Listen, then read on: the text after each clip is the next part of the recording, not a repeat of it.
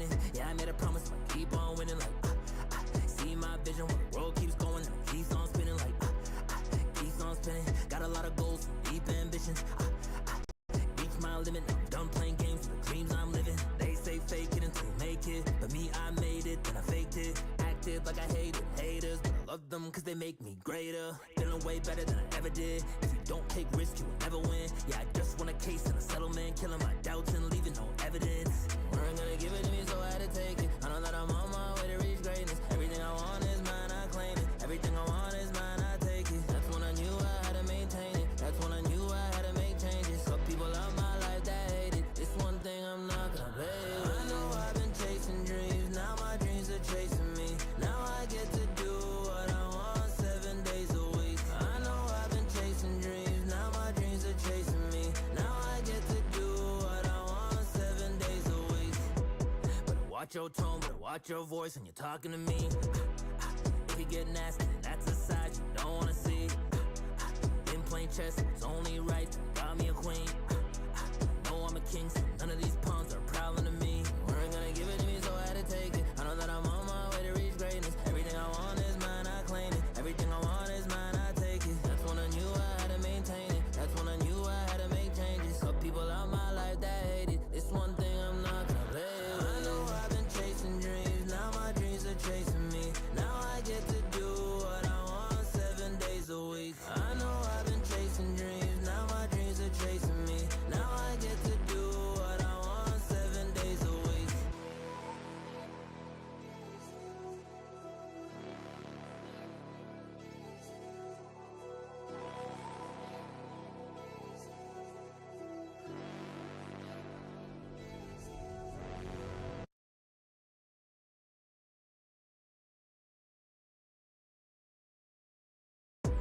I'ma keep on winning. Yeah, I made a promise, I'ma keep on winning like see my vision when the world keeps going and it keeps on spinning like keeps on spinning. Got a lot of goals, deep ambitions.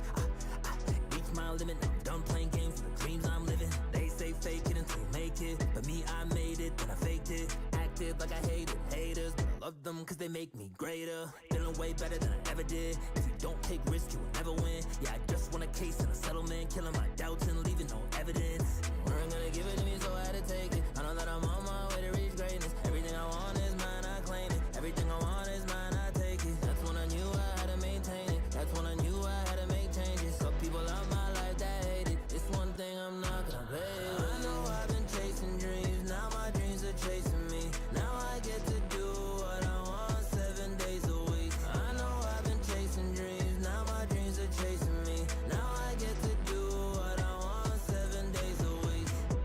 Better watch your tone, better watch your voice when you're talking to me. If you get nasty, that's a side you don't wanna see. Been playing chess, it's only right, got me a queen. Know I'm a king, so none of these pawns are prowling to me. Weren't gonna give it to me, so I had to take it. I know that I'm on my way to reach greatness. Everything I want is mine, I claim it. Everything I want is mine, I take it. That's when I knew I had to maintain it. That's when I knew I had to make changes. Some people out my life that hate it. It's one thing I'm not gonna play with. I know I've been chasing dreams, now my dreams are chasing me. Now I get to do what I want 7 days a week. I know I've been chasing dreams, now my dreams are chasing me. Now I get to do what I want 7 days a week.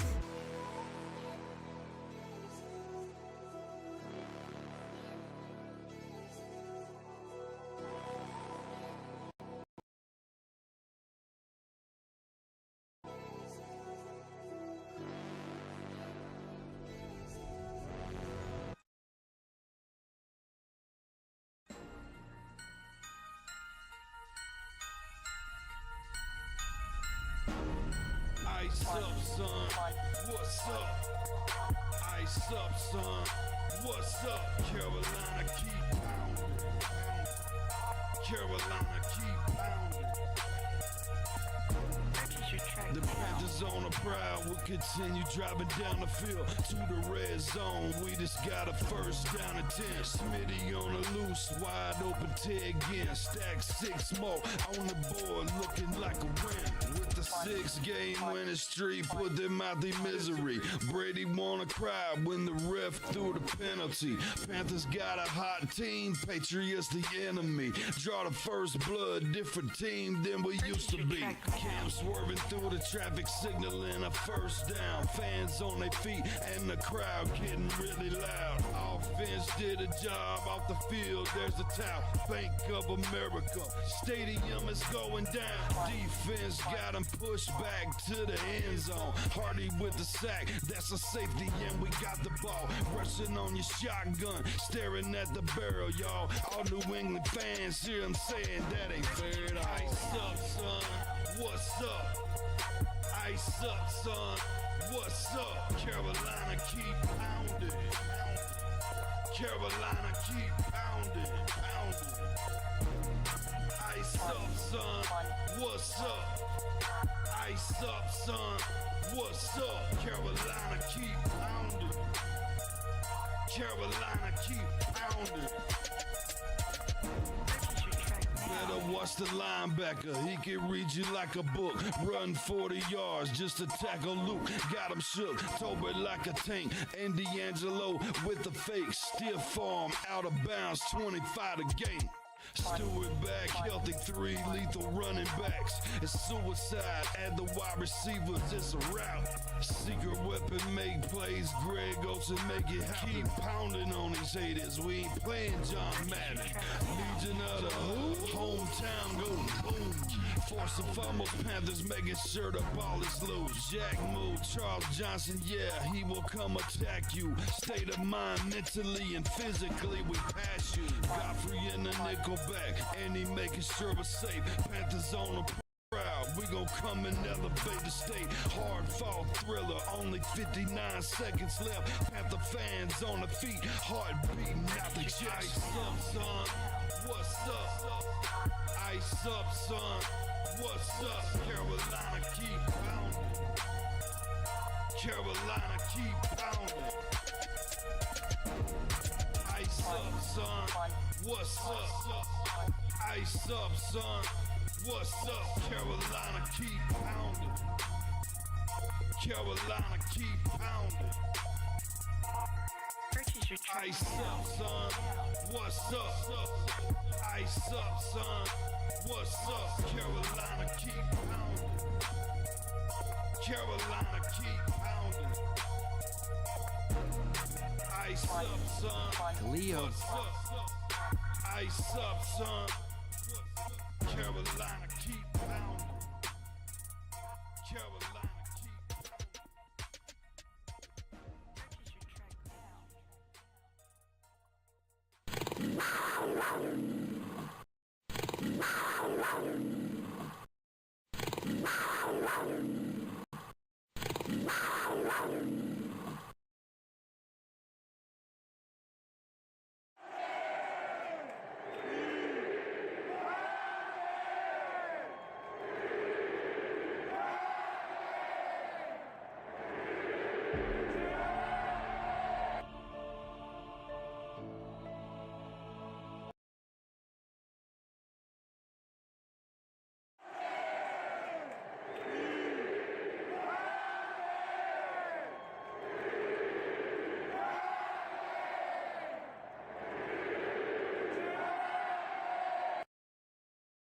What's up, everybody? This is our first update for training camp 2026 for the Carolina Panthers. Row, row, row. Welcome on in to the Keep Pounding podcast. How we feeling today? Hit that like button, hit that sub button, hit that bell, select all, leave a comment down below if you feel like doing so, and don't forget to check out the Facebook group page, Keep Pounding in all caps, for in-game posts, polls, opinions, and reactions to NFL news, such as scheduling for the channel and for the Yahoo Sports app, Keep Pounding Fantasy Football League. If you like the intro that you see on your screen, go check out Lindara Ty on Instagram. She's looking for new clients, videos, polls, panels, etc., to enhance your streaming experience with intros and outros. Go check her out. She's an awesome person, fair pricing, and just awesome in general. Go check her out. Also, go check out Monster Sub and Grub out in Spartanburg, South Carolina to get yourself some tasty subs. Delicious and amazing tasty subs. Vinny's Pizza out in Dirty Bird territory. Best pizza in the Southeast. Don't just take my word for it. Go check it out for yourself. All right. Shout out to all the other YouTubers out there and Panthers podcasters doing their thing. C3 Podcast, Pat Coltrane, UG 2020, the Big Cat doing his thing out there somewhere, with the Roar podcast, the 1995, the Roar, and of course, our man Blitzball Champ under our streaming umbrella of streamers. Go check him out. Go give them all some love. One love, one family. Carolina Panthers forever. Row. Let's do this, baby. Hey, shout out to Kalia Seamers and Cynthia Burke in the chat. So, update number 1. I hope the screen works properly for everybody. We are going to I want that game capture off. Sorry about that. There we go. Let me see what that looks like on my YouTube end here. Should look okay. Yeah. Yeah. I don't know how to change the... Let me see about this real quick.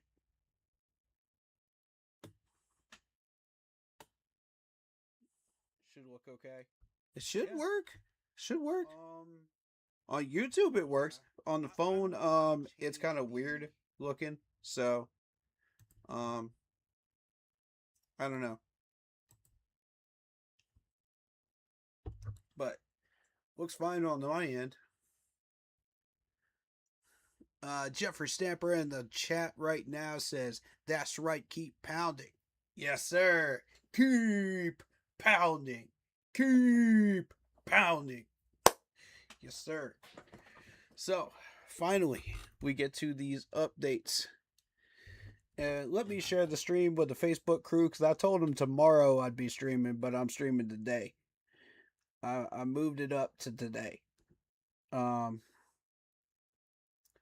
Because I got other things planned for tomorrow. And I figured, why not? Let's get a little bit of rest in before I go up to FanFest tomorrow, Why not, right? But we got a lot of content. I might be streaming for 2 days on this stuff, depending on how much stuff we got going on here.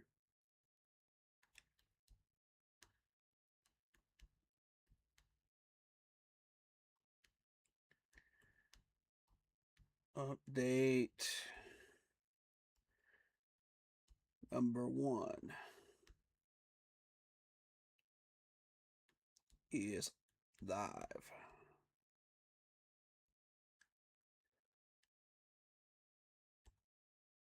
There we go. It's going up on Facebook right now. All right, we're letting them know. Cool. Marcos Cash, what up, man? How you been, man? I seen you over in Ug's chat, man. How you been living? How's your off season been? Jeffrey says, well, the Carolina Panthers just broke news and brought in another quarterback. Did you hear about that? Yes, I did. Yes, I did. As a matter of fact, he came in from the Tampa Bay Buccaneers. Yes, sir, he sure did. We got a Mr. Kyle Trask working out for the Carolina Panthers. And I got to tell you, I like the move. I think it's the right one. Um, we experimented with Justin Field with Will Greer again, and that did not work out. But I mean, if he was just going to sign a 1 day to just retire, then he should have just done that. You know, instead of just taking a whole bunch of our money, that he didn't need to take. If he knew his body was not prepared to handle another year of football, like, I just don't see the point. You know what I'm saying? Like, if that's what we were going to do, that's fine. If you want to do a 1 day, I'm not going to sign a guy, for an entire year just to have him retire after 30 days and be like, nah, I quit. Like, really? Seriously? How long has this dude been in the league for? You gonna sit in the Dallas Cowboys roster for how long? And then you gonna come back over here and say, oh yeah, let's try it out for a 30-day trial period. Them cell phone companies ain't gonna let you do that.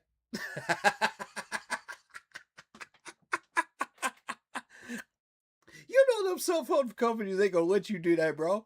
They're not gonna let you try out their cell phone service for 30 days and then say, nah, I don't want this.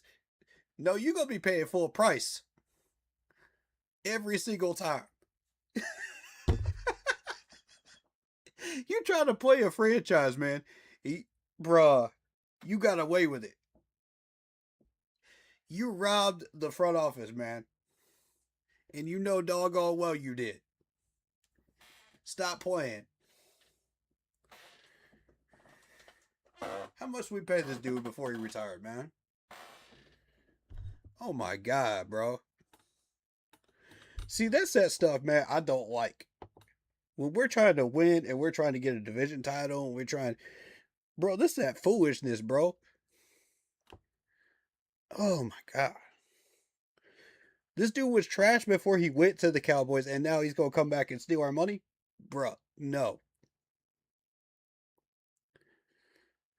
Dan, I love you, dude, but you just got duped. Well, all due respect, you just got duped, bro. Because that's not it. Oh, man. All right, but for real, though, I like Kyle Trask. I like him as our third quarterback. And I feel like we don't carry 3 quarterbacks, so he's probably going to end up on the squad. Whoever that King guy is, I think we're probably going to toss him. And let him take his chances. But I like the roster the way it's looking right now. I did hear about the injuries. We'll get into those. I want to there's a lot of stuff to catch up on. Like, I've been reading stuff, off and on as I've been busy the last 6 or 7 days, but so I have been keeping up with things. And Jeffrey says, yeah, I'll tell you, brother, I'm tired of the BS in the Carolina Panthers Stadium. I just don't know what to think anymore. Man, facts. We trying to win division titles. We trying to win a playoff games now, man. Like, it's time to stop the BS. It's seriously time to stop the BS. And like, I put that song up of Zach Diamond. Y'all probably don't know who this dude is. He's one of the brand new rappers out there, doing his thing. He's good, man. He's good. The 7 Days song, specifically, he's talking about, man, he's chasing his dreams. He's doing what he wants for 7 days a week, and that's what these rookies are about to achieve, man, in this training camp. If they make this 53-man roster, they're going to be doing what they want 7 days a week. That's not an easy thing to achieve in the NFL. It is making it to a 53-man roster. Even if you make squat, you still fighting. So, what I'm saying is, you got to chase those dreams. You got to fight for those dreams. They do not come easy. You're going to come with a lot of BS and situations that you got to deal with. But I mean, like, it is what it is, you know, to get where you want to go. So,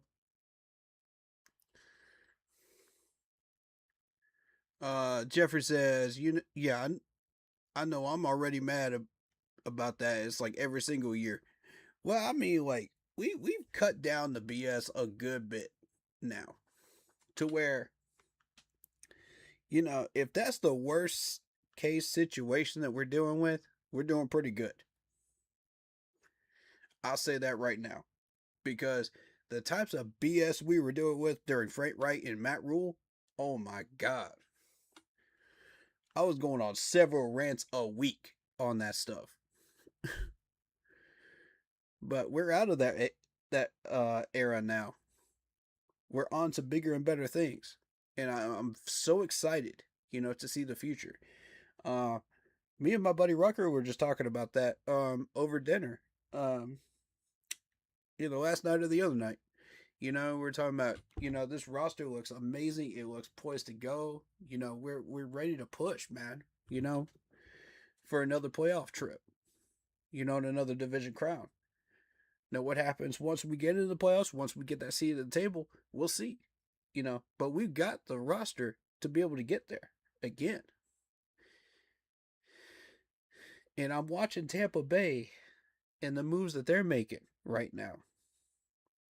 Before I get to ours, I want to talk about Tampa Bay's moves because I heard Baker Mayfield had set a goal to where the franchise was either going to pay him or he was going to walk. I'm like, hold up. If Baker's walking from Tampa and then you got Vita Vea trying to get a trade in Tampa, I see a door opening up, y'all. Do y'all see what I'm seeing? Do y'all see what I'm seeing right now? Because Tampa's starting to crumble, bro. That's our main competition for that crown again. Ooh-wee. Woo-wee. Can y'all smell back-to-back crowns, baby? Can y'all see it? I see it right now.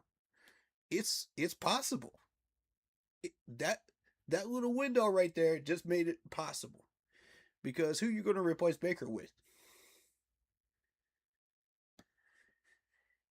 Because you know Tampa is not going to drop themselves into the top 5 just so they can get Archie.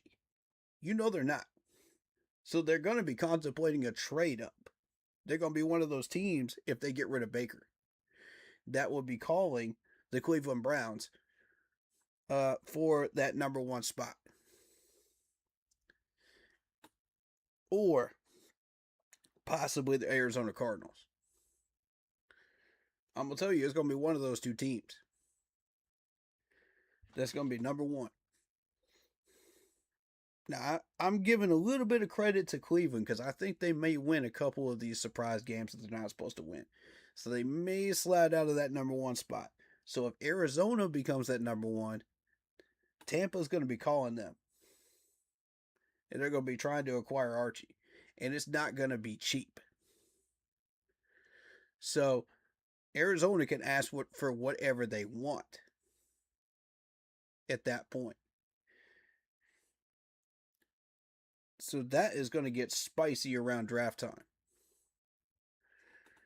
But we'll see, though. We'll see how this unfolds because Baker hasn't officially left the Tampa Bay Bucks yet.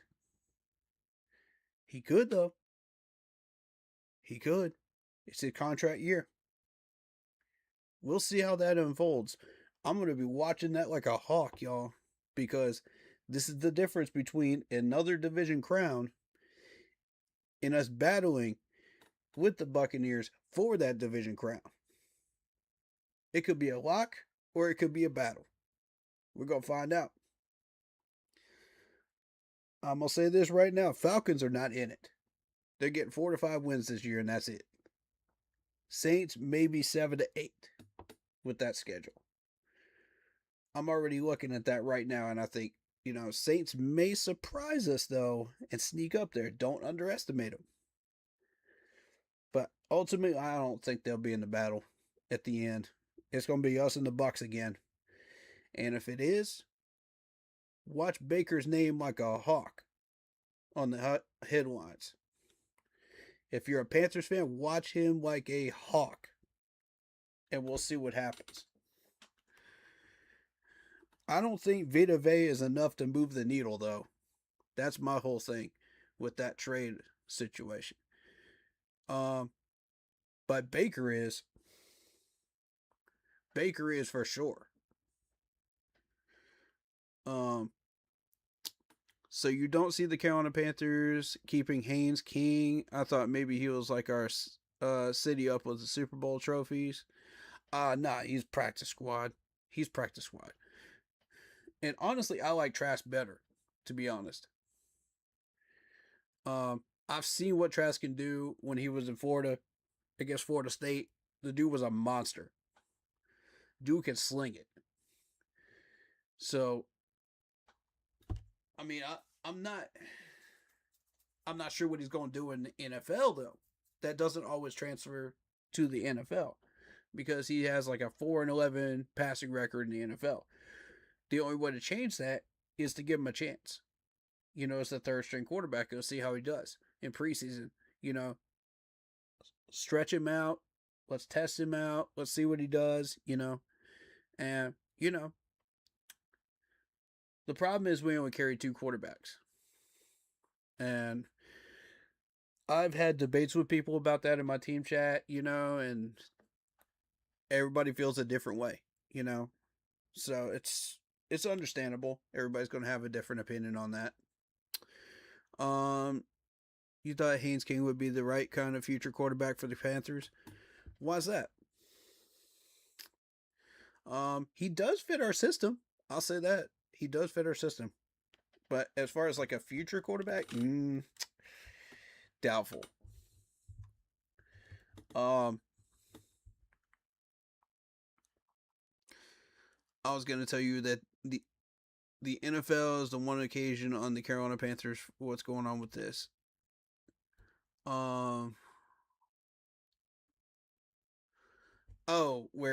Where we have problems like that. Yeah, fair enough. And it's just like every year. He's not wrong.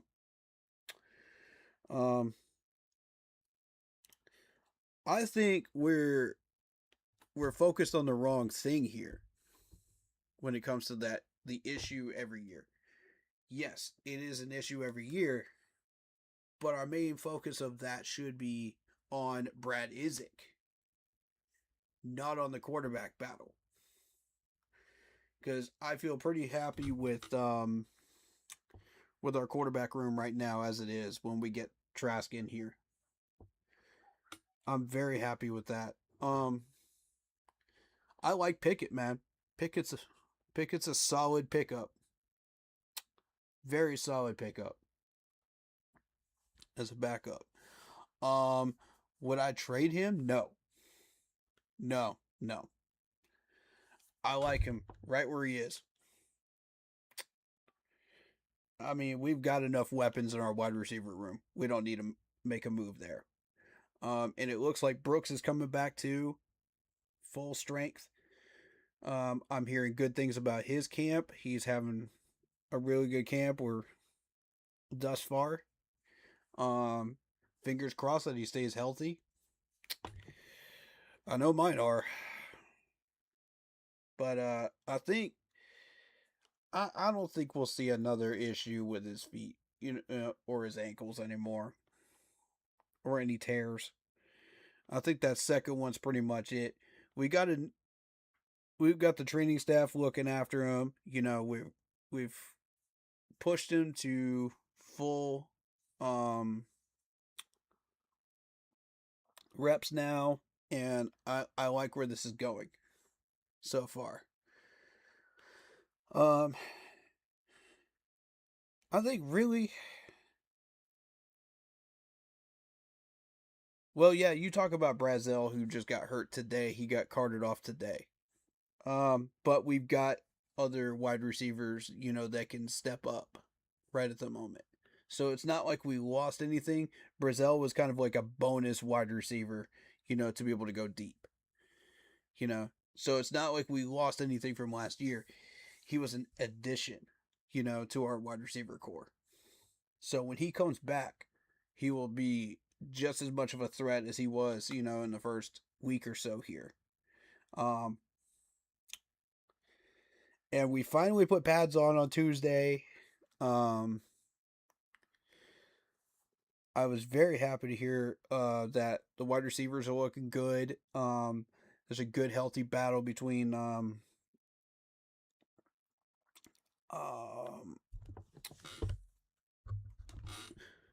Mechie and who is it? Mechie and I gotta look at the roster real quick. I keep forgetting this dude's name.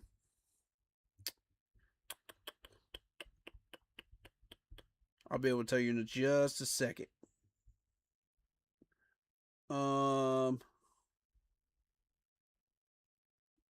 Him and Bryson Tremaine for that number 4 spot. So I'm really happy about that. I'm curious to see who's going to win that battle.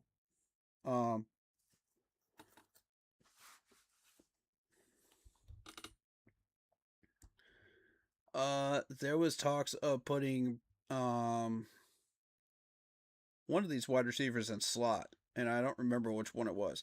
I think it was T-Mac, but I don't remember. I don't think so, though. Don't quote me on it. I just randomly saw it on the internet, and I was just like, okay, cool. I don't necessarily agree with that move if it was T-Mac, but, it is what it is. But, because we need him on deep passes. If that's really how confident they feel about Brazel, then okay, fair enough. But I want T-Mac available for deep passes because he was catching some absolute beautiful rainbow passes last year. So I want him out there. Right now, I see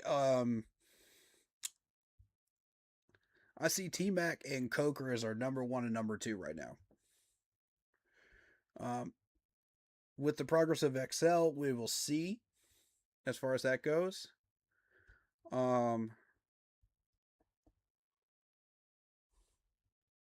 They're going to again put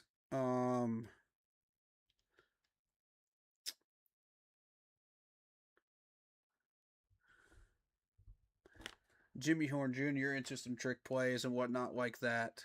They're going to have him in small package plays to where they can expand on his speed and his agility and acceleration. And then we got David Moore battling in there too. So it's going to be an interesting wide receiver battle. That's why I was hoping that I would get a chance to see these guys in person this year. And just that's unfortunate that I can't, because I love watching wide receiver battles. Those are the most fun for me, during training camp, because there is so much to keep track of when it comes to that. Footwork, hands, hips, turning, and just making sure that your route is correct, making sure your hands on the right spot. There's so many little things that wide receivers get graded for. And if I can get a chance to see that in person, I can look at that myself and say, oh yeah, well, I'm not as fond of this wide receiver because maybe he wasn't running his route necessarily the way that everybody else was, or, that we're running the same route.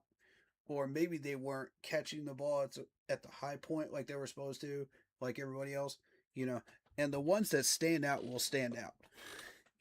It'll be completely obvious. So I just love those battles. It's a lot of fun for me. Uh, let's see.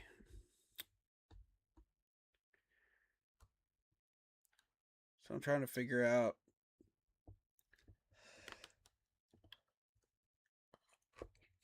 Let's talk about Will Lee. Will Lee impressed me so far. I saw the clip of him getting that interception without pads on in the first week, and I said, "Okay, let's go." This is our number 3 corner that we drafted now. In the 4th round. Freshly minted 6'1", 189 corner from Texas A&M. The guy is an aggressive corner. He's a very aggressive tackler, and he's a ball hawk.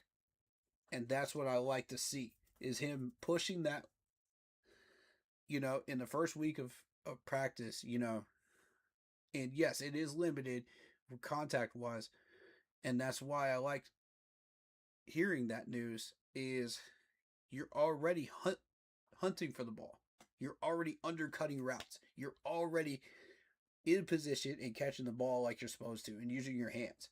And you're taking the most out of your opportunity to battle for that number 3 spot and make sure you maintain it against Thornton. So I think it's really, really important to point him out at this point.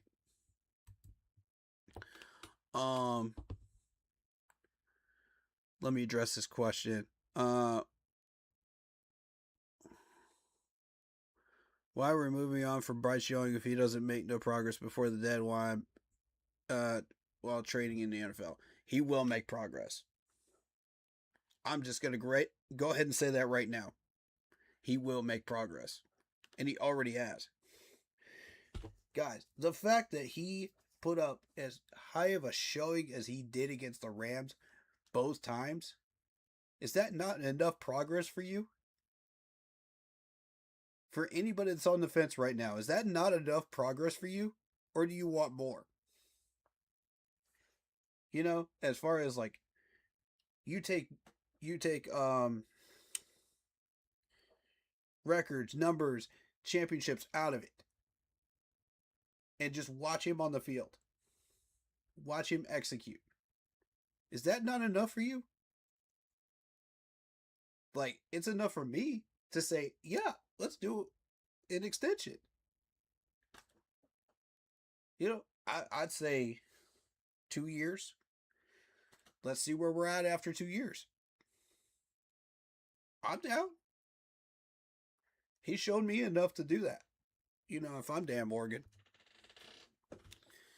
I like where we're at with Bryce. I'm really happy. I think the issues with us not winning those games last year didn't necessarily fully have to do with Bryce. I think it was play calling and execution. They kept saying it in the press conferences, execution. Well, it's not all execution as the issue here. Yes, Bryce did throw a couple of really bad passes during that time period. Okay, a handful. I'm exaggerating. But still, versus the passes that he was successful with, you know what I'm saying? Like, he's proven over and over and over again last year he has that talent. He just can't do it consistently. And that's what everybody in the news media is talking about, is consistency, which is exactly what they should be talking about, because they don't know what the underlying real problem is, which is the play calling. Oh, excuse me. And I've got a lot of questions when it comes to that. We've had that conversation a few times now, folks. What's going to happen if certain things happen? Maybe Let's run through that scenario one more time, folks, because I want to do this one more time for the people that don't know about this and haven't heard this conversation. Okay, so let's play a little devil's advocate game here. Y'all ready for this? Okay, so let's say that everybody is right. That is saying that it is Dave Canales that is the problem with the play calling. Let's say that they are correct. What that's going to mean is that we're going to have to reevaluate Dave Canales. His pros and cons to the team, how is he doing, versus that issue of play calling that's costing us games and costing us chances to completely control the division, right? Instead of just fight for a division spot and have the Falcons help us out. So, because we know Bryce has the skills, so we know Bryce is not the problem. We know that Bryce is protected. That's no longer a problem. We know Bryce has weapons. That is no longer a problem. So what's left? Play calling. You eliminate everything else that isn't the problem, and you center in on what is the problem. So,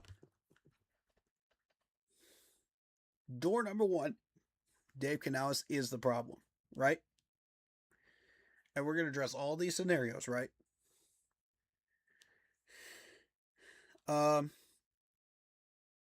If we decide we want Dave Canales to stick around because the pros outweigh the negatives, okay, then you have to hand the reins over to Brad Isaac, which is exactly what he just did. But if the problem is Brad Isaac, then what? What if I am correct in my theory and I think it's Brad Isaac and Dave Canales was actually calling the successful games? Now, rewind to preseason last year. How many points did we score in preseason last year? Somebody tell me in chat. I want to see who gets this right. I want to see who's paying attention. It's in the 20s range, folks.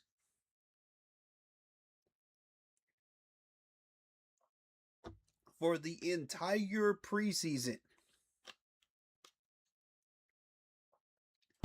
I get it, it's preseason. It's not about winning or losing in preseason. It's about how you show up in preseason.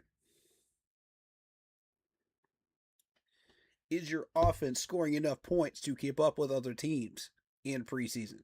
Is your depth strong enough to compete with other teams that have their depth versus you in preseason, in a live game, while people are trying to win positional battles? That's what preseason is about. And the league is trying to take away preseason games. No. Stop it. It's not about money, NFL. Roger, figure it out, please. Please figure it out, because this is ridiculous.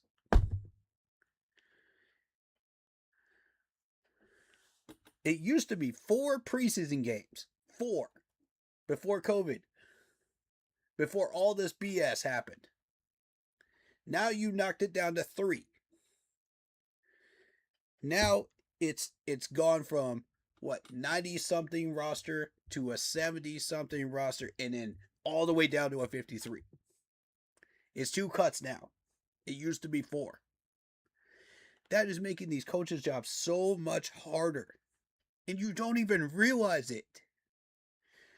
But everybody in the NFL board unanimously voted for this.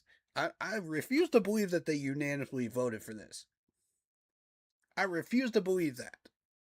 Because there is no way you unanimously vote for that if you were an owner in the NFL.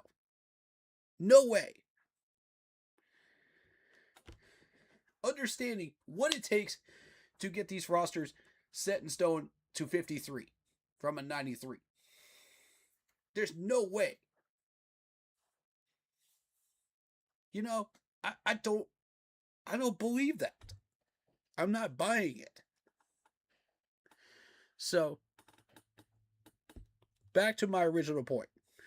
We scored about 20 something points in preseason last year. Who was calling those plays? Brad Isaac. All 3 games. I need y'all to keep that in mind. So now we're handing the reins over to Brad Isaac for the full regular season. Are you sure that Brad Isaac isn't the source of the problem? Now I understand that Dave Canales was calling some of those games last year, and Brad Isaac was calling the rest of them.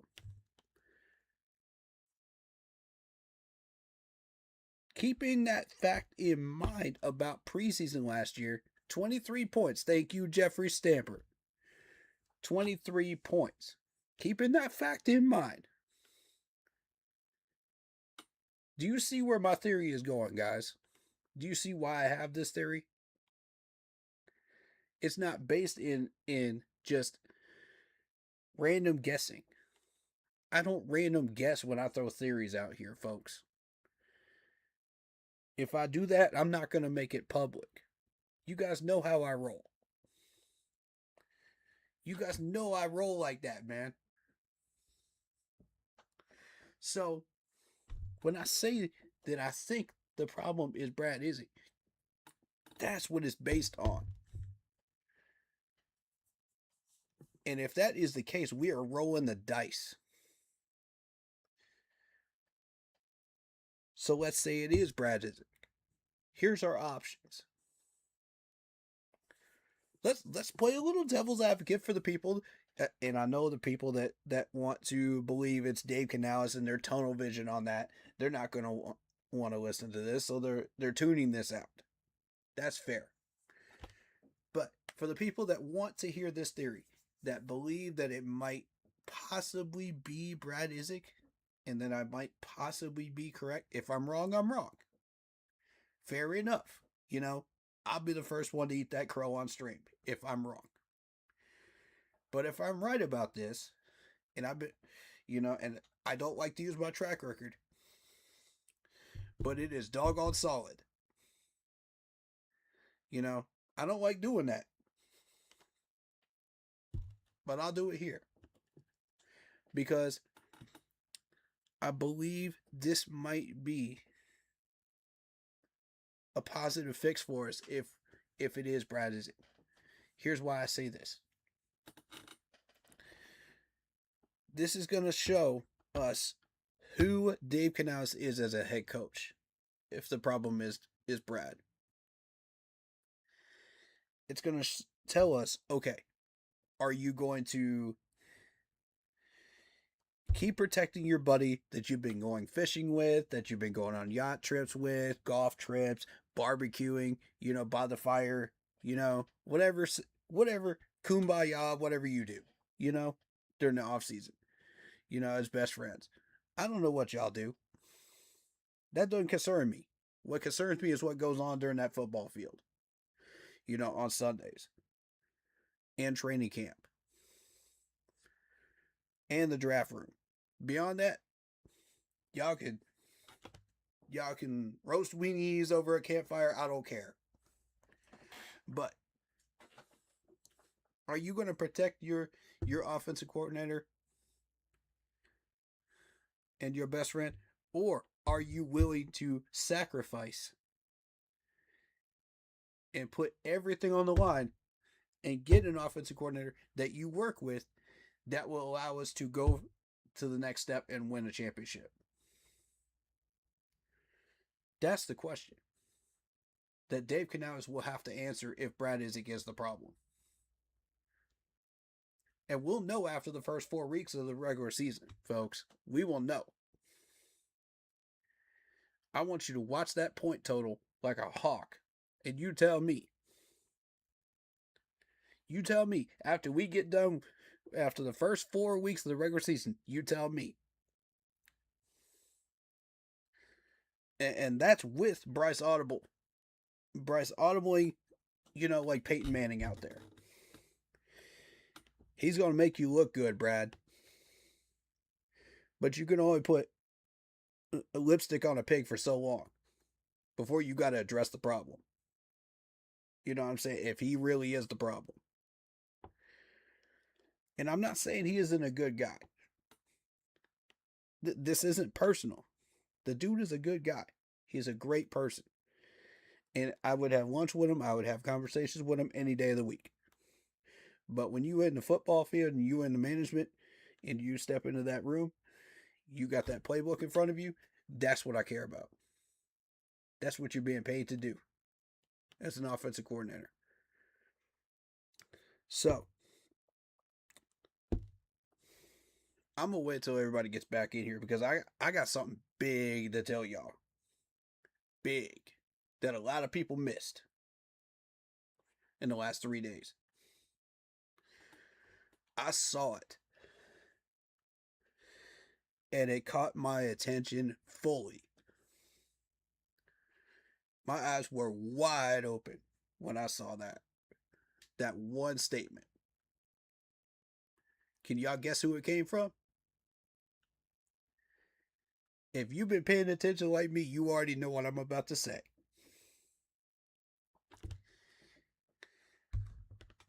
I want y'all to take a journey with me with the Dave Canales press conference. Okay? The Dave Canales press conference from recently. Just a specific one I'm looking for. He made a very specific statement.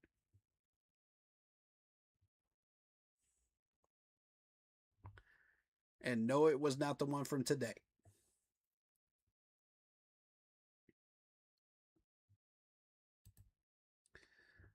I want, let's see. Where is this? Because I'm a play it for everybody on streams. So we know. Okay?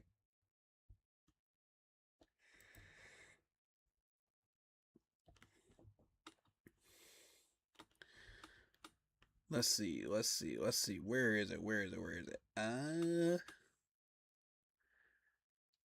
Is it where it broke down day 3? That was 3 days ago. Let me see if this is the one or not. We need to go through this anyway. But he specifically said, no, it was Dan Morgan. It was Dan Morgan. That's who it was. It was Dan Morgan. And he was in an interview room with David Tepper and Dave Canales talking about the new stadium, right? Let's see, where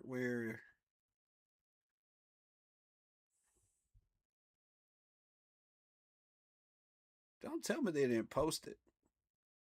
Don't tell me they didn't post it, man. On their YouTube channel. Are you kidding me? That's got to be a live. It's got to be a live one. This conference. Okay, so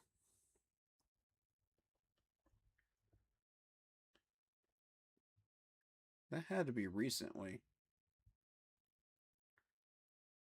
I need the one where... Alright, well, screw it. Alright. Here's what he said. Dan Morgan said he is prepared to go through coaches in order to win. He is not afraid to fire coaches in order to win. Did y'all hear that? That is an immediate sign to me. This man is hungry for a trophy as a general manager. If it was not already apparent from the moves that he was making so far, if it's not already apparent from the division title we just won, that statement right there was like a nuclear bomb.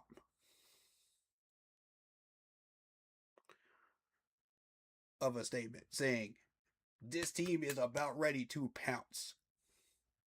We're about to go attack mode, y'all. We're about to go from let's build to attack mode. And we just got our first taste of the playoffs. We want more of it. You about to see the dog at Dan Morgan, man. This man is not playing anymore. This man is not fooling around. He wants that trophy, y'all.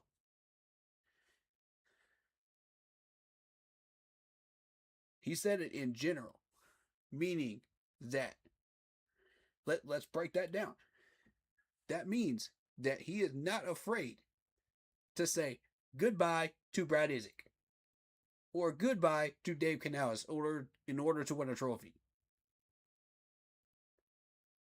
So whoever is the problem with this play calling better be on their P's and Q's this year. They better be crossing their T's and dotting their I's. Because this man is not playing anymore. I said, hold the heck up, man. That's what's up. Nah, stream's on. Stream's on. You got in here just in time, man. We're talking big stuff right now. We're talking big stuff. You came in at just the right time. Dan Morgan saying he's willing to fire coaches in order to get this done. Wow.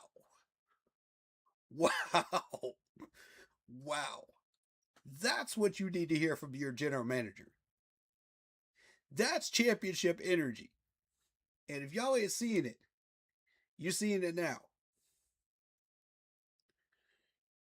That's big. And a lot of y'all missed that. A lot of y'all thought, okay, yeah, it's just part of the conversation. Oh, he's willing to do this. He's willing to do, you know, typical press conference garbage. No. Pay attention to that one line right there when he was meeting with Tepper, because that shows me. And he said that right in front of Tepper too. That's even bigger. That makes this even bigger, y'all. I'm saying, like, you trying to tell me Dan Morgan, who was on a Super Bowl team back in 04, 05, got a taste of the Super Bowl life, but couldn't get the ring, and is now leading a team and building a team towards the Super Bowl. You trying to tell me this man isn't hungry or hungrier than this entire team? Come on, man. So is it really that much of a stretch to hear him say that? Is it? I'm not surprised at all. I expected to hear that out of his mouth. I fully expected to hear that. In fact, I am emphasizing that because that's a major point right there. This man has spent the last 3 years building this team. For what? Just to sell him off again like Gettleman? No. Just to screw it up like Scott Fitterer? No. To put us all in the cap debt again? Like Marty? Nah. This man wants it. Bad. And if y'all ain't paying attention to Dan Morgan right now, you paying attention to the wrong thing.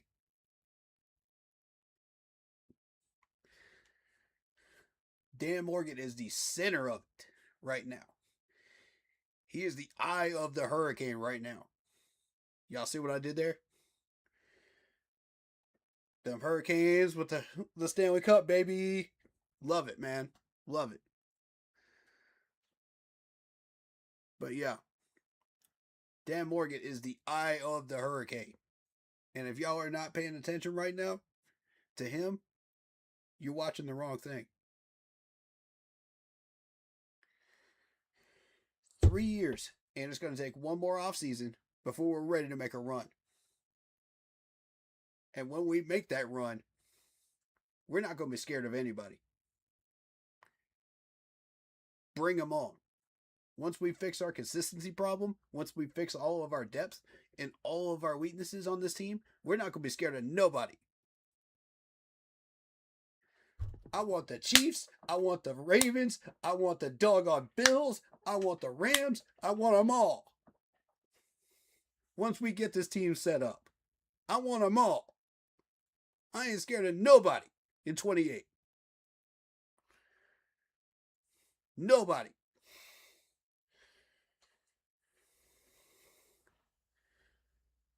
I want all of the smoke once this team is fully built. If I feel like we need one more year and we go for 29, so be it. But I'm going to tell you this. Once this team is fully built, we want all of it. This team is going to be just as dangerous, if not more dangerous, than the 15 squad. And that's a terrifying thing if you've been watching the 15 squad. That's a terrifying thing. I went to that training camp and I watched that 2015 team before they even went on their run. And I said, that's a championship energy right there. I said, that's what we need. If we're going to win a championship, we need that energy. And that statement is the catalyst of it. From Dan Morgan. I'm emphasizing it because I see it.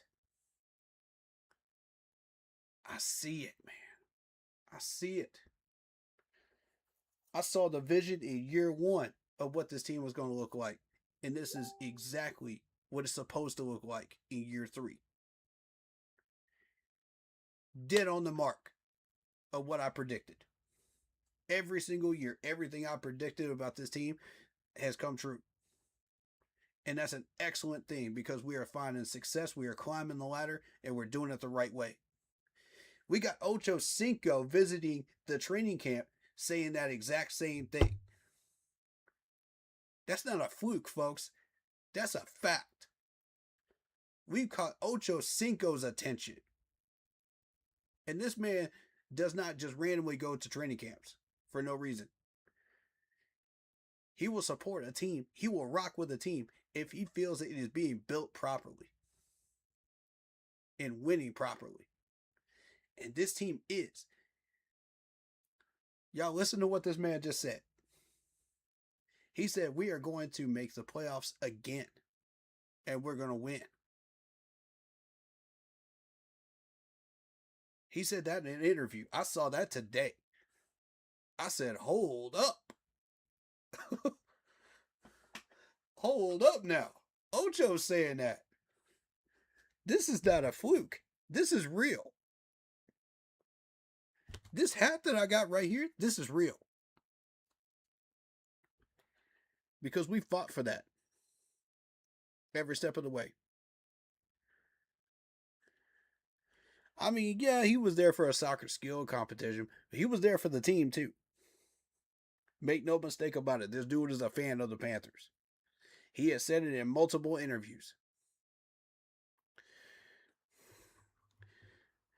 But, yeah. J-Rock, I'm about to answer your question, though. Describe fully built. I'm about to answer your question, though. Fully built looks like what we had in 2015. Starters, Pro Bowlers, talented players, and depth out the wazoo. To where if we lose somebody, we barely lost anything during a regular season game. Because it's next man up. That's the Ron Rivera mentality, and we are carrying that over to the Dave Canales mentality. And I love it. I love every bit of it. Because that's the right way to do this. That's the right way to attack this. Fully built looks like a hungry, motivated team that is determined to win no matter what. Has confidence going into these games, knowing they're going to win. And knowing they're going to give everything in the kitchen sink. Knowing that they have that championship energy in them. And knowing that we are going to try our very, very best, execution-wise, to get the job done. And knowing that we have the roster and the tools to do it. Without distractions, without BS, without any of that. We know we're there, and we're there to win. You think back to 2015, what were the things that you felt when you watched the Carolina Panthers? Every single game. Think about the confidence that everybody had that were Panthers fans. When they turned on that TV screen, they knew the Panthers were going to bring everything they've got. Teams were terrified to come into Bank of America Stadium. That's what I want back. That's what I want back in the bank. When Dan says fear the logo, that's what he means. And I'm going to tell you, it's coming. A lot sooner than people think it is.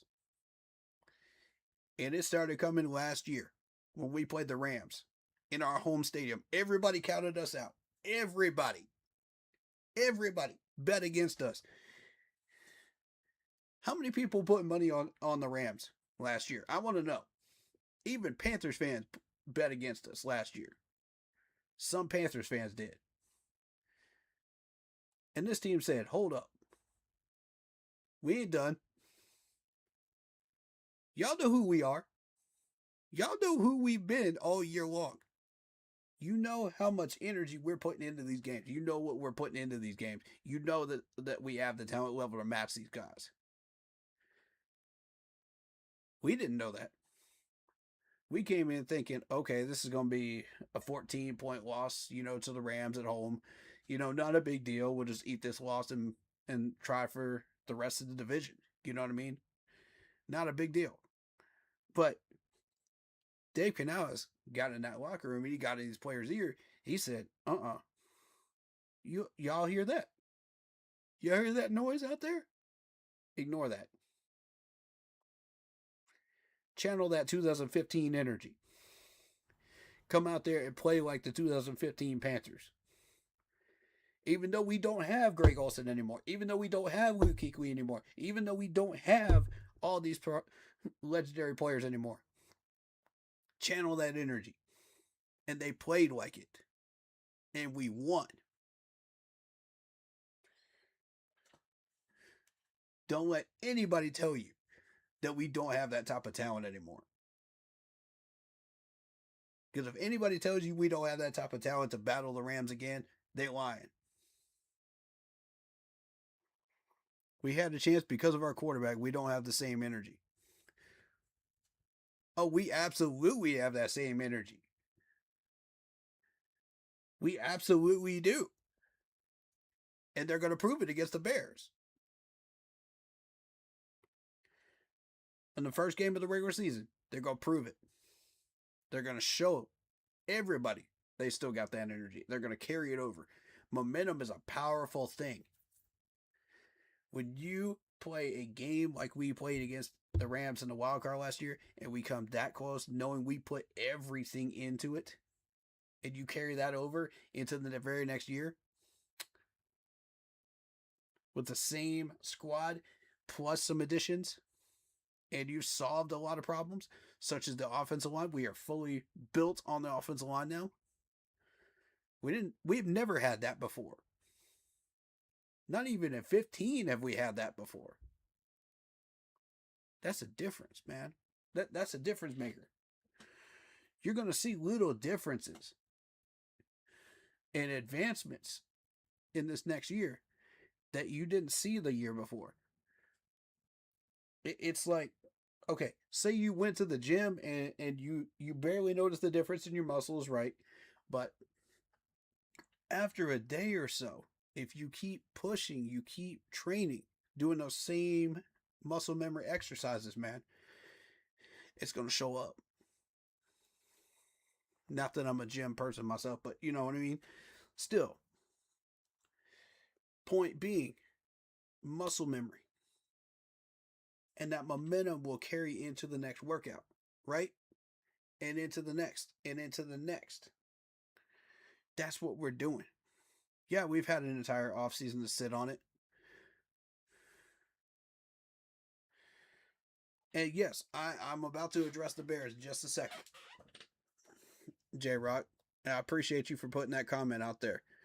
That's a good one. And you're right. We had great teams before 2015, just not on the televised level. Now, hold up now. We got lucky in 04 and 05. Even Jake Delhomme will tell you that.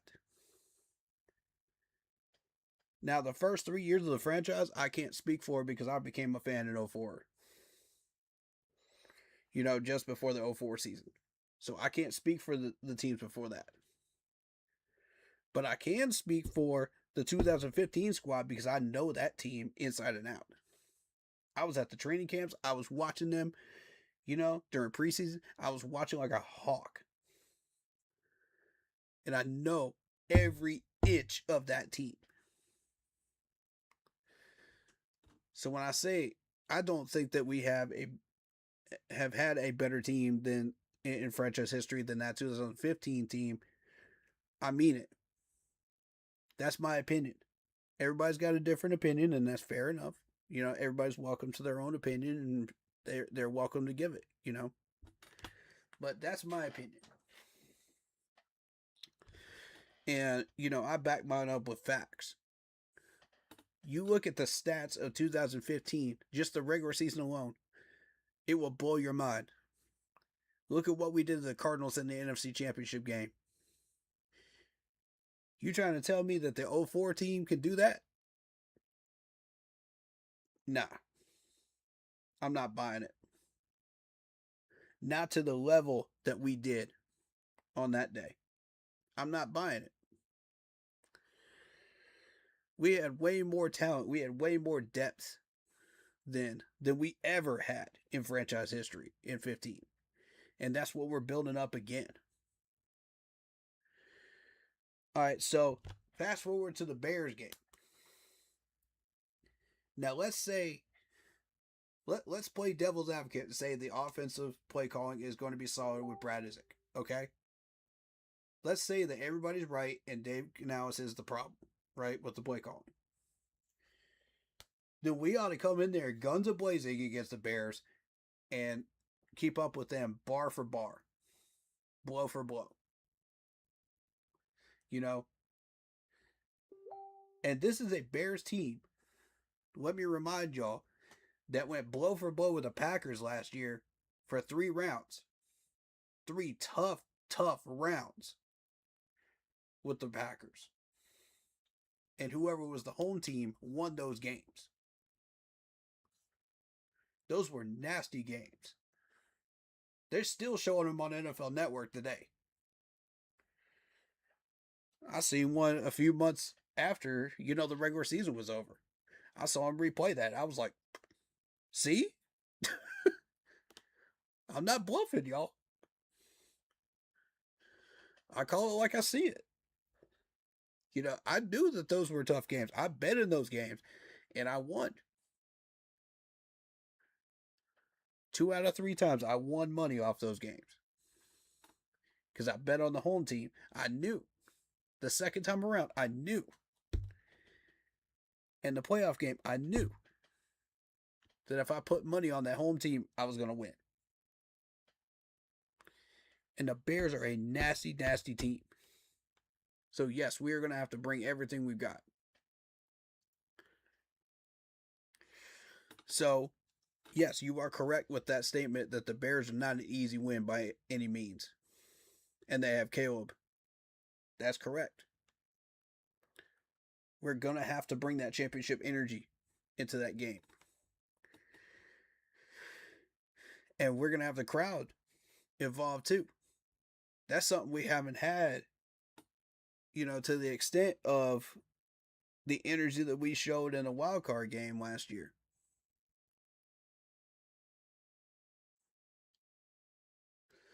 I don't do donations to the channel, but thank you though, J Rock. We like to keep things free. I like education, for football and things of that nature free because, we got kids coming up in here that have questions about the game and we love answering questions, and teaching the youth about the game and helping them to love it as much as we do. And I appreciate your support of the channel. I really, really do. Just you being here and chatting is a great, great support for the channel in and of itself. And I've seen people misuse, donations and money. So, you know, Catman, y'all remember Catman? We all donated to Catman for the Super Bowl tickets. That man took full advantage of us. Yeah. So I'm not about that, I'm about keeping it free and I'm about keeping it educational, and I'm about keeping it, healthy debates so that everybody can have their voice heard, no matter how crazy the opinion is, throw it out there, that doesn't mean I'm not going to respond to it, but, I will. 9 times out of 10, I will, if I see it.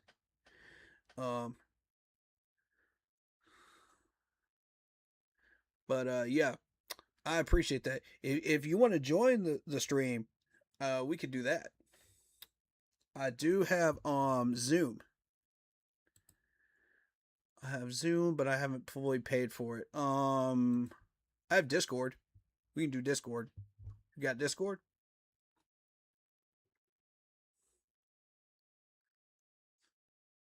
Yeah, I appreciate that. I appreciate that. Yeah, let's keep it curse free as much as we can, for the kids. There will be times where that will become necessary, because of certain situations during game time, and during draft time. And it's okay. If other people do it, I just got to keep myself contained, you know what I mean? As a streamer, I got to make myself look professional, and stay professional. But if it's a game stream, then whatever, whatever goes, because nobody really watches those anyway. But when it comes to Panthers content, absolutely we got to keep it clean as possible. Because that's where the professionalism comes in. And I'm trying to build this channel up,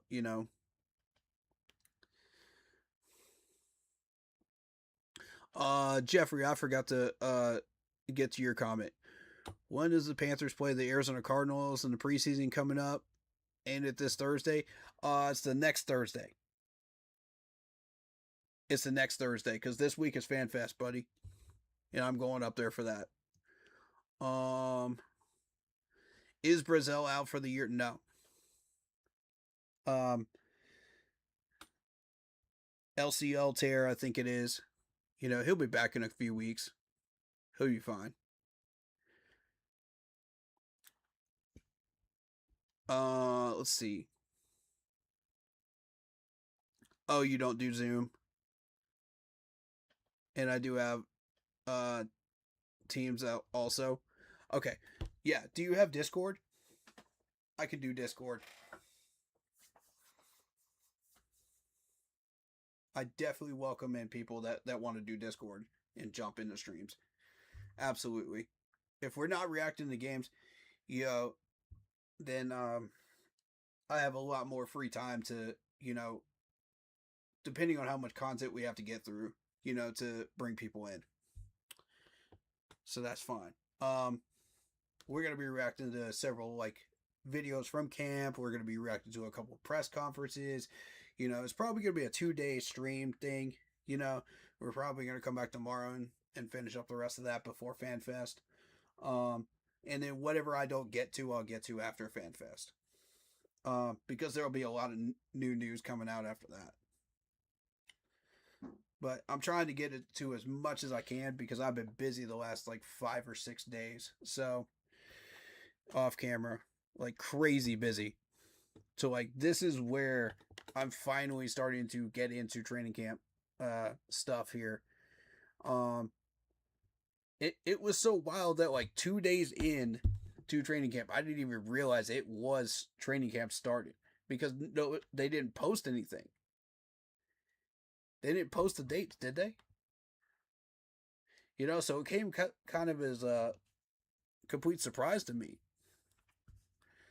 So I've been trying to check my team chat and check what everybody's been sending me, you know, and social media as much as I can, you know, watch as much as I can, you know, when I have the time. But it's not been easy, you know. So, but I did catch that press conference of Dave Canales yesterday.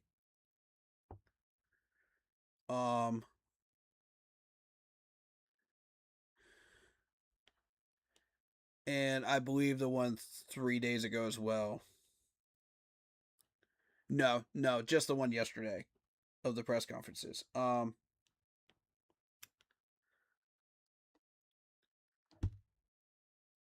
they doing any live streams of the camp? Does anybody know? Because I saw like an announcement about it, and I don't think they followed through with it. Does anybody have the dates for that? I know they did that last year, and I don't know if they're doing it this year.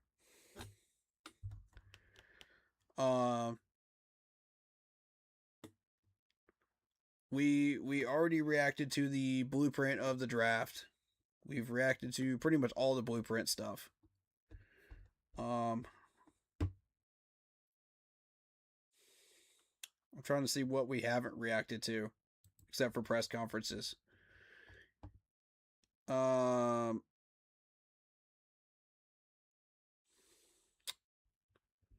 Obviously, I'm not doing the one with players right now. I'm not really interested in that. I'm more interested in Dan and Dave's press conferences because that's going to tell us everything we need to know. I did see the Robert Freeling one. I did see that.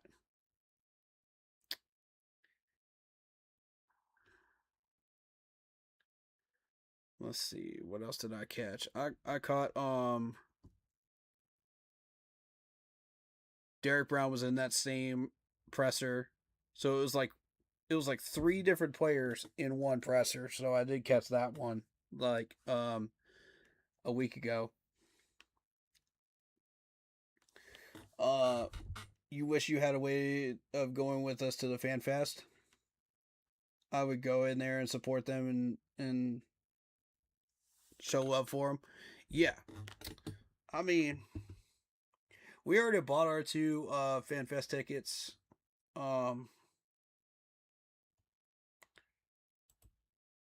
And for those that don't know, if you haven't paid for tickets yet, it has gone up to $650 a ticket.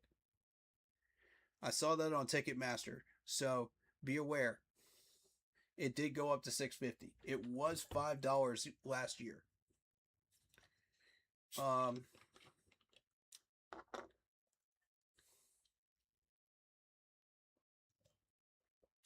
As far as where me and my buddy Rucker are going to be at after FanFest, we'll be hanging out with the super fans after the FanFest at Sam Mills statue. So come hang out with us afterwards. Come say hi. You know, we will be there.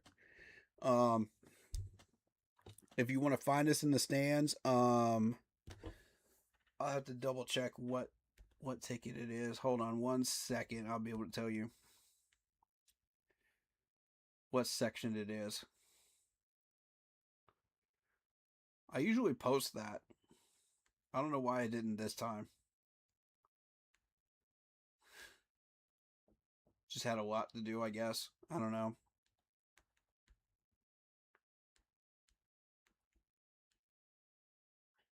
Let's see. Did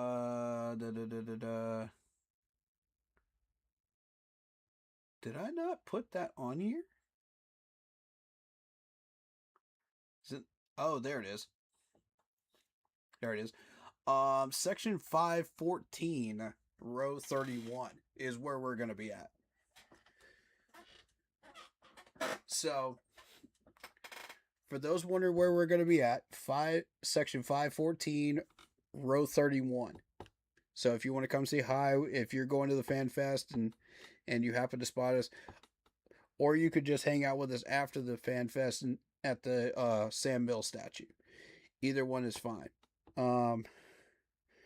Most likely, me and him will be going to Dillsworth restaurant afterwards. So if you want to hang out with us, and talk to us there, you're more than welcome. We welcome that. I don't really care if people bother me while I'm eating. I don't really care. He doesn't care either. So that's where we're going to be at. And I'll post that later on. I'll make sure that's up on the social media page, on the Facebook page for everybody.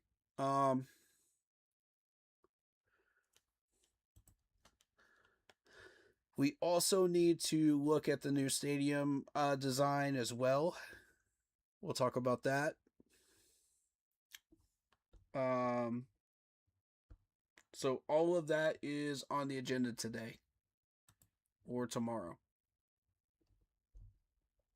But today I want to get to as much of this training camp news as I possibly can. For the players that were doing well in camp so far, I've heard Jonathan Brooks. I've heard Coker was doing well. Mitchell Evans. Mitchell Evans went down with an injury. He got carted off. Unfortunately, we won't be seeing him for a while.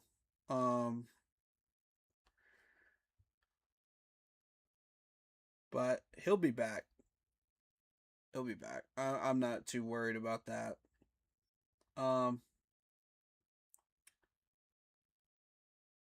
have certain players that I am watching, to see how they do.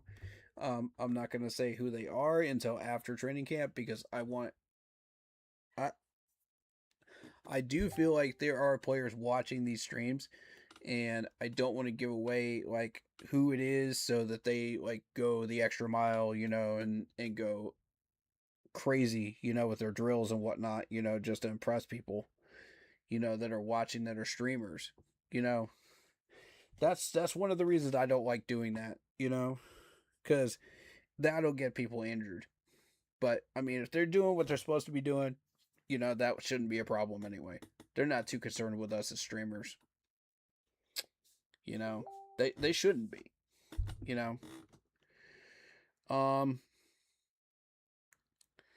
So Freeling is now taking over for Taylor Moton, who is going to be out for the year. That's a big, big role for Freeling. I think he's up to the challenge. I've watched him with Georgia, and I feel like he's ready, man. He's ready. Another big thing that we did is we re-signed Brady Christensen. I'm ecstatic about that move because you now have that reliable offensive lineman that can play all 5 positions, is ready to go, in case of any injury or anything that goes on, and again, my question is like, did we re-sign Freeling after we found out about Taylor Moton's injury or before it? Relevant question, right? Relevant question, folks. Because if we're doing it for before we found out about Taylor Moton's injury, that means we're looking for depth. If it's after, that means injury replacement. So big deal right there. That's the timing is important.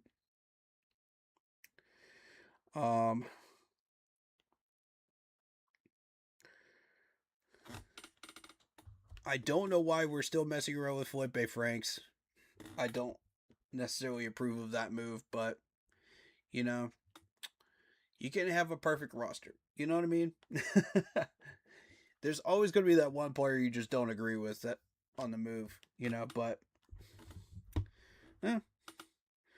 I'm not totally against it, but I think he's a good guy. Don't get me wrong. It's not personal. It's just I feel like there are other tight ends that can do what he's doing. If we're looking for a blocking tight end. So, but I have heard he is pretty good in special teams. So if that is the case, then that might have been a special teams move. If so, I'm okay with it.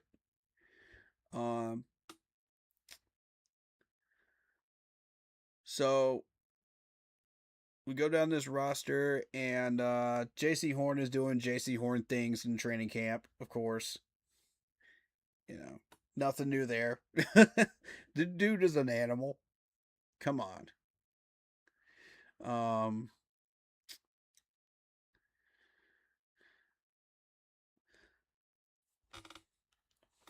Let's see. One of the players I'm really interested in looking at is Lee Hunter. Getting my first look at him. Because we drafted him from Texas Tech. And I think that he is going to be a major piece coming, in this team. Will Lee is the one I'm excited about, though. I love the future of Will Lee on this franchise team, man. This is going to be great. I'll add you in just a second, J-Rock. Let me go through this roster and let me speak on what I know, and then we'll get you in here, and we'll maybe be able to react to some pressers and stuff together if you like. If you would like. If you have the extra time. But I do need to get to those, either today or tomorrow. But I do want to talk about the stadium design next, too. So, that'll be the next thing on the list. I've heard really good things about Devin Lloyd, which really excites me. I'm really excited about that because I vouched for this dude, when we first got him. And I've seen him play. I know what he's capable of doing. And just, I've been hyped ever since I got the news that we signed him. The dude already almost knows the entire playbook. I saw that news today. I was like, whoa, already? That's awesome. They might give him the green dot. I'm thinking they're going to give him the green dot, though. I wouldn't be surprised if they did. But yeah, really looking forward to what he's going to bring to us.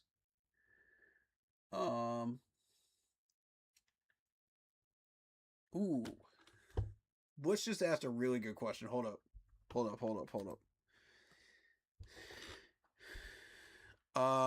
Blitz asked me and the whole team chat, how would you feel about Horn Jr. and Mechie as kick returners and punt returners? I like the idea. I like it.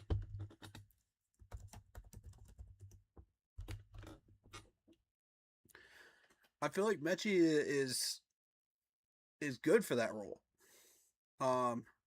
And Horn has that CJ Spiller type speed and acceleration.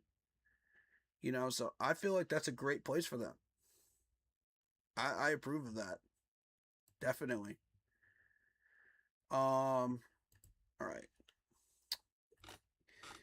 Getting back to this, because that was really good timing for that question. I'm glad he asked that. Um, I normally don't make stuff public, from the team chat, but that was a really good question that was relevant. Um, T Max had a really good camp so far, which is very good. That that puts us on pace for some success there. Um, Mechie and his counterpart are battling for that last spot. So I was very curious to see what was going to happen there. And then I wanted to take a good look at Kenny Pickett too, up close. So I'm excited to see Kenny Pickett during FanFest. That's going to be fun. Um,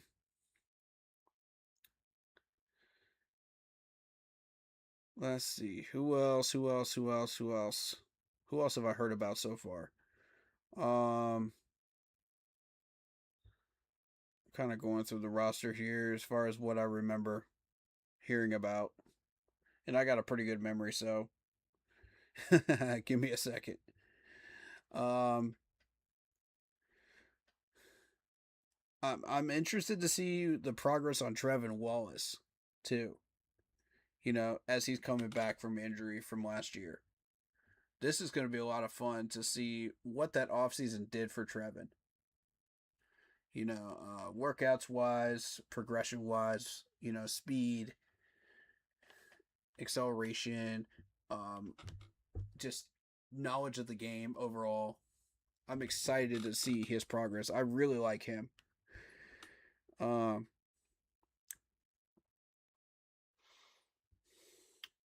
and I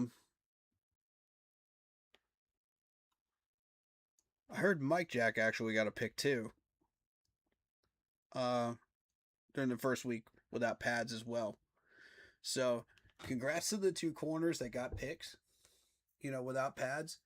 Now we're going to see what you're really made of with pads. We're going to see, how this is amped up. We're going to see, are these guys able to handle the workload that we're giving them? Okay. So you were on Discord. Let me try to get you in. This is a good time to do that. Let's see. Let me add you in.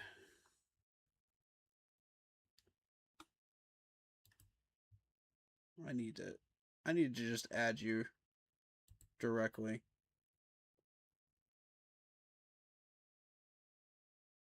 Let's see.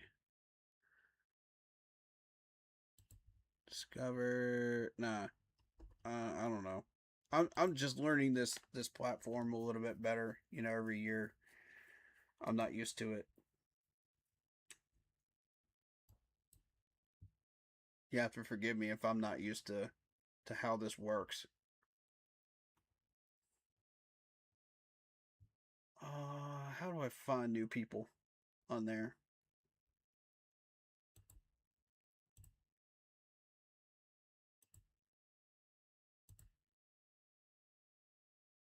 Friends. Oh yeah. Okay. Add friend. There it is. I found it. See, I'm getting used to it. I'm starting to get used to it, guys.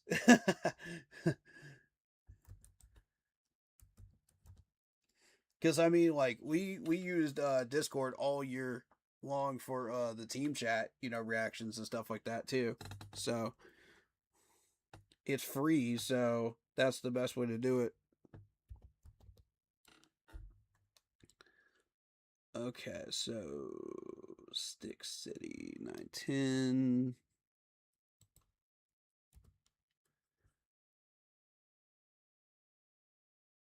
Right. Okay. I got you. Just sent you a request. Yeah, and if anybody else wants to get on stream, just ask me. Just post your Discord And especially during game days, you know, we love having people on during game day reactions. Um, and we'll get you in, you know. Okay. So now I got to add you to the correct server.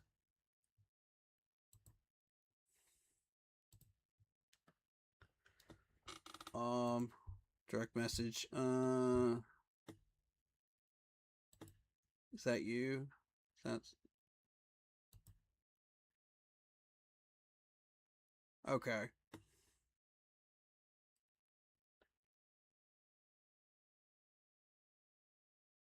I think that's you. Message me. Message me so I can confirm it. Just like wave at me, do anything. Doesn't matter.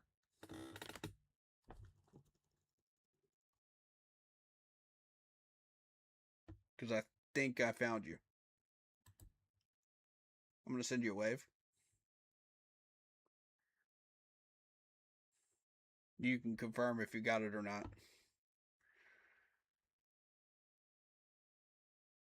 Yep. All right, cool. Let me add you. I gotta add you to the correct server. One moment.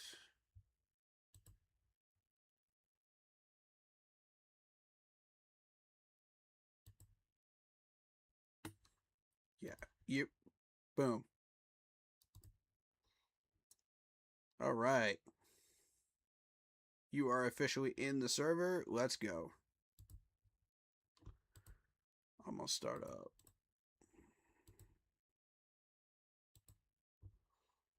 There we go.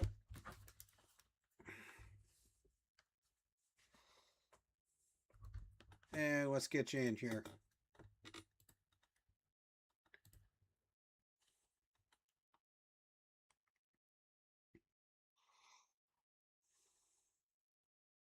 How's everybody doing in chat so far?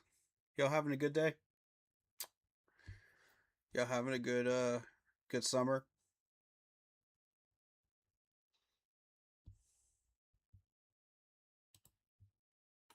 There we go. What's going on, man? What is up, my brother in Panther Nation? Excited to have you here, man. So what you want to talk about, man?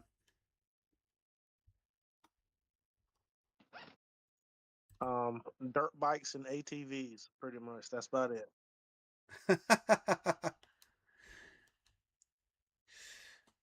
I mean, we can talk about stuff like that later, but what type of Panther stuff you want to talk about, man?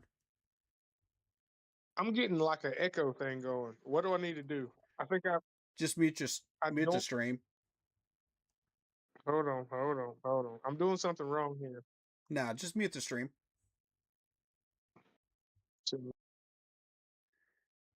You muted Discord, mute the stream.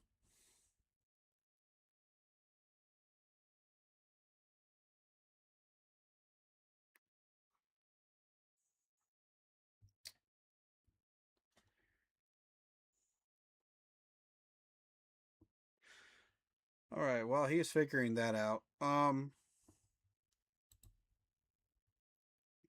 get us started with a good conversation starter.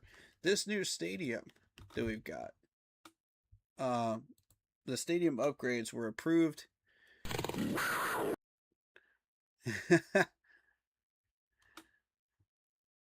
Well, y'all love the Panther growl anyway, so figured I'd throw it out there. But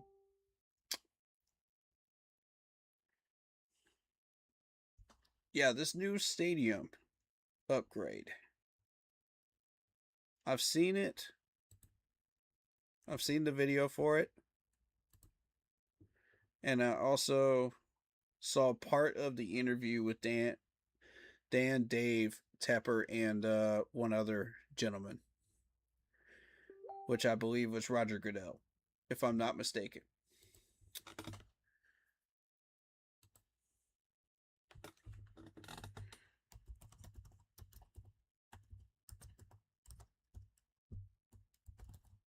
That's the day before, right?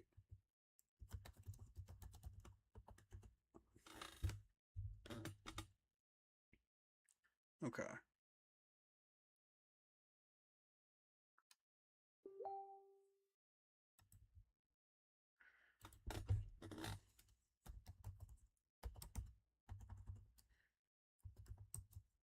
Sounds good. All right. So I just locked in plans with Blitz for a preview stream for the Hall of Fame game for Wednesday night. We haven't set a time for it yet, but that'll be next week.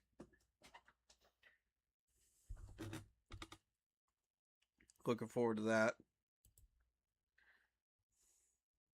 Those streams are always fun. Yeah, our depth is amazing on this team. I absolutely agree with that.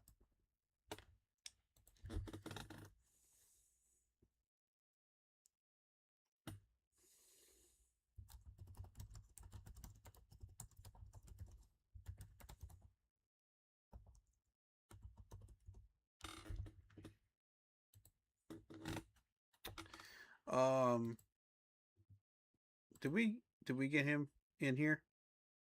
Did that work out? There you go. Are you back in? I pressed just voice this time. Okay.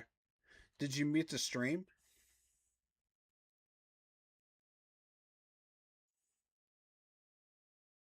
If you mute the stream and you just have the mic on, for Discord, that usually works out best.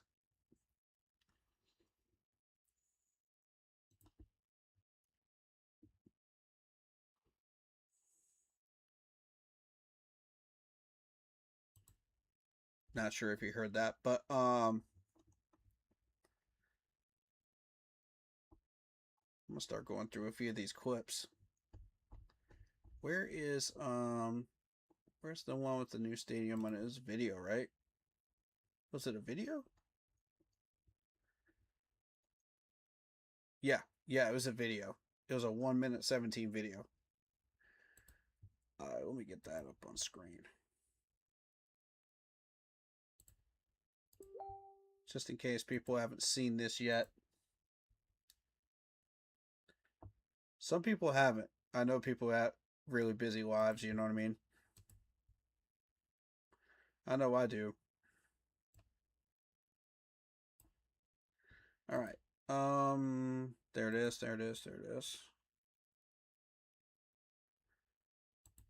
And really, we don't need sound for this because it's a copyrighted song. So, but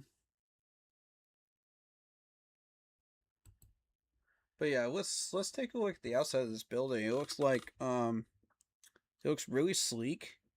They've redesigned it with the engineers a little bit from the first designs that we saw.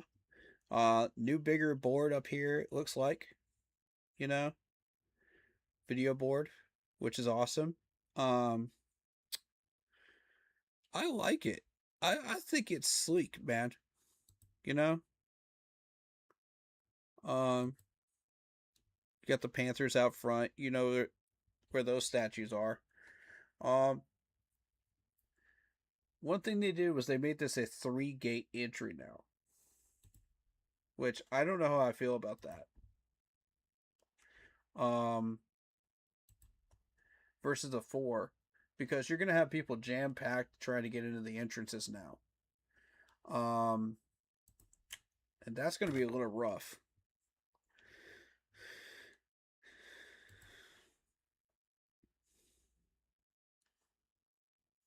So hopefully they regulate it properly. Hold up. I need to go back like a few seconds. Okay, so this area, this pavilion area, is like for musicians and stuff like that. So they're gonna have like artists and whatnot out here. I think that's a really cool idea right there. You know,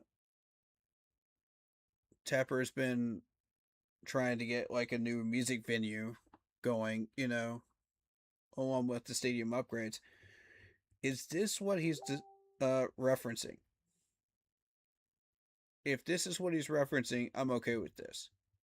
Um, but if he's referencing like a whole gigantic building and a new, totally new music venue, then no, that's not what we need in Charlotte.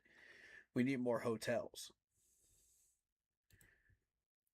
because the number of times that like hotels have sold out whenever you have like two major big artists coming into Charlotte is ridiculous. And you end up having to go all the way down to Rock Hill, to get a hotel. And that's if you can find one. So I think it's absolutely absurd, that we don't have enough hotels. Roger Goodell himself mentioned the fact that the biggest problem with Super Bowl hosting is the fact that you don't have enough hotels. And I've been saying that for years. That's one of the reasons, right? That's one of the main factors of getting a Super Bowl here and a draft here. Because if we're having this much trouble with parking and this much trouble with like traffic and whatnot and hotels and whatnot, imagine what that's going to look like with the draft and the Super Bowl. It's going to be insane. And the playoff game was a pretty good example of like how we're handling it, whether it be positively or negatively, in my opinion. It's a pretty good sample size. So the hotels instantly sold out for that playoff game. Obviously because it's a major Panthers game. We're in the playoffs for the first time in 10 years. So naturally that happened. But you look at the AC/DC concert, they sold out of hotels for the AC/DC concert, plus what other the R&B artist that was in town too. I believe it's an R&B artist, could be a rap artist, I don't know. I wasn't familiar with the name of the artist, but the thing is, like, it was a major label artist. So I said, okay, if Charlotte is selling out just for that, imagine a draft party or a Super Bowl. I mean,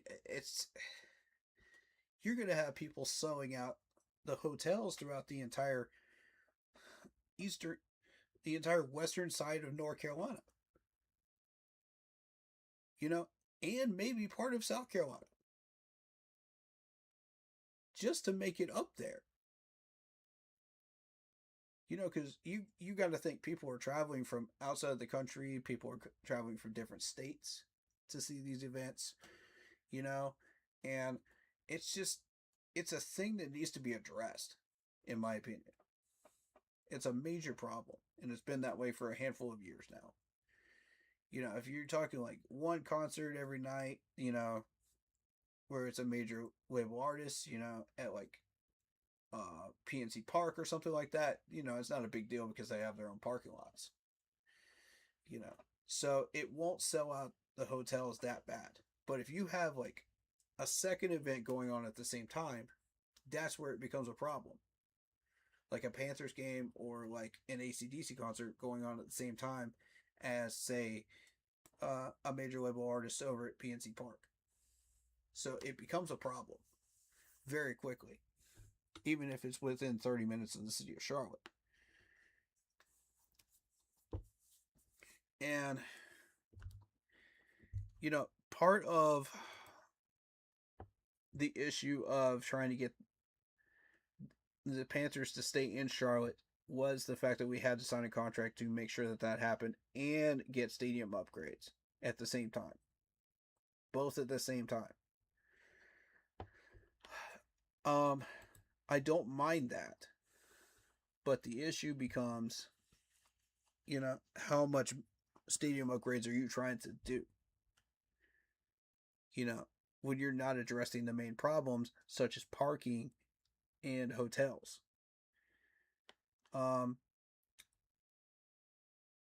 the hotels and parking don't really become a problem for training camp when you're visiting training camp. Not yet, anyway. Because they do have a parking lot over there for that. But I could foresee that being a problem if those numbers keep going up at some point. A slight problem if there's another event going on at the same time as training camp. You see what I'm talking about, guys?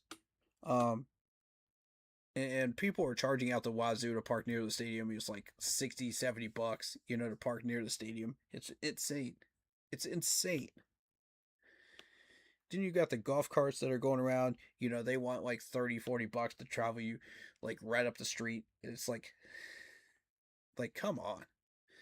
They got like half a dozen of those carts out there, just bugging you every 5 seconds, for a ride up there. Most people just choose to walk. Unless you feel like you need that ride, that's fine. If you got a disabled person with you or something of that nature, then yeah, that's fine. These people are hustling, they're trying to make their money. I don't have a problem with that. It's just the amount that they're charging is ridiculous. When you're already charging out the wazoo for the parking lots. That's been my issue with it. I don't really talk too much about that, but I wanted to get that out there. But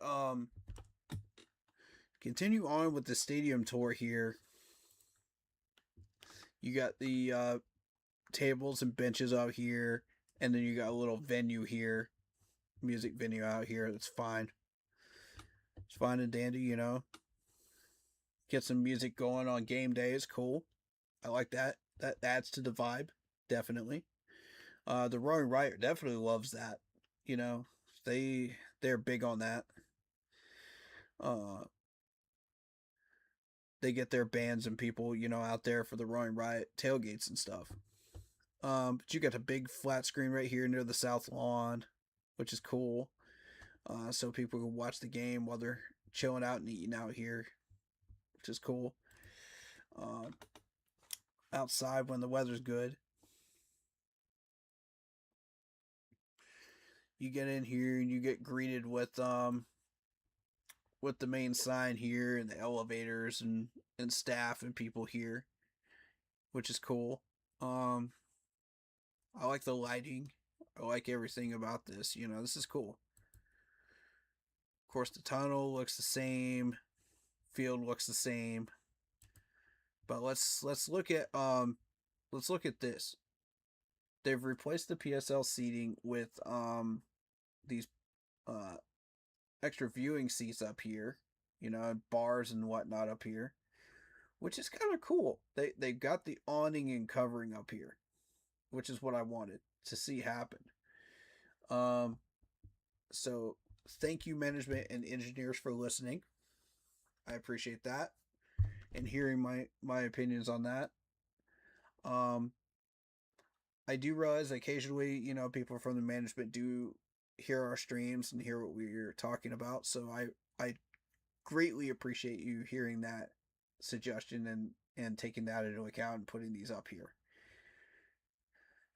That's going to help you to make a profit up here. That's going to help the fans get, to some covering, from the sun or from the weather, up here when they're drinking and whatnot. So that's a really good thing,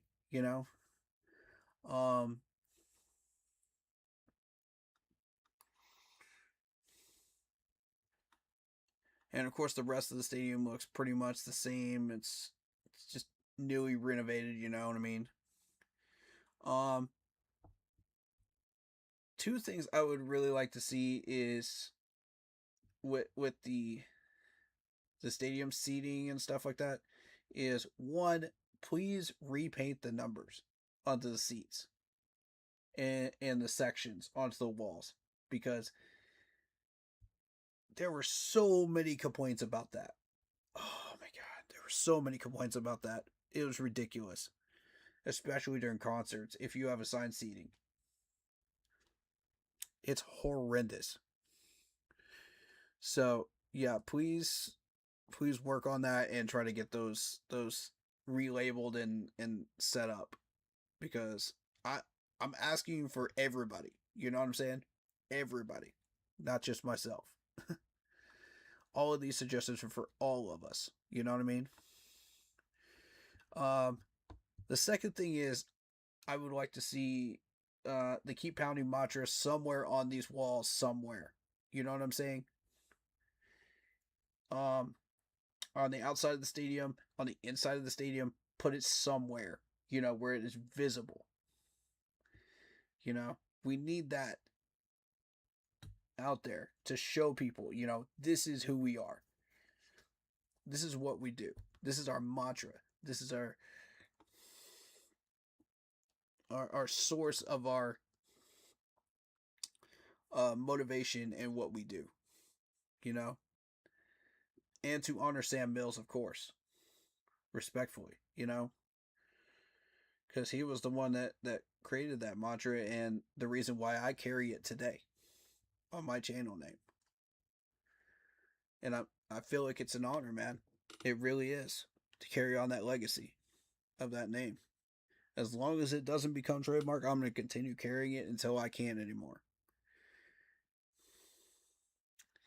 And if I can't, I'm going to put KP.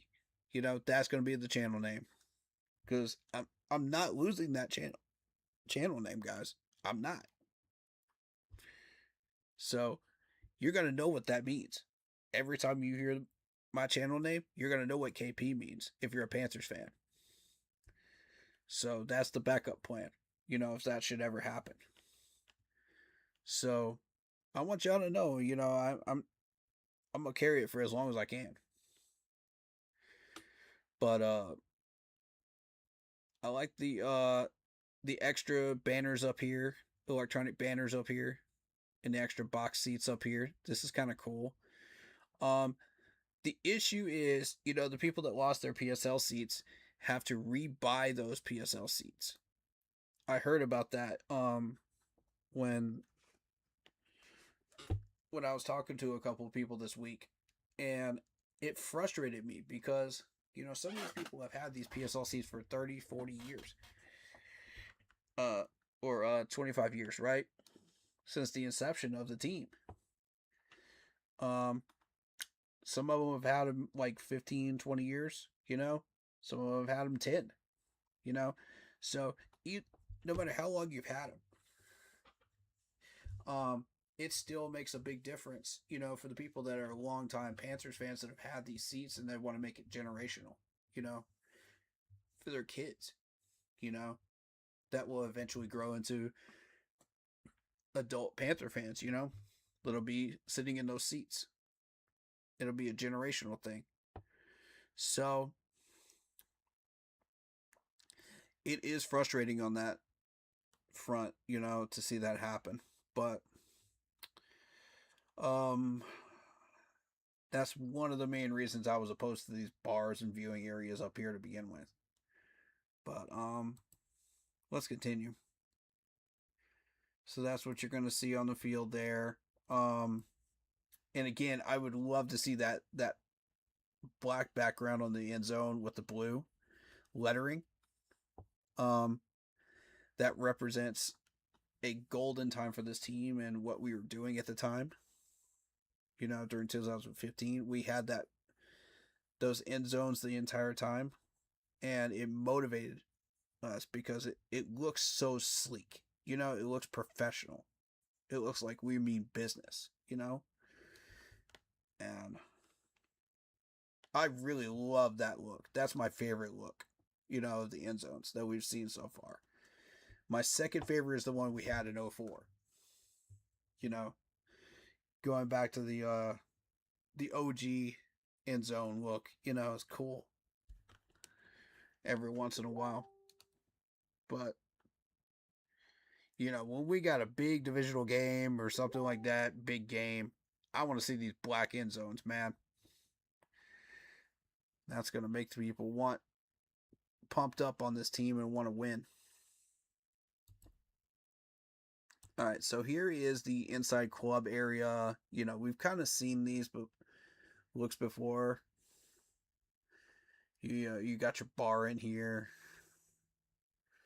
and all that. That's typical. Club level seating and whatnot. I think that's kind of cool. They've upgraded that a little bit. Got the big screen right there.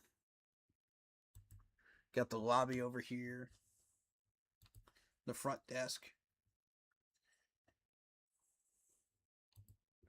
So this is during like a soccer game. You got the smoke coming out. That looks kind of cool. I like that.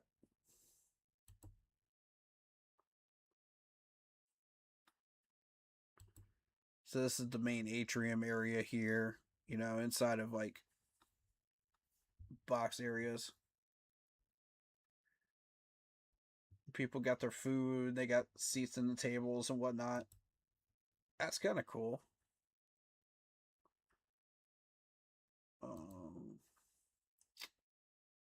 Luxury boxes and whatnot. Private boxes, you know, you're entertaining guests and stuff. That's kind of cool. So this is the outside view, you know, from a helicopter, and I like that. It looks sleek from the outside. You know, it looks professional. It looks beautiful. You know, I really like this. This is really nice. A lot of people express frustration because they didn't have like protection from the weather and whatnot. Still, you know, some people wanted a dome, and you know, you honestly, I'm opposed to the dome.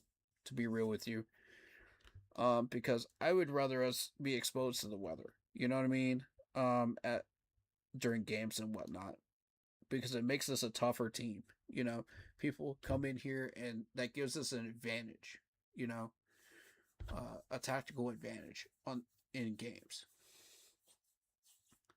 So, you know, some of these like dome teams are not going to be prepared for that when they come down here.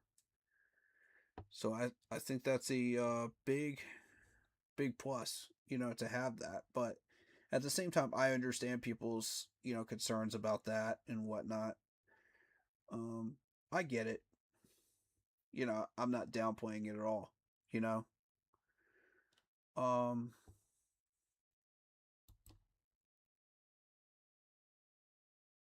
and there's daytime versus nighttime. That's pretty cool. You know, maybe there's a concert going on. They've got a little concert area there, you know, with the lighting and whatnot. And there's with the lights on and people in the game, in the stadium and whatnot. That's pretty cool. Yeah, I like it. My main question is, will Tepper finish the job? And that's the first thing that Charlotte City Council asked, you know, when those plans were first presented, you know, with the first designs. This is the finished designs that you're seeing right there. So you'll see they actually they listened to what I said and they implemented that into the new designs. So it doesn't look like a soccer stadium. It looks like the Panthers are forced in forefront. You know what I mean? As they should be. You know, because that's the reason the stadium exists. And you're also encompassing the soccer fans too, because it does kind of look like a soccer stadium from the outside ring. You know what I mean? With the electronics and whatnot. Now, you will not be able to get inside this area right here. You won't be able to get in there. But entrance here, entrance there, underneath that scoreboard, entrance on that side. That's what it's looking like right now. And there's your music venue area right there. So, with that being said, I do like what I'm seeing here. And another thing is I would like to see, again, the Panthers Hall of Fame names, be posted or put up somewhere along the stadium walls, just like it is now, you know. And I would also like to see, with the walkways, the up and down ramps, I would like to see players past and present, represented in those hallways, along with the keep pounding mantra in there. So that we can hype up the game day experience and add to the vibe, and remind people, oh, hey, this is a scene from, the double overtime Rams game. Or, hey, this is a scene from whatever amazing situation that you saw or you loved, in Panthers history. And have that on a mural, somewhere in the stadium for people to look at, that are not in box seats. I think that would be really, really cool, especially in the walkways, just, and you can interchange the numbers whenever you want, for current players. If you want to promote certain players at a certain time, you could do that, by painting their numbers on the wall. That would be really cool. I would be definitely down for that. And it would get me hype, walking into the stadium and saying, oh yeah, I remember this player. I remember. And it'll bring back memories of those players, as you walk up and down those hallways. Whether you win or lose that game, it'll bring back good memories of Steve Smith, Luke Kuechly, Thomas Davis, whoever you want to promote. And I think that would be really, really cool. As an addition. Another suggestion, and this was Corey Rucker's idea, is to have like a Saturday night concert series for the Panthers, and have the Roaring Riot host it, and do packages, for like hotel packages. I'm not sure how that would work. You'd have to finagle that a little bit and see what you want to do with that. But I would definitely like to see like a Saturday night like concert experience, before you go into the game on Sunday mornings. That would be really, really cool. Because the Roaring Riot does their little artists and whatnot over there, So why not do something over, at the stadium and have the Roaring Riot host it? I would love to see that, have them be a part of the stadium experience. Not just doing their own thing, but like sponsored, officially sponsored for concert series or something. That would be amazing. Wouldn't y'all like that? Wouldn't y'all enjoy that? Like whatever artist you want in there, and a former player or a famous player would like announce the band of their choice, that they really enjoy, when they book them. Wouldn't that be amazing, guys? Like, I would absolutely love that. I would come up there the night before for that, depending on the artist. I would definitely support that. And it would help out the hotels. It would help out the restaurants. It would help out a lot of different things. So it's a great idea, to look into. Mr. Tepper, if you want to expand on that. I'm not looking to take credit for that idea. Neither is my buddy Rucker that came up with the idea originally. I'm just promoting it. So you take that idea and run with it, Mr. Tepper. And also, there's nothing wrong with you like owning hotels, Mr. Tepper. You got enough money, own a few hotels, expand your empire, man. Then you could do packages with the Panthers, you know what I mean? And the soccer team. Wouldn't you love that? That puts more money in your pocket, buddy. I'm trying to help you. I'm trying to give you some positive suggestions that will help you out and put more money in your pocket, because that money goes back into the stadium. It goes back into the players. It goes back into the community, the city of Charlotte, So I need, this is why I've suggested all these things, because I'm a businessman. This is what I do, you know. But you do you, Mr. Tepper. If you like the idea, run with it. If you don't, that's fine too. Just a suggestion. Just a handful of suggestions I'd like to see happen. But they keep pounding mantra, we've got to have that somewhere on the stadium walls. We've got to have it. That's got to happen. I'm pushing hard for that one. So,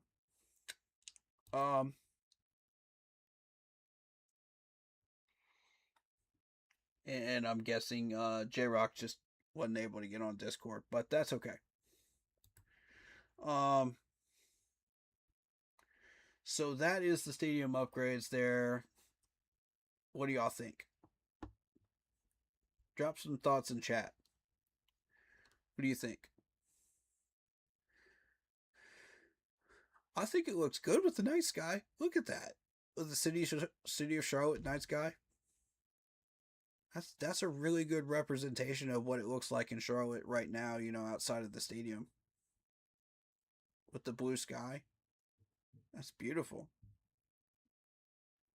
So, I don't know. Just my take on it. Y'all come here for my take on things, so there you go.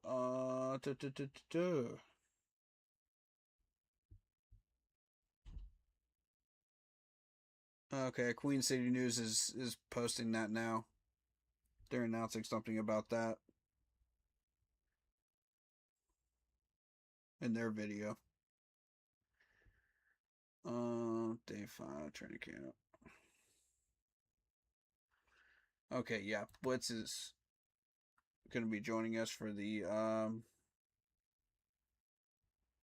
preview stream for the Hall of Fame game, so don't miss that on Wednesday night. On the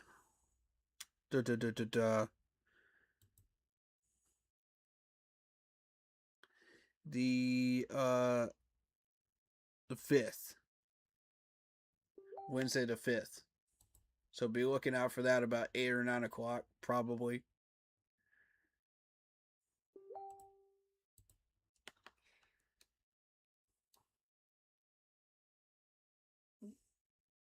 Let me see. My team chat's been busy all week, man. But yeah, it's a $1.3 billion stadium overall, and Tepper borrowed $645 million from the city of Charlotte.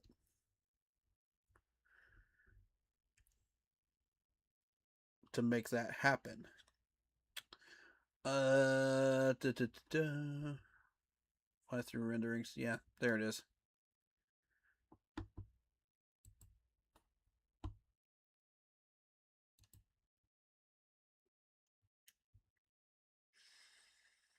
Let's see. I want their official channel. Hold up.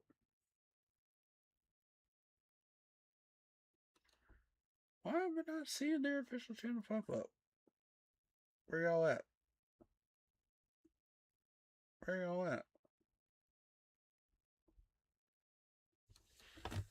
Man.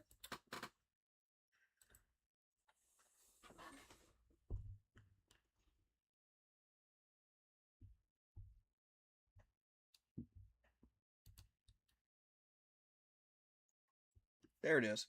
Okay.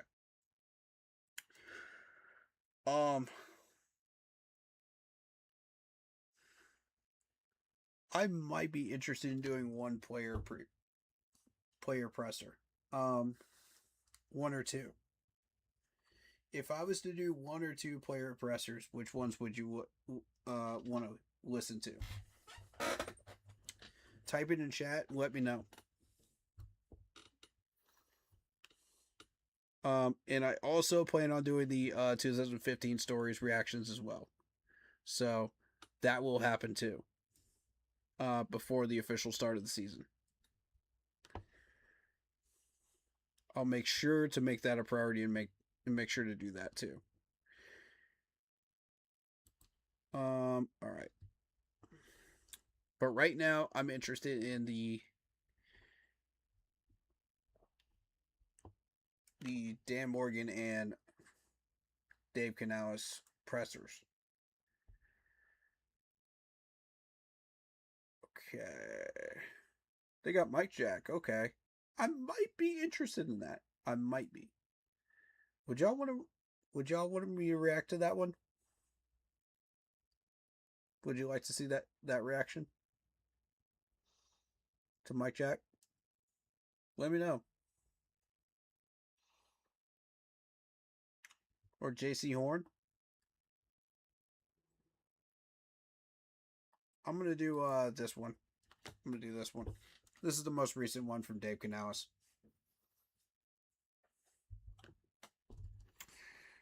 Let's see what we're doing with, folks. What's the latest out of camp, and we'll go backwards from there. Sound good? Because I want to stay updated. Sun, little heat, little humidity. Guys got some good work today. Ended with the nice move the ball period. That was very competitive. And again, just trying to harp on just penalties. Just little things that come up. Keeping the line of scrimmage clean. It was another pretty good day, but in the move the ball, guys get tired. We had a couple of pre-snap deals there, so try to hit the guys on that. And hold up. All right, so they're focused on penalties today and little things. Okay, so little things like pre-snap movements,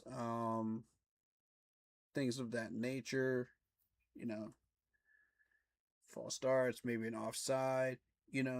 Those are the focus for today. All right. I got you. Continue. Really nice finish. Bryce T-Mac in the back of the end zone on a little double move. So I saw that video. For those that haven't seen that, let me find that real quick. I'm gonna show that to you. It's in the shorts. That was a really cool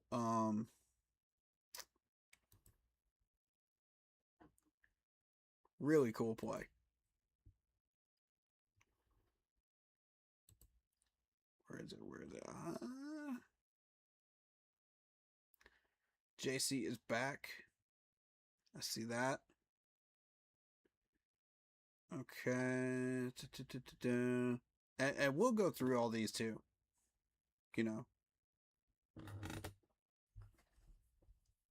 Did they not put... I guess they didn't put the video up of that. T-Mac.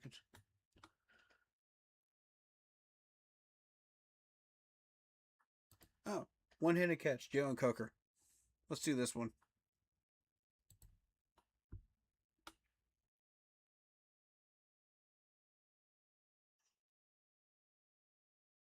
Oh, snap.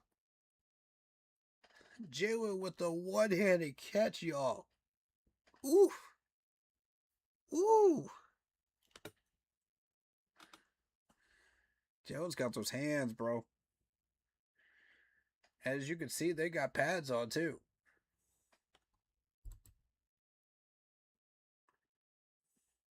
Okay. Here it is at full speed. Beautiful. That's what you like to see right there. Yeah, that's talent right there. What's up, baby? It's Ocho. I'm in Charlotte. Where am I at right now? I'm at Panther facility. I'm at Panther practice. The team that before the season started, I said we're going to be what they did last year. We made the playoffs. So what are we going to do this year? Huh? We're going to keep pounding. Huh? We're going to keep pounding and build off what we did last year. It's going to be another good season. We'll see y'all in the playoffs. Okay? Huh? Remember, Ocho said it first. Keep pounding. Ooh. You heard the man. You heard Ocho. You heard the man. All right, so here's JC. First look. You guys remember that gauntlet drill that you see during Combine? The NFL Combine? There it is. Where you have to stay on the line. You back up, hip turn. You're ready for the ball. There it is. That's a big drill right there. It's a big one. What's up, baby? That separates a lot of different players. For real?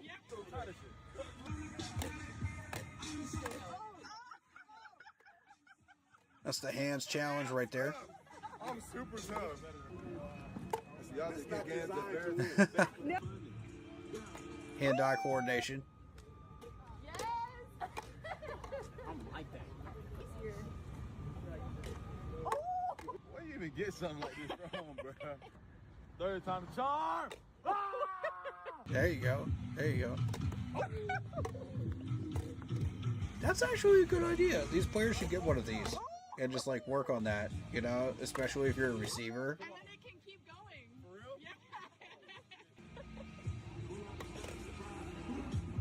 Yes! Keep going. For real? That's a really cool challenge right there. I like that. So yeah, let's especially for the hand-eye coordination, you know, that's really useful. And a lot of these players need a lot of hand-eye coordination, you know, in the game of football. So I like that. That's a very creative challenge. Very nice. Very cool. Yeah, I might have pulled a couple cards in my game, but I tried to stay green. Okay, that's good. And he just kind of smiles and he goes, "What goes There it is. There's the high catch for Brazil there against Mike Jack. up must come down." This could have been the play of the day twice in either direction. The video Facts. came through as I was actually standing there talking to Mike Jack, and I see it. Beautiful I'm like, throw. Oh, look at this, and I show it to him, and he just kind of smiles and he goes, "What goes up must come down."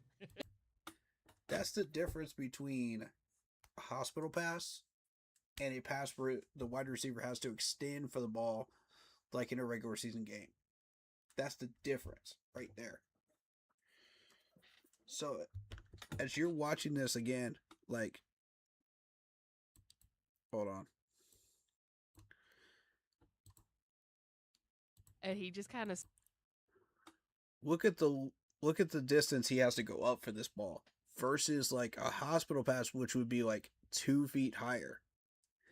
And then you're talking about risking an injury, you know, without pads on. So it can get very dangerous if the quarterback is overthrowing the ball or not using proper technique. That could turn into a hospital pass very quickly. But instead, that was a perfectly placed ball by Bryce Young, right where it needed to be, you know, in a tight coverage, man-to-man coverage. So very impressive. smiles and he goes, "What goes up must come down." This could have been the play of the So I wanted people to see that because that's important. You know what I mean? And there is Willie's interception. This is a underthrown ball. This is what happens when you underthrow the ball. And you have a talented corner, you know, undercutting the route. Beautiful pick. Well done by the rookie. That's what we want to see right there in the first week without pads on. That just set the tone for him right there in his development. So let's keep pushing, you know, let's keep trying to get more picks. Let's keep trying to get better coverage, you know, and jumping routes and things of that nature. You know, be a ball hawk, Willie. I fully encourage you to. We need one on this defense. You know, we've got Dante. We've had Mr. Jackson over there, and you've got Mike Jack on the other side, and neither one of them have really been ball hawks up until Mike Jack started stepping up last year. Yeah, I mean, JC got his, but it wasn't like what Mike Jack was doing last year. When they started testing Mike Jack, because you're not going to test Dante Jackson on the other side, because he's going to shut you down, with tight coverage. So where do these quarterbacks go? They go for Mike Jack and they try to test him. So when you saw those 3 or 4 interceptions, that's because Mike Jack stepped up and he did his thing, And it's like, okay, well, we got a baller on our hands. When you see a rookie do this in the first week and he was drafted in the 4th round, come on, man. That shows me he's doing all the right things he's supposed to be doing in order to get that interception. And I'm very, very happy to see that right there. That's a positive step forward. All right, so here's Jonathan Brooks. We're getting our first look at Jonathan Brooks. Well, I am. Anyway, you guys have probably seen him. Seen these clips already. But showing off that speed a little bit. And that footwork. Very nice. I want to see him in the 11 on 11s.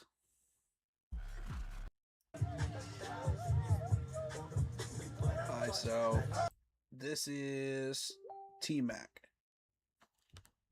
on an out route.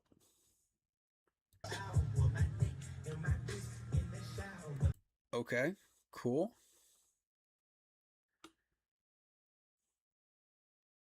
Hurry in during the Jeep. And there's the stadium design there. Hurry into the Ram. Yeah. Very quiet. Very quiet. Goes onto the field, flips the switch, lunatic. I'm all over it. Whoa, Sorry, man. Those are my last 2. Guess your add a Luke.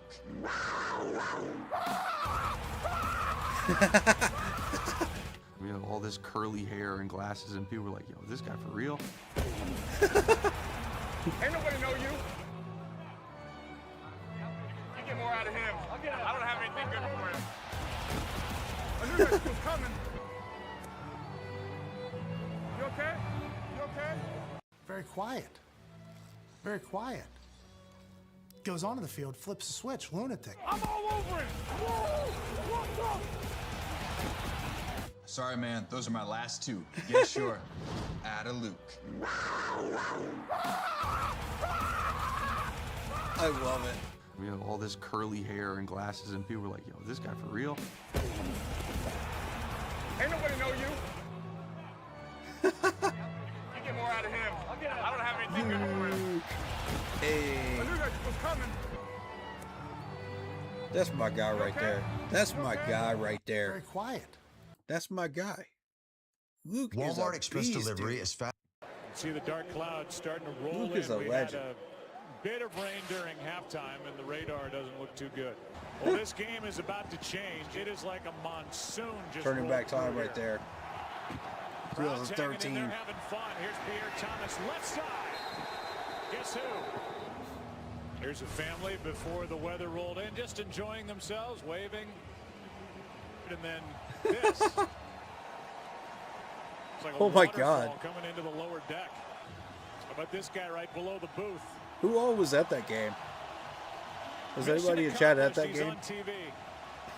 Out of Or in the shotgun. comment section? Let me know. It's Breeze. A little shoulder fake, and he's picked by Kuechly. See the dark clouds start. Oh my God. That was awesome.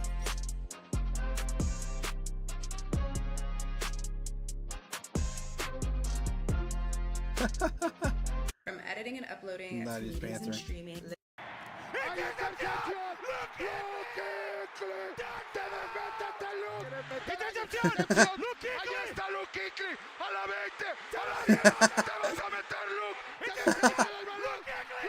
I love the energy. Oh god, so invigorating right there.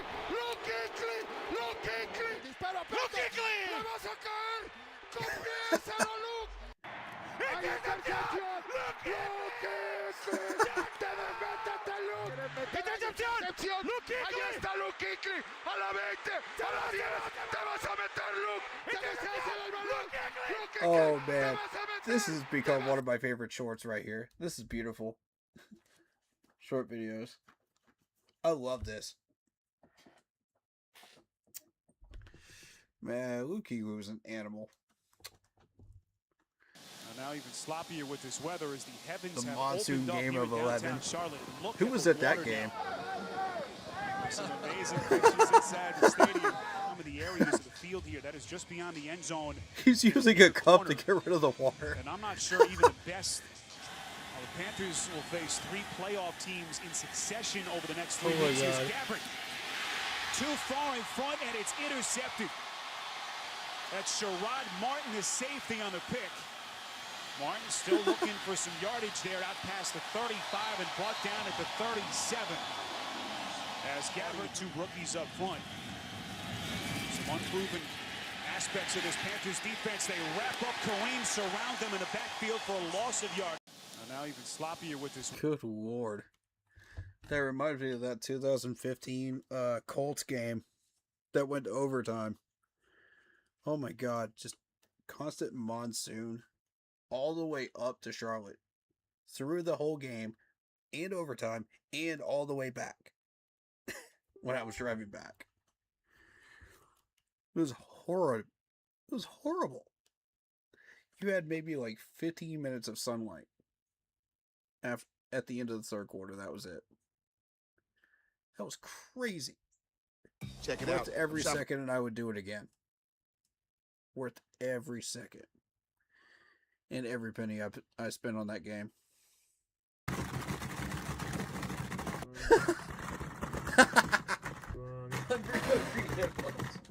Nick's patient. He's like waiting for it. Oh, patience, he sucks. I got a ball. I'm dead. Doesn't matter. Y'all got hungry hippos. Oh my god. That's funny. One more. I won. What you mean?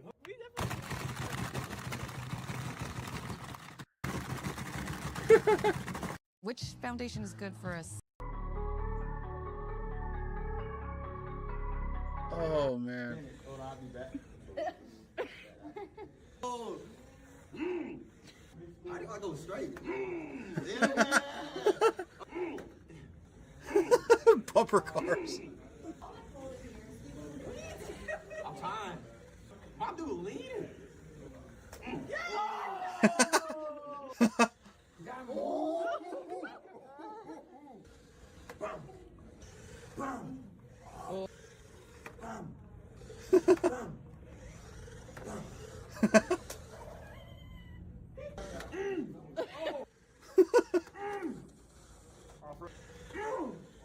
Bro.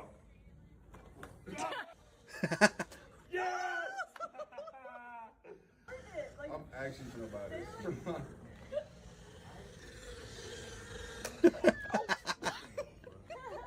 I'm like that. You put me over. Oh man. The bumper cars is funny. That's great. Yo, look at what my roommate did. My pickles. Bryce, you ready? Yeah. Let's do it. Left Ah, hand the here, promo and then pictures. turn a little bit. Look at that. Good. That's cool. Good. Shoot that in a little bit more.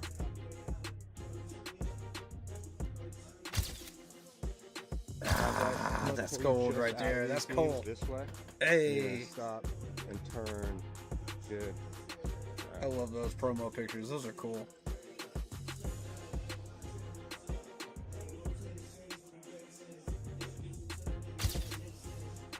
They do an excellent job with those. And that's it, folks. Connect 4. Oh man. All right. Back to the Dave Canales presser. Let's see what we got here. What you got for us? Camp, we got a little sun, little heat, little humidity. Guys got some good work today. Ended with the nice move the ball period. That was very competitive, and just a couple of things to to keep it exciting, and hope that if anybody's listening comes out and supports. It's going to be a lot of fun. Absolutely, yeah. We'll pad up, and it'll be like an inter squad scrimmage, so it'll be all but just live tackling to the ground. It's going to be physical. We're asking the guys to square up and show me you made the tackle. So it'll be a physical day, and we're going to put it in the evening so the guys can start to get used to doing that work later on, because we do practice from 10 to about noon. It's almost knee injury, something that he came into camp. Did he tweak? He did not. It was just something that kind of started to get sore after the first couple of days. And then we just, he mentioned it to us. We started to look at it, and, we put him through some good recovery stuff and deloaded him for a couple of days, got him back out there, and he couldn't finish the day. All right, now my question is, what type of warm-up drills are you guys doing that is causing like those types of lingering tightness and whatnot like that, that eventually turns into injuries?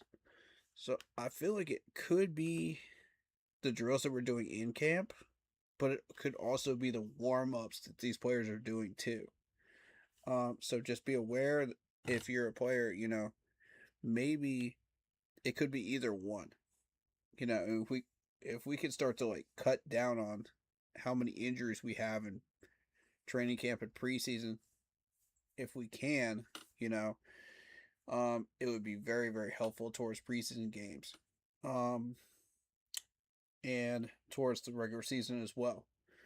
But if you can't prevent them, I understand injuries are part of the game. I get it, but there are preventable injuries, and then there are non-preventable injuries. So we'll see what we can do about that, as far as cutting those down. But suggestions wise, but for now, that's something of a major concern right now, because honestly, it wouldn't be a Panthers preseason if we don't have at least one or two players, undergoing surgery. It's just become a thing now, and it's, I laugh at it, but it's really not good. So we gotta start focusing on that and trying to get that figured out. Is it the left knee? It's the same one, yeah. Yeah.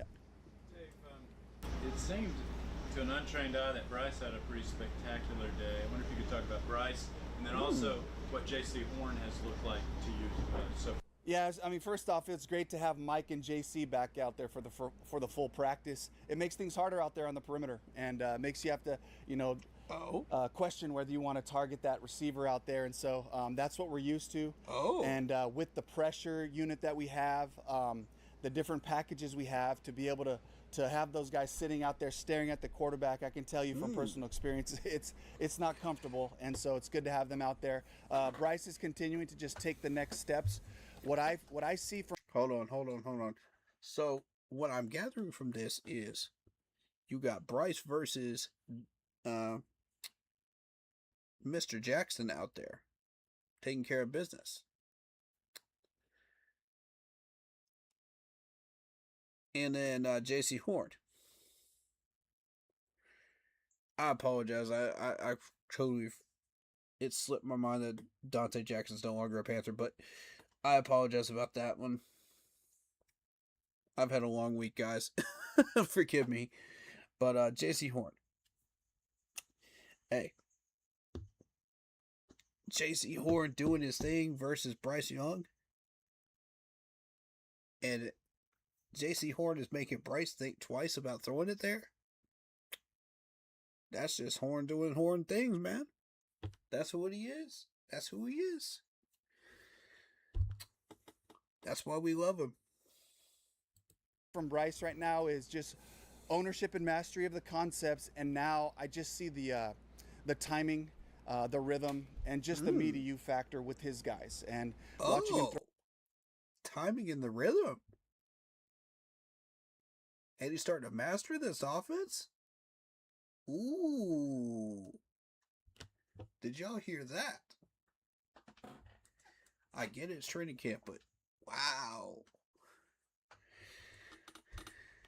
Y'all wanted progress with Bryce Young. There it is. There it is right there. Y'all asked for it. What more do you want? Throw anticipatory balls to T-Mac, to Jalen, to David Moore. Showed up again with another touchdowns, like one a day. It's vitamin D, so Demo shows up and makes a play. So I just see his level of comfort really showing up with the guys, and I'm excited as we just continue to build on that. I love hearing that right there. Let's go. Bryce Young making plays. Play after play after play after play. It's building. It's momentum. Oh my gosh. That means his footwork is good. That means his throws are on target. That means his vision is good. That means his comprehension of where these wide receivers are supposed to be and timing and chemistry are good. Everything is lining up to where these plays are happening. You have to line up with all of those things and check all those boxes as a quarterback. And all of those things are happening consistently now. Every single day of camp so far. That's what I like to hear right there. If you're a Panthers fan, get excited. That's what you need to hear right there. Day for that's a really good sign. Kenny and Haynes both were pretty accurate today. You're bringing Kyle Trask. What's the thought process there, and how much does having 4 preseason games kind of factor into that? Yeah. First of all, I get to talk about Will Harriger, our QB coach, doing a fantastic job getting all those guys ready. They're into it. They have tools. I'm really proud of how they're handling the blitz pickup and pressures and having solutions, all the way from Kenny down to Haynes. Whatever it might be, whatever the pressure might be, they have an answer. That goes with all the prep, all the meetings, and bringing it alive on the field. Ultimately, Kyle Trask, somebody that I love, got a chance to spend a year with him in Tampa, and brought him in to work him out, see where he's at physically, and maybe it's the Hall of Fame game, and on top of that, it's just being ready for you. You don't know. You never know what happens, but it's good to just have guys who know the system to be ready and to be available. And I'm just glad to be able to just spend a day with Kyle. He'll be working out here in a second right behind us. And so. If match. All right. So I'm excited to have Kyle Trask here. We're going to see what happens with that. But yeah. He was behind Tom Brady in Tampa Bay.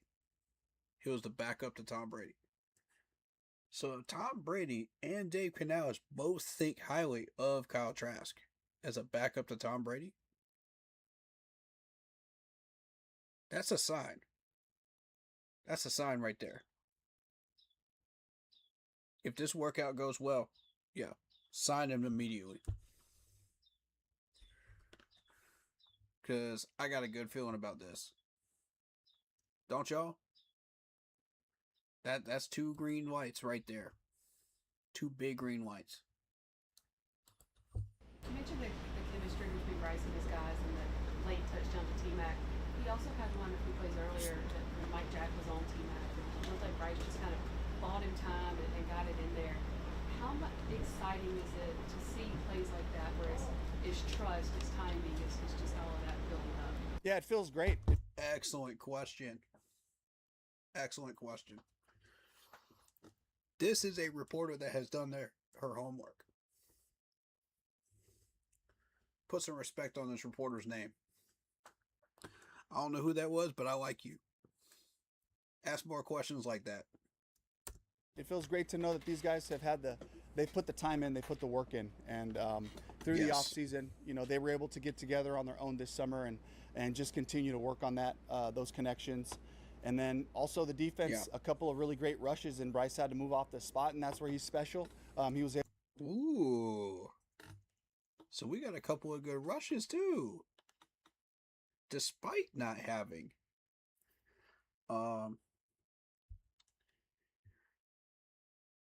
our guy that got injured, Nick Scorton.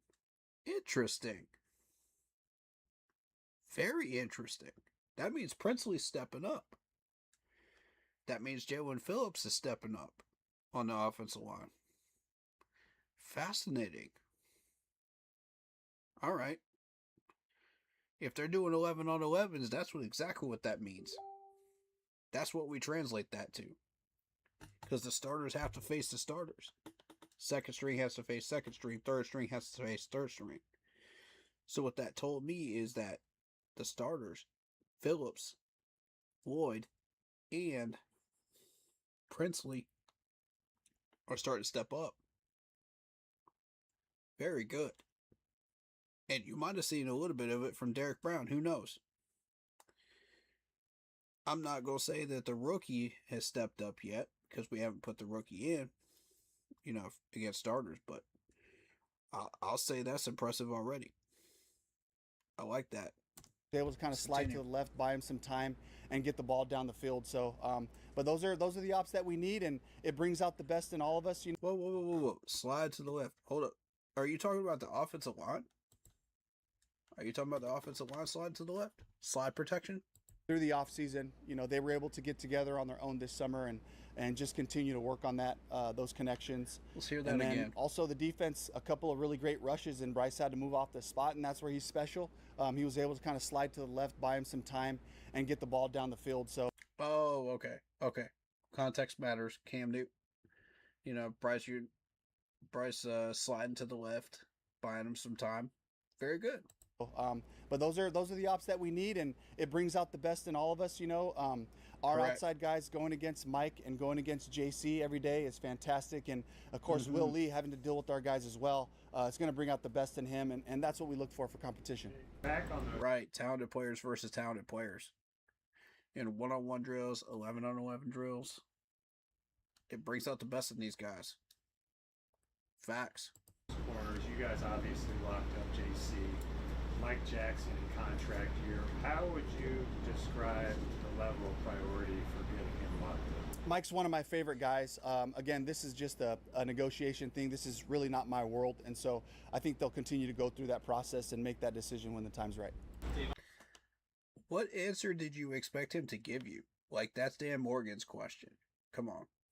About Mike Jack and the contract year. He deals with contracts. Dave Canales does not deal with contracts. Like, learn how things work, bro. Instead of asking a question like that. Ask it to the right person. Take your time and learn. I know you talked about FanFest, but it is the first time you'll be in that stadium in front of fans since the playoff game. Just how excited are you to be in that sort of environment again and give that to the guys again? It's fantastic, and having a taste of what it feels like to be in the wild card round, to win the division, hosting a playoff game, and the support that we got from our fan base. As people ask me, like, what was that game like? The ones who weren't able to be there, it was just like, it was special from pregame as our groups came out, DBs, wide receivers, the big boys come out together. There was just a welcoming from the crowd that was already there. The energy was right, and the guys could feel that. They come bouncing out of the tunnel a little different when they have that kind of support, and so that's the last thing in our guys' minds. And as I asked them, let's move on. This is 2026. This is a new season. Nothing is guaranteed. The work is today. I know that in the back of their minds, I know they can feel that, and they're excited to get back into our stadium, play ball like we know how, and I'm excited about and looking forward to a really good turnout so that the energy's right in there. Yesterday you said you wanted to watch the film before you kind of diagnosed Monroe's day. Yeah. What did you see on film, and if anything, what did you see today? Yeah, so excellent question. This is something I needed to know about is about Monroe Freewing. From yesterday or from the day before, it was yesterday's film. Having a surface to get on top of to get his big mitts in there helped him, and he was able to play comfortably. There were a couple of times he got a little bit behind the rush. He's so athletic, he's able to get his big body back in phase to create that pocket width that we're looking for, and I'm really, really encouraged, really excited for where he's at. Okay, so yeah, you're gonna have a setback or two because of the fact that he's still a rookie. That's understandable. if your footwork's not quite right just yet, or your hands aren't quite right just yet to NFL level, you know, that's understandable. That's what training camp is for. You said you wanted to be Give him part some of time. Kent's story. He'll learn. But how has he affected the story of training camp so far? Just the way that he prepares. He's in there early. He's ready to go. He knows the script. He knows what's happening. He's asking great questions. He's bringing things up from places that he's been in the past. It's exactly right. As the backup quarterback, that's one of your jobs. Is we're all in there in that room to support Bryce, and his best way of doing it is to make sure that he's on his stuff and that he's on time and on the money and pushing the practices so we can evaluate, because even though you can't take every single rep, when Kenny goes out there and continues to move the offense or make a concept come alive, that's valuable film. Those are valuable cut-ups that we can use as teach tape for now and for the future. And so it's so important to have him here, and he's done a great job. If Jasim Reed seemed to make several catches out there today, how much is he making his case right now, and what have you seen from him that stands out? Yeah, Jasim's giving everything he has. I mean, separates at the top. He knows what he's doing. First and foremost, he's a guy that we can count on. We can really spot him in and play at any position across the receiver room, whether that's X or F or at the Z. So he studies that way. And the bottom line is, we throw him the ball, he catches it. You know, in the definition of wide receiver is receiver, and he does that. And the quarterbacks love throwing to him. That goes for Bryce all the way down to Haynes. So he's really making a case for himself. Concept come alive. That who is seems giving everything he has. I mean, today, how much is he making his case right that's valuable film. Those Who's are valuable this wide receiver that we're talking about? I just need to make sure. So we can use as teach tape for now and for the future. And so it's so important to have him here, and he's done a great job. If Jasim Reed seemed to make several catches out. Who? If Jasim Reed seemed to make several.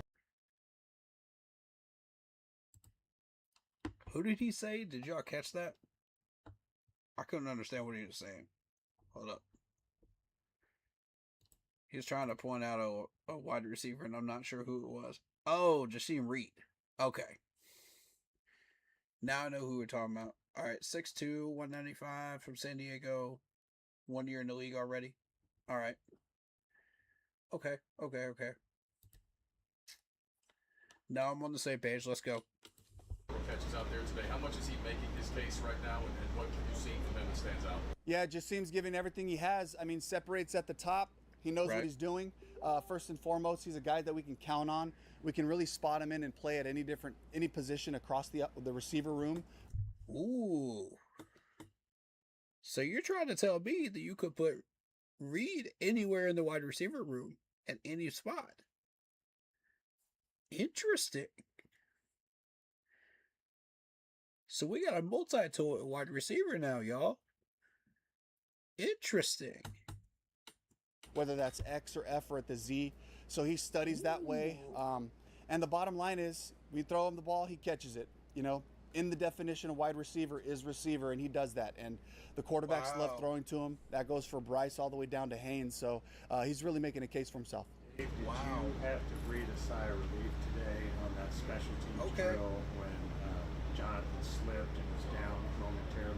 Well, JB's going to have to tell me that he really wants to do it because we need him to be ready to see the different returns, but at the same time, we're bringing him back in phases, you know. So that was just another football play. He lost his footing, you know, and we all have to kind of move on from that, him as well, and just say, hey, stuff happens on the football field, you know, just keep playing fast, trust it, and your body will just continue to catch up to it.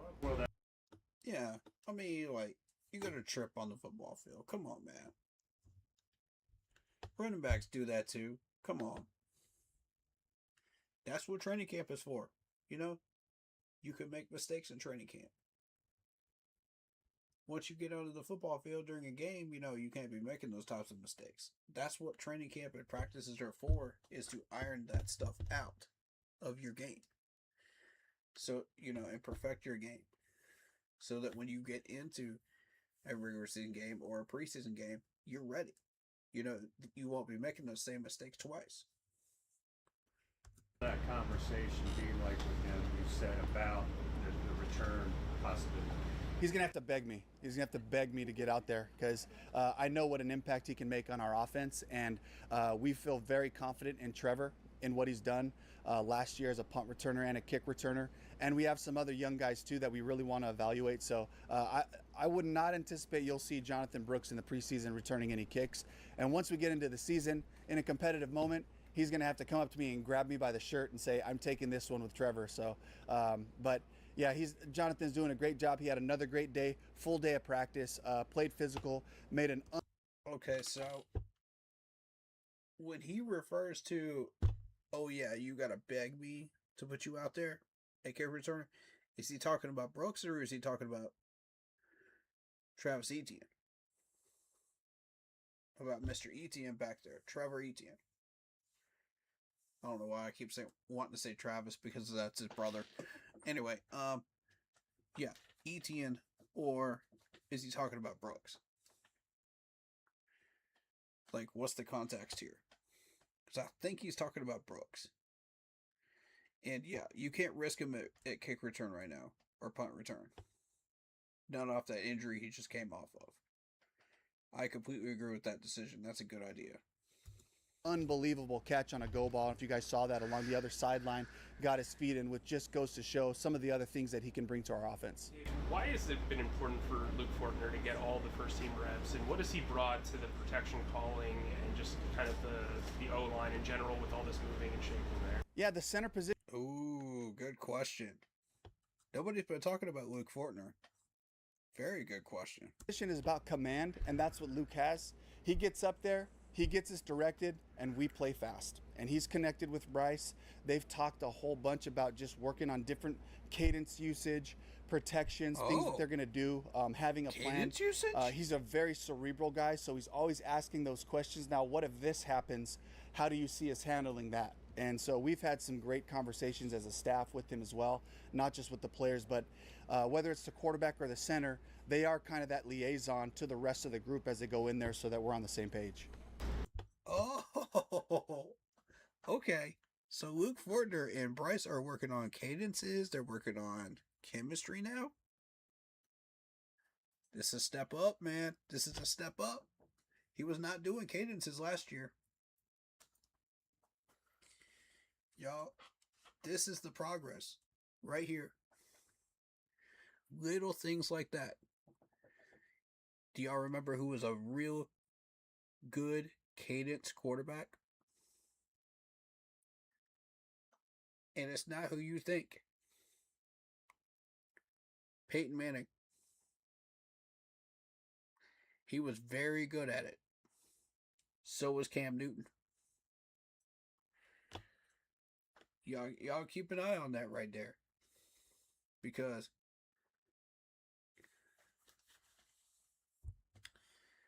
I want to see where this goes. I want to see how this cadence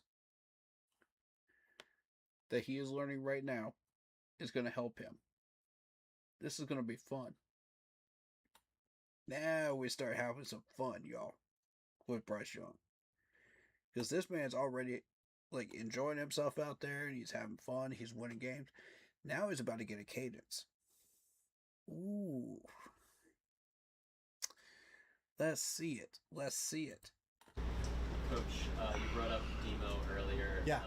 And it's a really young, pretty young receiving room. He's really standing out as the vet in there. How important is it for the rest of that room to have his presence and his mentorship there? I mean, that's really his goal. That's really what Demo has done for me for a long time. And we drafted him in Seattle in 2017 and out of East Central Oklahoma, and really had to teach him everything. And he was a big athlete. He was about 230 pounds, 6 feet, and ran 4.3. And they handed him the ball. They threw it to him how they could. And I was the receivers coach at the time. It was my task to teach him how to just be a receiver in the NFL. And that was a process. And it took him the better part of a year and a half, 2 years to really get to a point where he was reliable and he was stepping up. So he's been through it. He knows the challenges of figuring your body out, what works for you. Demo goes about 215, 213. He changed his body by the way he works, by the way he eats, how he takes care of himself afterwards, how he studies and prepares so that you can be available to pop in really at different positions. And he's valuable on special teams because he can do different things that way. So he's setting the example and showing them, guys, if you want to have a chance to make this team, this is the path. And he's making it hard on everybody. And he's competing just like they all are. And he keeps making plays. And at the end of the day, you can't ignore the film. And so I'm proud of Demo and the man that he is. Oh, okay. Okay.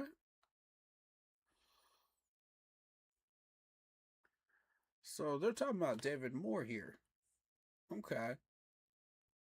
This is why he's so valuable to him. Okay.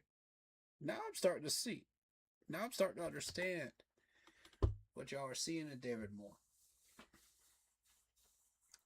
Now I get it. Thank you for explaining that, Dave. Because, like, to me, like, he was just, like, another wide receiver in the room that was reliable. You know what I mean? And now I'm starting to see, okay, yeah, this dude does special teams. He's, like, big in the locker room. He's big in team meetings.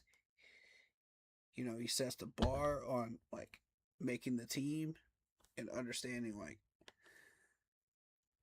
like how to do certain things. Okay. Now I get it. Thank you. Thank you for explaining that. That was an excellent question. I'm glad they asked that about David Moore in order to get that answer. See, that's what I need more of during these pressers. Because when you ask the right questions, you get good answers like this. To where now we understand more about the player. We understand the value of said player. We understand information that we didn't have before.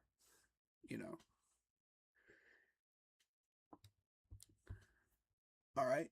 Now I'm looking at David Moore a different way because of this. Thank you.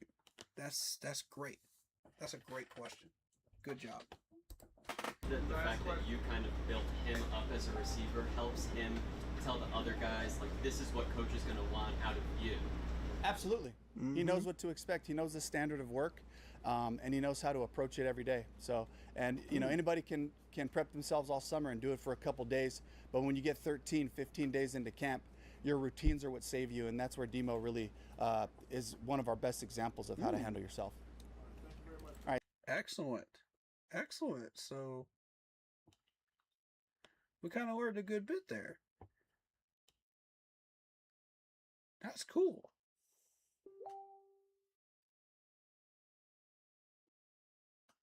All right. All right. Good presser right there. Good presser. Learned a good bit. All right.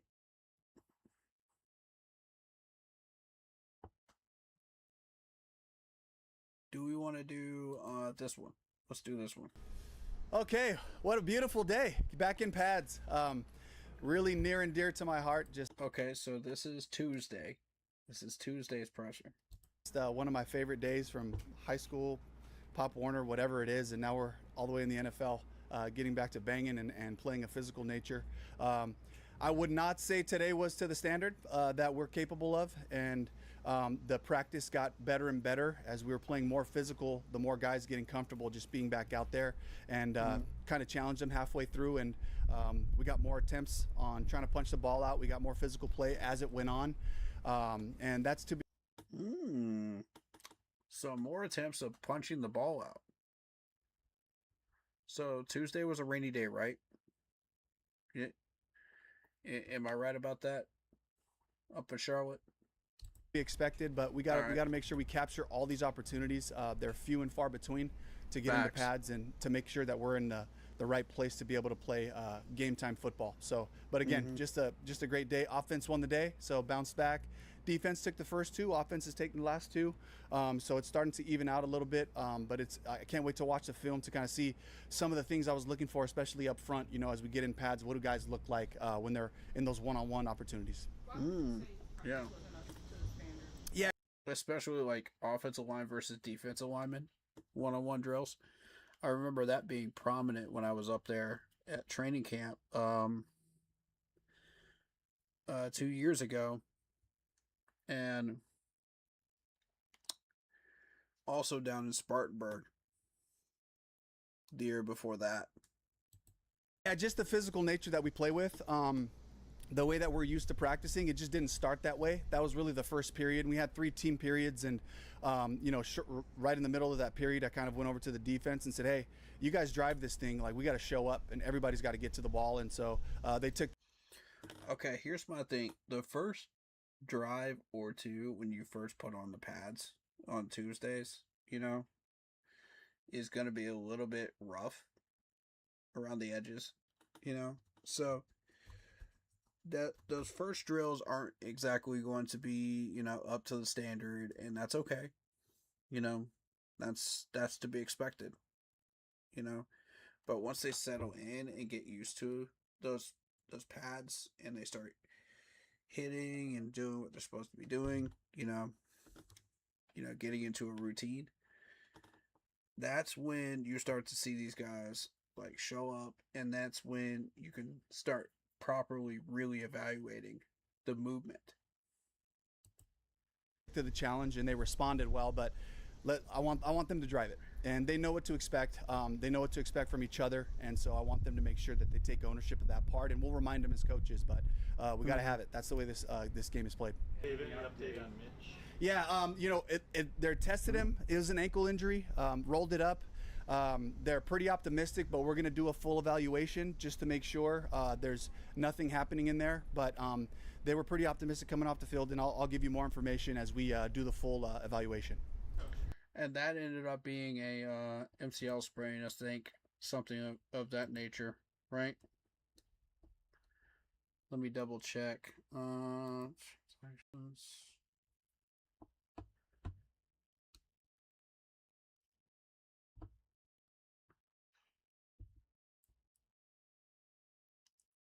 Okay, so Saturday we signed a pair of defensive tackles. We claimed an offensive tackle off waivers, Ryan Hayes from the Titans.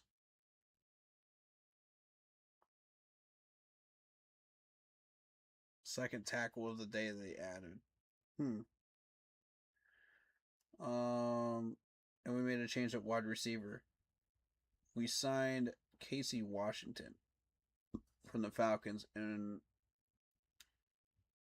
put Brazil on temporary IR, I think. I think that's Brazil. I'm going to assume that's Brazil. I don't know. We won't know until they officially announce it. Nick Horton is on IR, though. That's official. Pre-camp roster moves. You're used to seeing a lot of these players go on PUP and all that. That's normal. Cam Gill came back.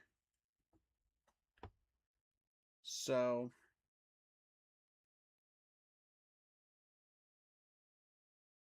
I'm really excited to see Brady Christensen get back to work, man. That's what's going to make me happy.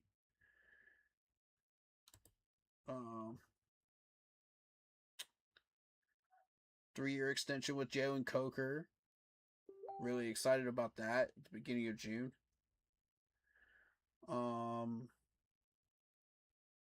Malik Maliga, the wide receiver they signed beginning of June.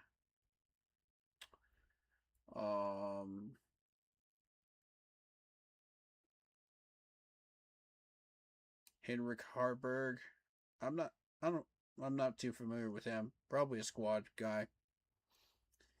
Tyrone Malone Jr., running back Miles Davis, and waived 2 players in May. Okay. So we're pretty much caught up on that. Okay. So back to this. Let's see what else he has to say. Having guys like Chad Ochocinco and Steve Smith out here in practice today, what does that do for your receivers and the energy around the building? I mean, for all of us, these are guys that I grew up watching in Southern California junior college football, and the Sunday paper. You open up the paper, and it was Steve Smith, it was Chad, it was T.J. Hushmanzada, the guys making plays, 100+ yards a game, couple of touchdowns, and I coached at El Camino College back in the day, and so got to be in that world, and some amazing talent come out of there. So it goes way back for me. So when they come out, these are still like my heroes. But I love the support. It's not just the receivers, but the DBs as well. And some of these guys have had exchanges, over the years in the off season. Some of our guys were able to be in Southern California around them. And so I just love the support, and I'm sure that they're, giving them their 2 cents about what's going on. So really glad that they're out here. You mentioned that from a physical standpoint, it wasn't up to standard immediately. Yeah. And then there was a fight in the middle of practice. Yeah. Can you kind of address what perhaps you liked about that extra aggression, or what you didn't like about it? We always got to push things to the limit. This game is played with a lot of passion and a lot of aggression by nature, and we're going to be on edge. That's going to happen in games. We can't cross the line. It just hurts the team, and that's, True. Personal fouls set you back, and 15 yards is huge, especially if it's a special teams play. It really flips the field if you got a re-kick. Offensively speaking, it could put you in a hole. Defensively, you're allowing that offense essentially to have an explosive play with a personal foul. So we got to be able to keep our heads. But day one, guys are fired up. Words are said. That stuff happens.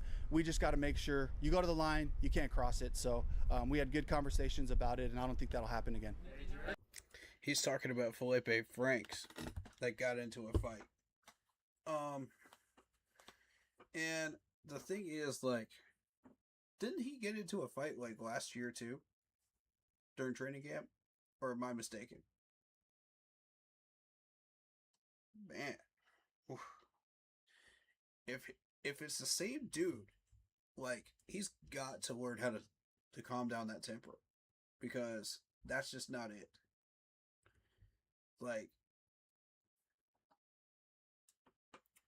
I remember Icky being one of the main ones that got into a fight last year.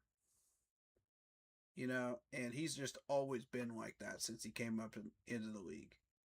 And I think it was probably like that before he came into the league too. He's just got...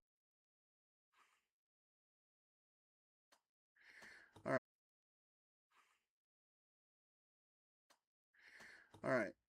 Let's continue. OTAs in minicamp, Jonathan told us he had not yet opened it up. Yeah. Has he done that yet, and how do you think he looked first day of pads? I think that's a question for Jonathan. Only he knows what his body's capable of, and we've seen what we've seen on film, but he'll be able to tell you best, and I'm sure you'll have an opportunity to talk to him here and ask him that to see how he feels. But I don't see any hesitation in his play. He's pressing runs. He's hitting the ground, popping up, so that's what I like to see. I like that he directed that to Jonathan Brooks there, because he's right. That is a question that should go to him. So, Fine line between sort of aggression and getting out of control. In year 3, have you found yourself more comfortable sort of walking that line and pushing sort of right to the edge there? Yeah, I just know it's a part of the game, and it's something that we have to be aware of. And years and years of being an assistant in different scenarios, these kind of things come up, and the best case of action is just be clear-headed and talk to how it affects the game. And we practice for the game. That's what every rep is about, every situation. And now you're talking about a potential fight situation, guys are in each other's faces.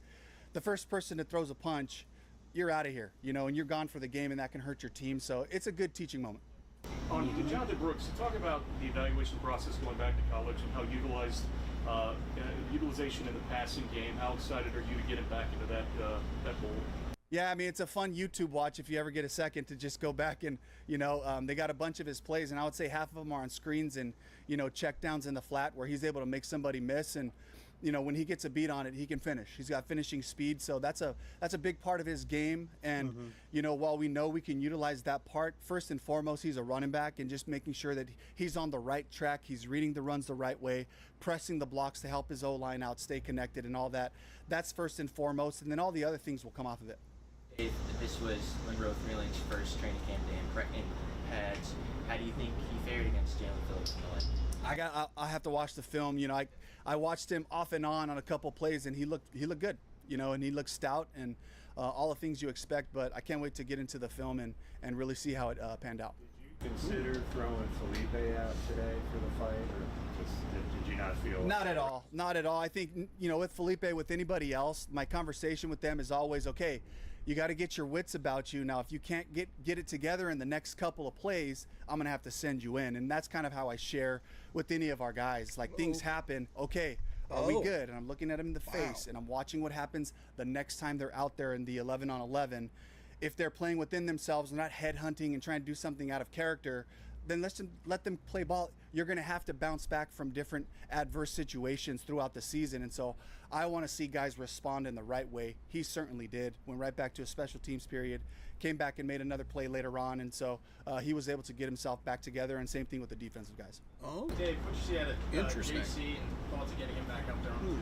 Yeah, just sprinkled in today, but just watched him in individual. He looks great. You know, he's moving laterally. Really don't see anything, in any direction in terms of just his movement. So I'm excited to just kind of ramp him up and just catch him up to the group so that he can handle his normal load and just get back to work. Sprinkled in also. Same with Mike. Felt good. They both had great sessions a couple of days in a row in return to play. So, Denny and his crew did a fantastic job just getting those guys ready, and we'll dose them the right way and get them back going. I view this the tight end position. We were talking about Mitchell, and is it kind of going to be a by committee thing? It's kind of been really the last couple of years. Or Yeah. are you looking for one guy to step up and be? Yeah, we'll let them show us. We'll let them show us how we can use them in different ways. But it's a group that we really trust, with JT, with Mitch, and with Tommy. A bunch of tough guys who do things right. And, there are other roles in this offense, and we'll let those roles emerge as guys show us what they can do. That's the exciting part about camp. Right. Is we get these opportunities in the joint practices and preseason to see if somebody presents something unique for us. Right. Damian Lewis, can we get an update on him? Yeah, Damian just had a little calf grabbed on him. Really good evaluation following that up, hoping to get him back pretty quickly. But again, with calves, you got to be cautious because if you try to load it too soon, they can turn into longer injuries. But he's in good spirits. He had a great training day today. We'll keep him on that program for a couple of days and see where we're at. He's absolutely right about those calves, man. You got to be careful about those injuries. If that gets, pushed too hard, it could definitely turn into worse injuries. He's absolutely right with the types of drills that they're doing. Very good. Very good awareness of that right there and knowledge of that. Very good. Do you know when Rob's getting better. Yeah, Rob's getting better. I can't tell you it's tomorrow, but he's doing a great job again. Feels strong, starting to move around really well. Again, we'll kind of just keep pushing him off the field in controlled situations before we throw him back into team sessions. You see the depth inside a guard, with those absences and everything. Where is that group right now? Well, just to speak to the group in general, a bunch of guys that we know that we're excited about. You talk about Chandler Zavala, who's played a lot of ball for us and has had some challenges, over the last couple of years. But he knows the system, a guy we really trust. Sadiq Charles has really made jumps in the off. Hold up. So, you're talking about Chandler Zavala, who knows the system, and they trust him. Interesting. Because if he ends up in a starting role, I don't trust him for nothing. I don't know about y'all. I don't trust him in a starting role. That dude is not it in a starting role. That's just me, though. I don't know. Maybe y'all see something I don't. Off season, we were able to acquire him later last season, so he's starting to get really comfortable with our schemes. But he's a really powerful guy, and he can move. Of course, Brady in the mix, can play all along the front, but really focusing him on the guard spots because we do have that depth at tackle right now. And JT Carter, Isaiah Glass, who was working at tackle, will see some guard action as well. So it's a really good young group, some veteran guys that are able to challenge and push each other. We haven't had a conversation like that, depth-wise, in ages with this team, to where we feel fully confident with all of our depth in every piece on our starting line. I don't think that's ever happened in franchise history. So we can have conversations like that. Wow. And to hear our head coach talking about that makes me really, really happy as a Panthers fan. Because for 10 to 15 years, we were having issues ever since Trey Turner retired. You know, we've been having issues at left tackle. And like, if it wasn't tackle, it was a guard spot, you know, and it was just issues every single year with one of those two positions or both. You know, and to hear him talk like that and say, oh, we trust every single person on this offensive line all the way down the roster, and to tell us like, oh yeah, this is what each one of these guys brings to the table and what they do. Man, like that's a good feeling. If you're Bryce Young and you're hearing that conversation right there, you're thinking, that's what I need right there. Thank you, coach, for providing that protection for me. Now I can go out there and do what I do. You know? And I can use these weapons that you have provided me, along with Dan Morgan, to succeed. You know, instead of running for my life. Like every quarterback that we have had since the dawn of time. You know? So, I mean, to me, like, this is everything. That, what he just said right there, that's everything for the success of this offense. Because it starts with that line. Everything you do with the offense starts with that offensive line. I've said it multiple times. I'll continue to say it until it's not true. And it never will not be true. So, excellent topic of conversation there. Great question. Trying to understand like where we're at on the offensive line. You know, I like that question because that news media person's trying to understand, okay, where are we at? You know, you've seen all these transactions, but you haven't seen them in action. You haven't seen the chemistry. You haven't seen through the coach's eyes how he feels about it. So good question, man. I like that. Injury. Yeah. You know, it's still great to see him on the sideline smiling and everything. How important is that to still have that good energy, even though likely you're not playing? Yeah, I mean, as long as we can have him around his guys. He was out there doing some metabolics, moving around, just walking and making sure he has good flexibility and mobility in his leg. I mean, if you watch him, if you look over there and you see him walking around, you don't even know. But they're just keeping him in shape and strong. That really helps going into the surgery in that process. And for people who have had ACLs, you know how that is. The stronger you go in, the quicker you can recover. So, but again, having him out there, having him on the sideline around his guys, being involved in football, even as we have, even after he gets surgery and he comes back to us, you know, the more we can just have him being involved. It's good for the team. It's good for Nick. Coach, we're going to have two more. We're going to take off. We're going to take back time. Hey, Coach, Cam Jackson was like a different player in the second training camp. What changes have you noticed in his play and his confidence and his overall demeanor? Yeah, just being comfortable in the system, understanding how we want certain plays to be executed. And he's a big, powerful man, 6'6", 350 something. Pair all that up with the knowledge of where I'm going to be. The more he starts to anticipate what's happening before the snap, the better he'll perform. So that's what I'm expecting from here for Cam, is to just keep dialing into the concepts. He's going to see some repeat plays here pretty soon in camp to dial in those things so he can take his shots when they're there. Just Watt Walker seemed pretty stout on the left today, but what have you seen from him during camp? Yeah, I mean, just one day at a time, just being able to, like, you know, just challenge the group, bring out the best in the group. And I just, you know, without getting into any specifics, you know, I'm just excited that, you know, we have a veteran guy that can really just create a level of comfort, as you can imagine, for the quarterback on that left side, you know, where he knows what he's doing. He's been around it all. He's seen it all. You know, as as we have different guys popping in at guard, you know, it's really nice to just have that piece there. So, but he's got a lot of great energy, things I didn't know about him and his personality. He enjoys it. He celebrates stuff even when he's not in, and there's a big play on the offense, the first one with his hands in the air. Love that about him. Love that he's bringing that kind of veteran leadership. All right, thank you. Great presser. I feel like we learned a lot there. That was good. In particular, you know, again, discussing that offensive line was big. And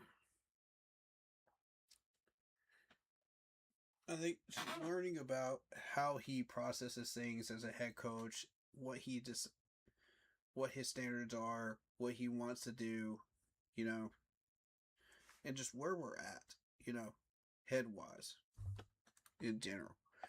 It is big. So, very good.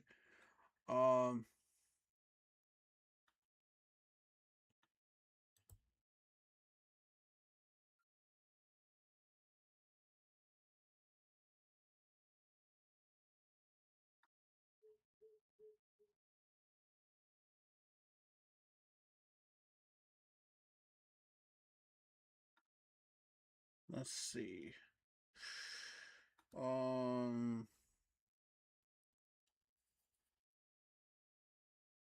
Do we want to do day 2? I'm not too interested in like the first few days because without the pads. But I mean, if there's like interesting play that goes on, you know, such as Willie getting that pick or Mike Jack getting the pick, you know, I'm interested in that.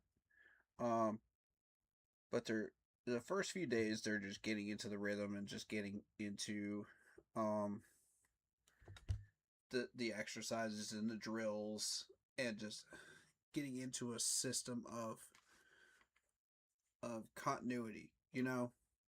And then it starts to ramp up with like little things like footwork, hands, you know, etc., you know, as you go along.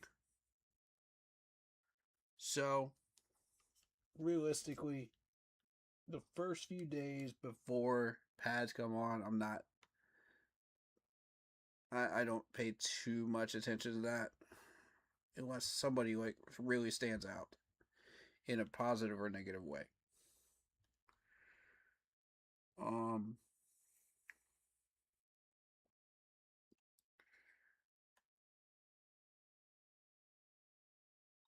Let's see. Pressers. We did that already.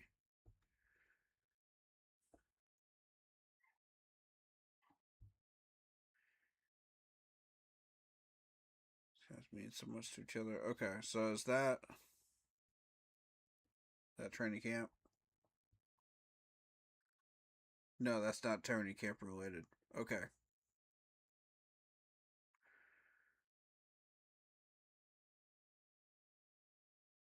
Okay, so that's day 2. Day 2. So that may have been day 1 of training camp after day 1. That's what I'm thinking.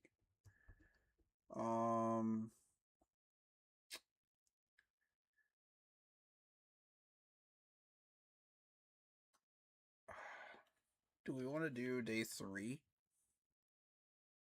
Is day 3 important enough to do? Do we have anything important happen on day 3 or no?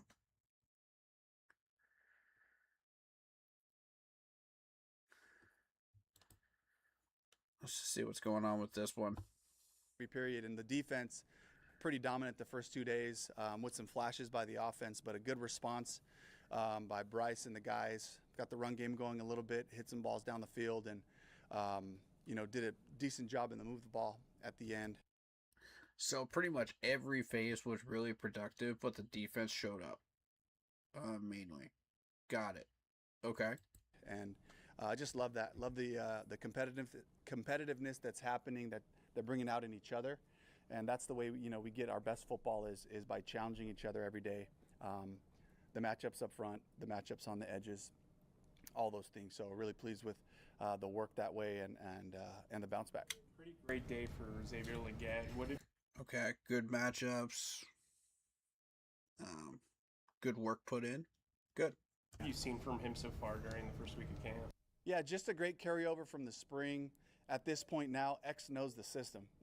That's the cool part is as we bring free agents, as we bring rookies in, they see X and he knows how to do it all, whether it's in the base game plan, third downs, nuances in the red zone, all the different things. He knows how to do it, but just matching it with his consistency. He looks fast. He looks powerful. He's having a great camp so far as we get started, and I'm excited to see where he goes from here. XL, huh? Okay. Do you have an update on Rob, Mike Jack, and Brazel doing practice as well? Yeah, I mean, all good stuff. So Rob's trending in the right direction. He should be back pretty quickly. Mike, too. Mike had a really good day running out there. They were able to treat him up and, didn't look like anything significant. But both of those guys, camp back is what they call it. You get in and it's the first time you're competing, you're going against each other. And fortunately for us, we have this bonus week, with the Hall of Fame game where a lot of the things that end up popping up early on in camps happening for us about a week earlier, so we can get ahead of it. We can get a treatment plan, and then we can dose them the right way and get them back out there. Chris, a little knee soreness, just something that we're being aware of, and we're going to get him some treatment, get him out there as quickly as possible. Dave, Very good. The union is asked to look at the film with Nick's injury. How confident are you that you guys were doing things the right way in terms of the acclimations? Yeah, we teach the guys. We're aware that they're looking into it. We have the rules, we have the standards, we let them know, and I think from there, it's kind of more of a Bruce question just in terms of what's happening and what questions might be asked. But all we can do is really just lay the groundwork out, show the guys good examples of what it looks like, and then go from there. Okay, so day 2 or 3 was when Nick Scorton went down with the injury. Gotcha. Ever been through a process like that before where the PA or maybe the NFL have looked into something that you guys have done in practice? Yeah, the NFLPA was looking into that, and the latest news is they did not find anything against the rules. So we are good as gold as far as the NFLPA is concerned, which is great news. We had a couple, just in Seattle, we had a couple of situations where, they were pretty critical of what we were doing in our practices. We had to adjust, and there might have been some fines thrown out there and, OTA practice. Might have been? There might have been some fines? Interesting. So you're trying to tell me that the NFLPA might be continuing to look at our practices and possibly fine us in the future? Dave. Okay. Now, here's my question. Are the Chiefs training the same way? Because if the Chiefs are training that same way and the NFLPA is looking the other way, why are they not looking the other way with us? Or if they aren't training that same way, then how are they getting the same results without us going to the limit? That's what I'm trying to figure out. Or something lost, but I think that was kind of early on. Really, it was after 2011, sometime when the CBA and they all got together and kind of said, hey, here's the modes, and we learned, we grew, and so fortunately for me, coming into my first time being a head coach in the last couple of years, I've had history and experience with how to do it and how to educate the guys by showing great examples of what we're looking for. Team Reed made a pretty impressive catch over 3 defenders today. What is it about his game that sticks out to you? Really, he's consistent, so he knows the concepts. He's a really smart guy, and he's been that way since we got him. A guy we have a lot of trust in, and then he just keeps making plays, This is the second reference to Reed that we've seen in 2 different pressers. Interesting. One without pads and then one with pads. A first week reference and then a second week reference. Very interesting. So what that tells me is this dude's making plays without the pads now, and then now he's making catches on regular drills, in week 2 with the pads, and he's doing well. I like this progression. I like that. Okay. Who is this dude again? Jasim Reed? Is it?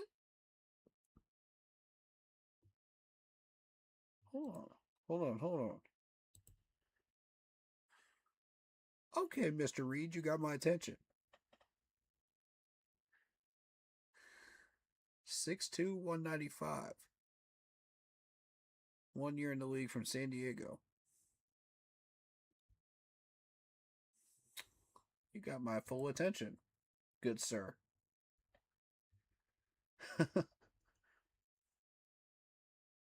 I'm gonna keep an eye on you. Let's see how you do in the next couple weeks. I'm gonna watch you during Fan Day too. Let's see how you do at FanFest. That caught my attention right away, right there.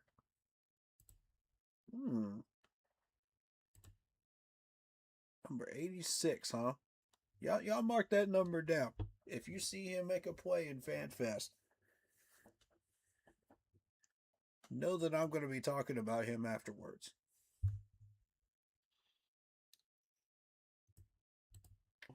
Let's continue. Tater, Carl Smith is here as one of our senior offensive advisors, and he said, you know, a receiver is good. When you throw it, they catch it, and he does. So he makes the play. Interesting. Whether somebody's close to him or he's got space, he's got an ability to bend, get out of his breaks either way. So he's given him a great chance to compete to make this roster with a lot of other guys, and so I'm proud of just seeing where he's at right now. Wow. Okay, that's high praise. That is high praise for Mr. Reed there. Okay. Very interesting. I'm gonna bring his name up right before the Hall of Fame game to the preview stream of Blitz. Let's see where his progress is by the time we do that. When you go to pads, what do you want to see out of Jonathan Brooks? Really just, nothing different than what he's doing now. Is stay on your track in the run game, be on top of your protections. We're not telling guys to go to the ground. Once you get in pads, it gets more physical. Those types of things, the trip up might happen. You get knocked off balance, so go to the ground and really just to kind of get that contact adaptation. It's not just about taking the hits and absorbing, but it's also about hitting the ground and just feeling your legs and getting comfortable with that. So just, encouraging him to be confident, play fast, and all the rest of it in his time will come back. He's been playing the position for a long time. Just to confirm, when will you go to pads? I believe it's Tuesday. What are you seeing from Monroe on the right side now that he's had a couple days to know that's kind of his role, and how did the stuff over there in the spring?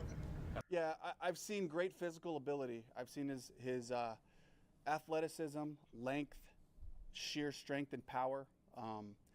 He's gotten really strong, especially this summer too. He spent a lot of time on that, so I've really seen him. He's got all the tools to do an excellent job over there. Now it's just about getting comfortable on the right side, getting your sets right, getting your targets right in the run game. And that's the part that's been up and down a little bit for him. If he'd be up here telling you the same thing. There's stuff that he wants to work on. And again, just getting challenged by, Jalen Phillips every day over there on the right side. And, Pat Jones flips over, Princely, these guys challenging him and bringing out the best. That's one of the parts of competition is when guys are going against each other and challenging each other, it shows kind of the holes in your game and the techniques you need to work on. It's exactly what we need, and that's what Monroe's getting right now. With Monroe in that regard, does that even become more apparent that some of the things he needs to work on as you transition to pads? Probably will. Now, I will say this. The transition from being in just jerseys or a spider to pads, there's more of a surface for the offensive lineman to grab onto. So it's actually kind of to the offensive line's advantage once you do get to pads, and that's where also just with these first couple of days, while we're taking in all the information, and it's so important, we don't want to make any judgments about any of our guys, whether it's a pass rusher or a pass protector, even outside at receiver, in DB.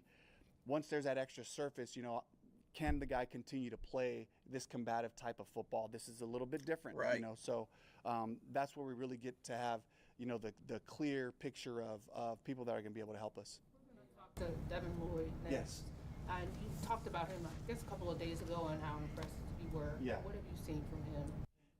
Yeah, just a pro's pro, the way that he prepares, the way he takes care of his body. He's the guy you have to pull back because he's going to want to do more. Loves to be in the gym, in the weight room, working on his body, aqua therapy, whatever it is, massage, different. He's got his whole plan figured out.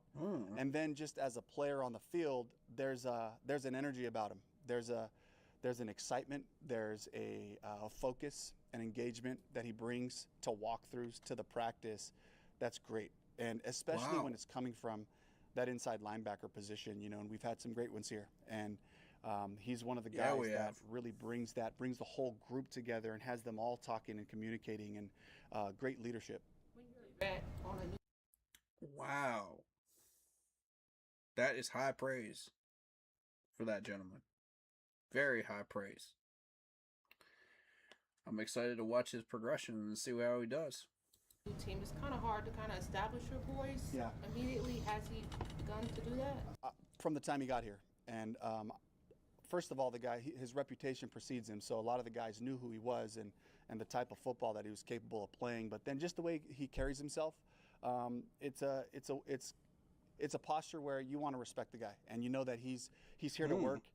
He's here to do it together with the guys, and I know they can see that, and he fits right into a lot of the guys we have here already. And so really it was an immediate impact. But now that we're back at camp and the guys are excited about the season coming up and all that, it's just a daily reminder for all of them guys. We got to be on it, and that's the type of urgency you got to have.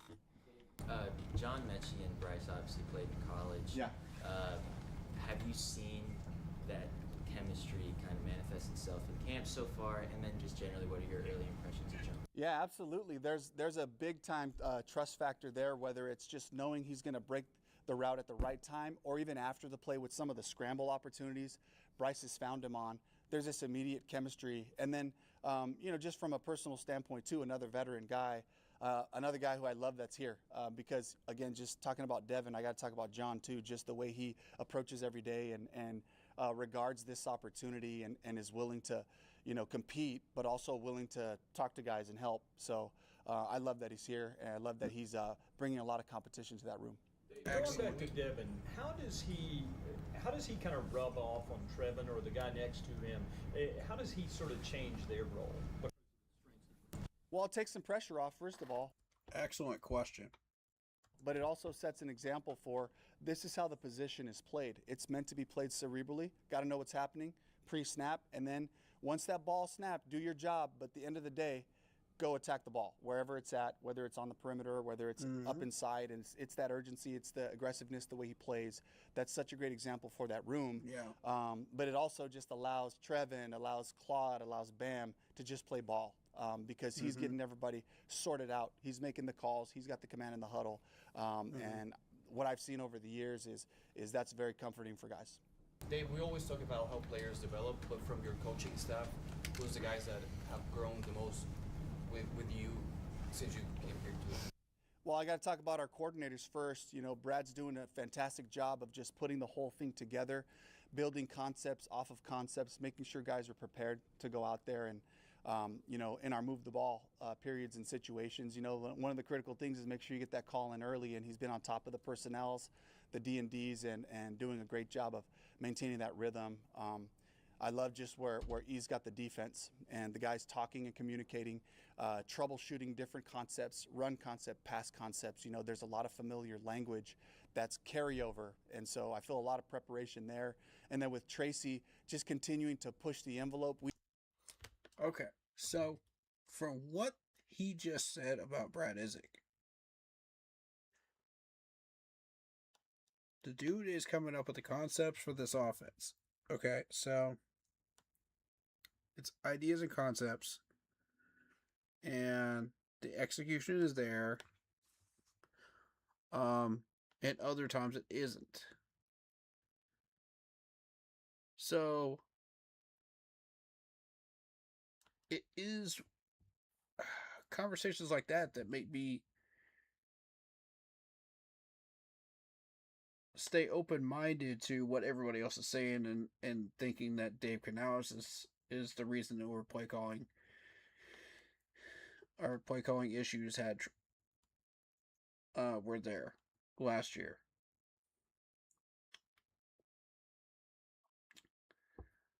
That was a word salad. But yeah. Those are the types of statements that keep me open-minded, though. So I see where everybody's getting the ideas, of this. I see the argument, guys. I do.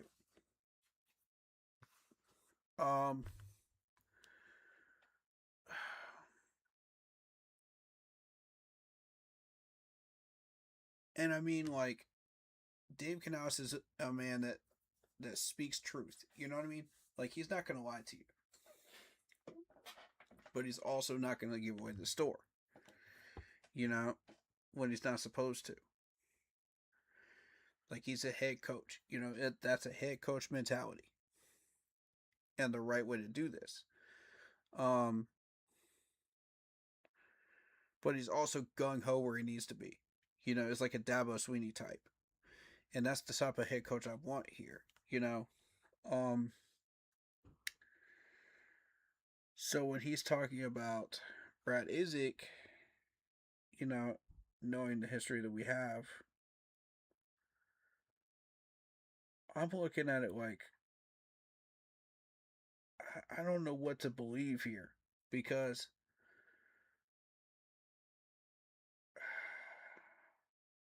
I'm at that point where, okay, let's just watch the first 4 games of the regular season and we'll see from there. You know what I mean? We'll revisit the conversation at that point. Based on what we've heard and based on what we know. So, that's where I'm at. Maybe other people are going to disagree with that. I don't know. We do some things different in some of our phases than a lot of teams, and I love that. It keeps the guys engaged. And, there's a point where when you start to master the basics and the core of what you're doing, it's so important that we push our guys and we throw new concepts at them, throw different ways to cover kicks, to return kicks. It keeps them interested in it, and it's fun and challenging at the same time. So he's done a great job of just, bringing that unit together. So it's really just all 3 phases. The level of comfortability that I have with these guys that we've been working with together to build, here's how we play, and then here's what we do. And we've captured all those things at this point right now. And the challenge for us is, can we make sure that shows up every single day? And that's always where I'll be pushing them. Right. Consistency. Dan, I don't think we've asked you about the thought of perhaps bringing in a 4th quarterback sometime between now and middle of August. Yeah, I mean, it's always on our radar. We're looking for how we can make that fit in. As we all know, we have a number of guys that we're counting on to come back to us in short order. And then there's a couple of guys that'll be back further down in the future. But because of those guys, they all count towards our 90-man roster. It makes it really challenging to carry 4 quarterbacks when we have depth concerns at some other positions, just to throw a practice. So we have to keep that in mind, but we're always looking. We're always looking at all the different positions because we have to be ready. When this is or that's kind of show up throughout camp, we got to be ready to pivot and bring people in. Right. Questions? Everybody good? We good? Thank you, Coach. All right, thank you. Alrighty. That's that.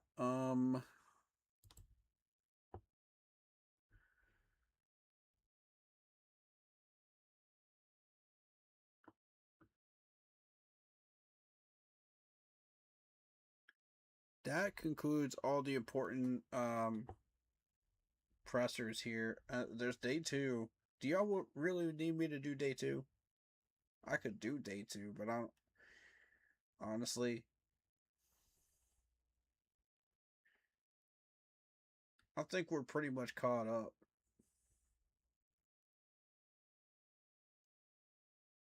I don't want to push the stream too much. You know what I mean?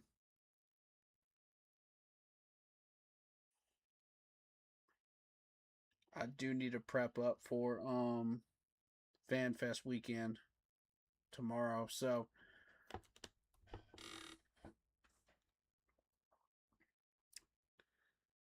okay, so they did interviews on both of these players. Interesting.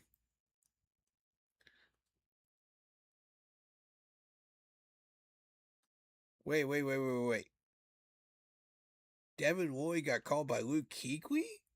Hold up.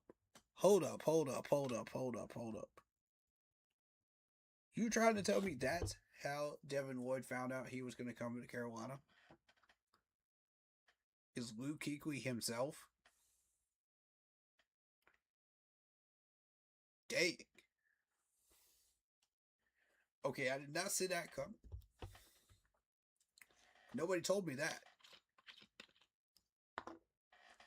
See, nobody told me that now. Y'all got to be on your A game and tell me stuff like that. That's interesting right there. It might be little things like that that are way bigger than you think they are. That's wow. That's basically Luke saying, "Yeah, I'm signing off on this dude is the next big thing here in Carolina." Oh, wow. Okay. Okay, we do have the trailer if we have a jar. Oh God, Brad Isaac got put into a presser. Here we go. Let's see what damage this dude does. Oh God, I'm really not looking forward to this. Yeah, just excited to be back in front of you guys. Excited to be back in the building, going against the defense yesterday for the first time. Got a nice little splash of weather to kick things off. It's fun, you know. You spend all this time with coaches, seeing how creative we can get, how much we can press into the film and research and development. But to get back on the grass, there's nothing like it, and incorporate some new faces. Really at every level of our offense. Has been a fun challenge for all of us to remind us to start at square one and make sure that, you know, they're getting all the teaching that our guys have gotten the past year or two. So really excited about the progress of our group, and we're going to continue to press forward. Thanks, Coach. Yep. Let's kick things off with Mike Kay, followed by Jeff Hawkins. Hey, Here we Brad, go. good morning. Good morning. Am I the only person that's nervous about this? With Brad Isaac, if you've seen this man on a podium, oh Lordy, here we go. Y'all in for it today. I know you're taking on a role that's different than what you've had over the last couple of years, but what have you noticed about what Dave's been able to do differently since you took on primary play calling? Yeah, I think the big thing when you're out at practice, you notice, like, he can go ahead and step away from it and see the big picture of what's happening. I think in 2 Minute is a great example where he's driving kind of the scenario that he wants to hit while he doesn't have to focus on the next play call. So he might, you know, sometimes when you're running drills, like situational drills, you throw a little penalty in there, or you say, hey, he didn't catch that. Like, let's run that back, just to kind of throw a screwball at both the play caller and also the offense, so they can kind of have to react to scenarios that happened yesterday. That's great Bro, you're reps saying too much. for me as a play caller, but that's also great reps for everybody to hit a hard reset, react to a situation. That's real live football. And Stop telling people what we are doing with our drills, Brad. Bro, come on, man. You ain't learned a doggone thing this offseason, have you? Like, nobody needs that example. Nobody needs that example. Just answer the question, homie. You're not learning anything. And for Dave to be able to take a step back and kind of incorporate those things into practice, the uncontrolled variables, that's made possible for him, you know, in this new kind of context. And then you have two rookie offensive linemen who are competing for starting spots at two pretty important positions, left tackle and center. How would you feel about having one or two rookies on the line as a play caller, but also as somebody who is kind of stewarding this offense? Yeah, I think we'll kind of let that fall as it comes. I think the guys are doing a great job of pouring into the details of learning our words and our communication. We also having Fortner here, having Rasheed Walker, some vets that we signed to push the envelope there in the competition. It's been good for everybody. So I'll never put the cart before the horse. We never really want to label anyone a rookie as far as you go back to last year and you have T-Mac. Bro, you label them as rookies because they are rookies, Brad. This dude right here.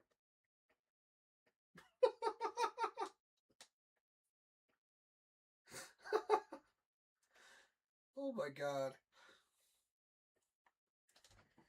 I knew exactly what I was getting myself into with this presser, but oh my God. Come on, bro. They're rookies. That's what you call them. They're rookies. You're not putting the cart before the horse or any of that nonsense. They're rookies.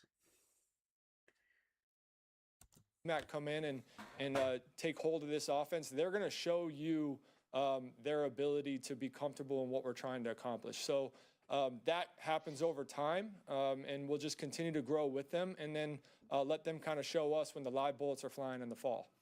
And then you guys added Chris Brazzell, who's kind of got that unique skill set where he can really take the top off the defense. How much does that open up things for you, especially as a play caller? Yeah, it's fun, man. I mean, it's pretty obvious when you have a guy who's not only fast, but a longer athlete like Chris that really stretches the safeties. It makes them hesitate for one more second on driving anything intermediate and underneath. And then for the run game, used to laugh when we were in Tampa and Stop right there. Stop right there. You have answered the question. Stop. At this point. Like, that's the answer he's looking for. Thank you. Move on. Next question. You don't need the extra, like, da-da-da-da-da, when we were in Tampa, da-da-da-da-da. You don't need all that. They don't want to hear all that. None of us want to hear all that. Bruh. This is the stuff, man. Oh my God. Right? Is it cannot handle a presser for anything. Same thing last year, when our receivers are rolling, some of the best blocking you can do is inviting cloud coverage. So, see, we don't. You're giving away too much information. It's too much information. You're over-explaining, bro. When you have a guy that can take the top off, you're over-explaining. More times than not, those safeties have to honor it by either clouding or holding shell to discourage the. See, most people don't understand what cloud and shell is unless you played Madden or unless you research this stuff and you actually understand this. Like, you are talking gibberish to some of these people. Bruh. Oh my God, this dude right here. What are we going to do with you, Brad? What are we going to do with you? God knows I love you to death, man, but you over-explain everything in a presser. Everything. It's too much, bro. It's too much. The deep pass. We had that with DK Metcalf when we were in Seattle. He's still we going. had that with Mike Evans when we were in Tampa. And then last year you get guys like Xavier and Jalen and T-Mac rolling on the outside. The safeties have to honor it. Bro, 30-minute conversation about one question. 30-minute conversation about one question, bro.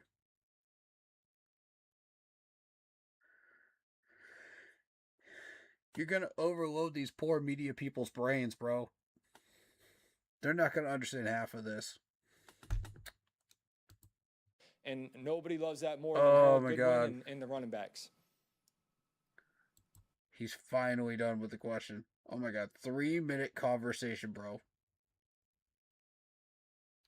just to answer one question. Oh, God. This is why you don't put him behind a microphone. This is exactly why. He's not wrong, but come on, man. Good morning.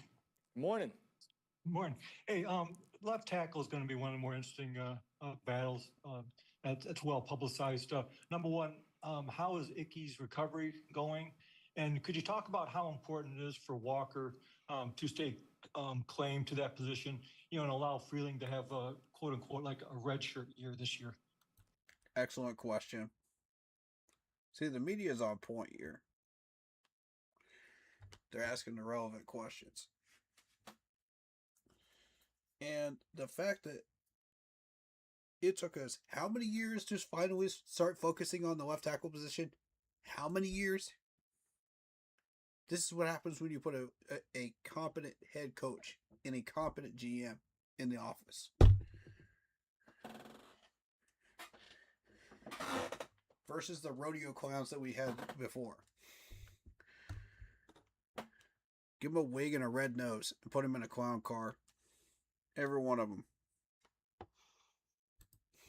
Yeah, well, again, we'll never label someone with a red shirt year. So we're just really. Why not? Why not? It's a part of. Bro. It's a part of NFL.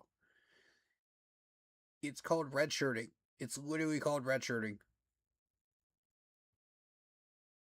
I can't with this dude. I can't. Dude, you could Google that and figure that out. Come on. Excited about the competition those guys have both bought into, and then we'll let it all play out as we go throughout the preseason. In regards to Icky, I can't commend him enough. Right when the season ended, this man's been in the building. He's been engaged in who we are as a culture. He's always present. So this is not a guy who is going through a rehab process on his own and is disconnected from the team. This guy loves the Carolina Panthers, and he loves what we're about, and he's a big part of that O-line room. I can't commend him enough for the heartbeat that he still is a big part of in that room and how he's attacking, this rehab. And I'm really excited to see, once he gets back on the field, just to see him be a part of, everything that he's invested in these first 2 years with us. So really just proud of Icky and how he's attacked this thing and the mentality he's had. And I know everybody else in that O-line feels it. In regards to the competition, we kind of already hit it with Mike, but these guys they're all chomping at the bit. And we're really excited about just truly being honest about, hey, you guys are all competing for starting spots. There's a lot of movement that can happen between now and week one. And we're going to let the production kind of prove who needs to be out there for us. I was unable to get out to. Finally, a question that he doesn't spend 30 minutes answering. Because there's not really any substance to answer with. It's just the offensive line battles. That's really it. OTA yesterday, I wasn't able to see, but is there a plan to work Freeling in at right tackle as well as left tackle throughout the summer? Yeah, we got him in at right a little bit yesterday. He worked both. And I think cross-training for all our guys is invaluable. Not only does it give us... I agree. Well, last year, I think we had like 12 units play. So we have a lot of different mixtures as you go throughout the season. A lot of uncontrolled variables pop up where you got to play guys at different spots. And cross-training them just makes it a lot easier on our coaches to feel comfortable about having a slide guy, a guy from the left to the right or vice versa. So really, that's a big piece of who we are. And Joe Gilbert does a good job of making sure a guy's not pigeonholed at one spot to make sure that, as we go throughout the season, we're flexible enough to handle some of those uncontrolled variables. Good. Hey, thank you. Good luck. Yep, thanks. Scott Fowler, followed by Darren Gant. Hey, Brad. Morning, Thanks Scott. for doing this. How are you? Good. I wanted to ask you a couple of things. First was about both of your backup quarterbacks. I wondered if you could talk, about Pickett and about Will Greer, and who's, Panther fans remember from a long time ago, and now he's back. And just give me a sense of what you expect from both of them. Yeah, for one, they're professionals, right, with experience, and really excited to have their diversified opinion on things that we're presenting to them for the first time. So diversified opinion? Dude, we don't pay a quarterback for diversified opinions. We pay them to play football. Now, they can have their diversified opinions outside of football, you know, and in the meeting rooms and in the practice fields and all that. But once it comes to Sundays, we don't pay them for that. We pay them to play ball. Come on, Brad. Anytime you can bring somebody in and teach them the offense from square one, where they're bringing in a different... Is that what we had to do with Will Grier? Perspective, that's really valuable for us. And it's always different than bringing in a rookie who's trying to catch up with the tempo of the game. These guys have both played at this level for, you know, a couple of years plus now in different systems. So really, really love leaning on those guys. Hey, how did you guys present this in Dallas? How did you do this in Vegas or Pittsburgh with both him and Kenny Pickett? That's been really valuable for us. And then Bryce's continued growth and his voice in that room, he now gets to echo his thoughts, his growth with us the last 2 years onto those guys and saying, hey, this is where we've come to, and it kind of shows them the story of, you know, how we got to where we are today. So it's really fun to have vets in there, but they're also learning our offense for the first time. So just kind of combining that thing in that quarterback room allows for some really good dialogue. Diversified opinions. Okay. Yeah. So, about those diversified opinions when it comes to Will Grier. The dude just retired. And that's all you signed him for? Was, oh yeah, he's a professional, he has diversified opinions. Dude. There's like 30 different quarterbacks that are looking for a job right now that have diversified opinions, dude. That are just as professional as him. Not to mention Kyle Trask that we just signed recently. So you're trying to tell me you value Will Grier's experience and his diversified opinion over Kyle Trask's skills and skill set that he brought to the Florida Gators? And what he could potentially bring to the Carolina Panthers? Okay. All right. Carry on. Thank you. And I wondered if you could speak to Xavier Legette and what you hope for him this season. Yeah. First thing, just I mentioned it with Icky, but Xavier's attacked this offseason. He is focused. He's getting after it. He's taking care of his body, a complete transformation where he's really investing in himself, even away from the... So he's basically doing exactly what he's supposed to be doing. Thank you for that non-answered. Building, we can feel it, and I know he's going to attack this thing all the way through going into next year. We have so much confidence in him. He's playing fast right now. Just want to keep him right there, keep him confident in what he's doing, because he's inspiring the guys around him. And, you know, that's all we want. We want guys playing full tilt, playing with confidence, and Xavier's showing us that right now because of the work he put in on the front end. Thank you, Brad. Yep, thank you. Now, hold up. Show me one wide receiver that's not playing fast right now in this wide receiver room. Show me one. Everybody's playing fast. Basically, he's just saying, oh, he's doing what he's supposed to do in his offseason program. Duh, we know that. Tell us something we don't know. Is he training with Ocho Cinco? Is he training with Steve Smith? Is he doing certain things that are different from last year? Tell us something unique that he's doing. That's what I want to hear. That's what everybody wants to hear. We don't want to hear, oh, he's doing the basic necessity things. You know? And basic training program. Oh, he's a fast wide receiver. Yeah, we know that. Tell us something we don't know, bro. Like, you cannot handle pressers for anything, bro. Like, I just... Oh, my God. I'm losing brain cells listening to this dude, I swear to God.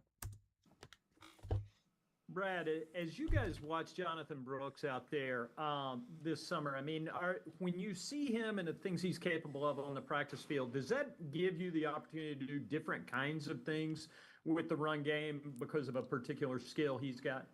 Relevant question. Yeah, but I think that's something you grow into as well. Like, you want to make sure JB's getting back comfortable with our schemes and all the things that he was doing in year one when he was healthy, because there's always a gap of, okay, I'm rehabbing, feeling great about my rehab. I'm No training examples, please. on air, and now I'm training in front of a defense. So as he progresses with his comfort and attacking with a defender in front of him, we'll continue to feed him and grow with the skill set he has. But absolutely, Jonathan Brooks is one of the, I mean, a couple of years ago, he's probably the most talented back coming out.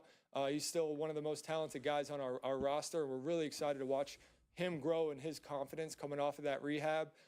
He looked great out there yesterday. He's attacking in everything he does. And then there'll just be continued dialogue with him of saying, hey, here's what we need out of you. Let us know, too, if there's other ways to feature your skill set. Because I love the two-way street from player to coach, from coach to player, to make sure that they're communicating with us. Like, you guys have ownership in this offense, too. I want to make sure we're highlighting everything that you do. Finally, an answer I can respect from this gentleman right here. Finally. That's probably the best answer I've heard all day. You didn't give away examples. You didn't give away the store. Oh, we're going to try draw plays. We're going to try ISO plays. You know, you didn't give examples. Thank you. Because nobody needs to know what we're planning. Game plan was. Thank you. Much better answer. That's much better. Use that as constructive criticism, buddy. That's to help you. Okay? To be better at this. That's a positive answer. You're welcome. How does he respond to that when you pull the reins back on him a little bit? Oh, he doesn't like it. Our guys are competitive. You know that room. It starts with Truba and JB. Those guys are like brothers. They push every single other guy in that room. They don't like to be pulled back. So that's the kind of the attitude that you want on your team. I told them yesterday, after we're coming off of ball handling, you guys set the tempo on how you finish runs. Even in a period where we're not doing live tackling, your burst down the field inspires the receivers to continue their blocks. It inspires the backside defensive backs to pursue, right? They are the glue, and us pulling them back will be just from, protecting them from themselves. But we love the attitude that they bring to our team. Yep. Bro, you We have spent time an extra for a few minute more. and a half answering Let's that go with question, Cassidy, bro. Come followed on, by man. Vashti. Here we go again. Hey, Brad, how's it going? Good, thanks. I know this is still May and early on, but when John Mechie came in, one of the pluses to that seemed to be, that familiarity with Bryce. How have you seen that kind of come alive already?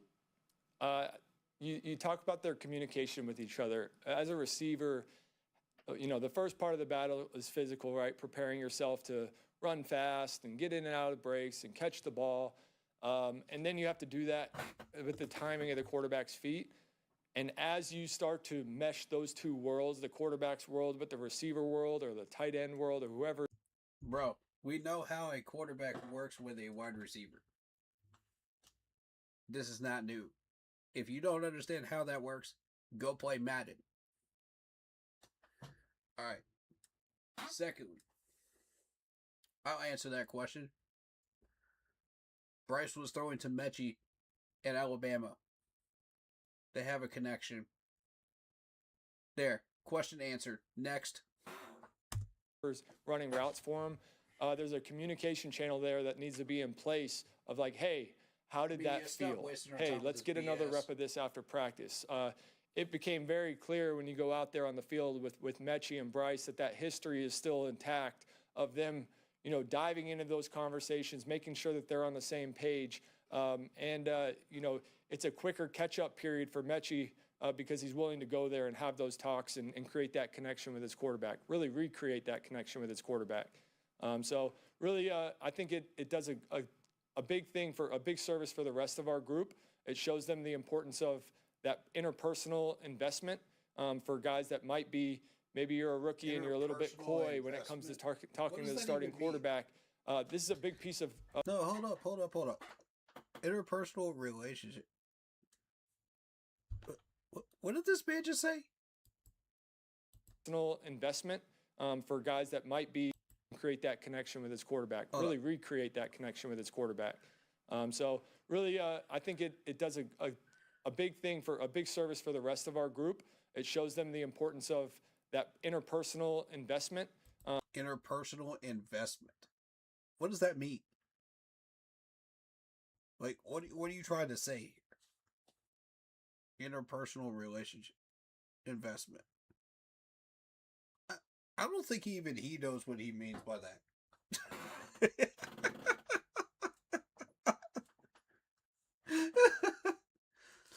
See, this is the foolishness I'm talking about right here. You're over-explaining, my dude. You're over-explaining. And you don't know how to shut your trap when you need to. There's certain answers I do like that you give, Brad, but at a certain point, you got to learn how to keep your trap shut. There's certain things you don't say on camera. Now you're just speaking gibberish. Nobody even understands what that means. Chat, what does he mean by that? What does he mean by that? Anybody got some type of opinion on what they think he meant by that? Interpersonal investment. What does that mean?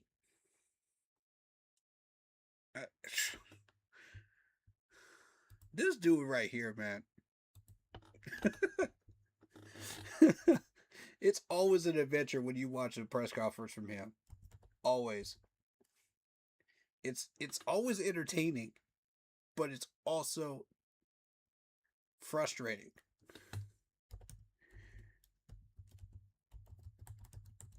Interpersonal there we go. All right.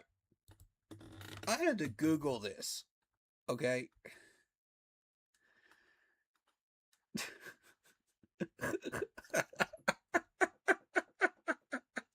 I had to Google this. My God, bro. That's how you know you're talking too much, my dude. An interpersonal relationship is an ongoing social connection, bond, or affiliation between two or more people. All right. Trust, respect, communication, empathy. Got you. All right.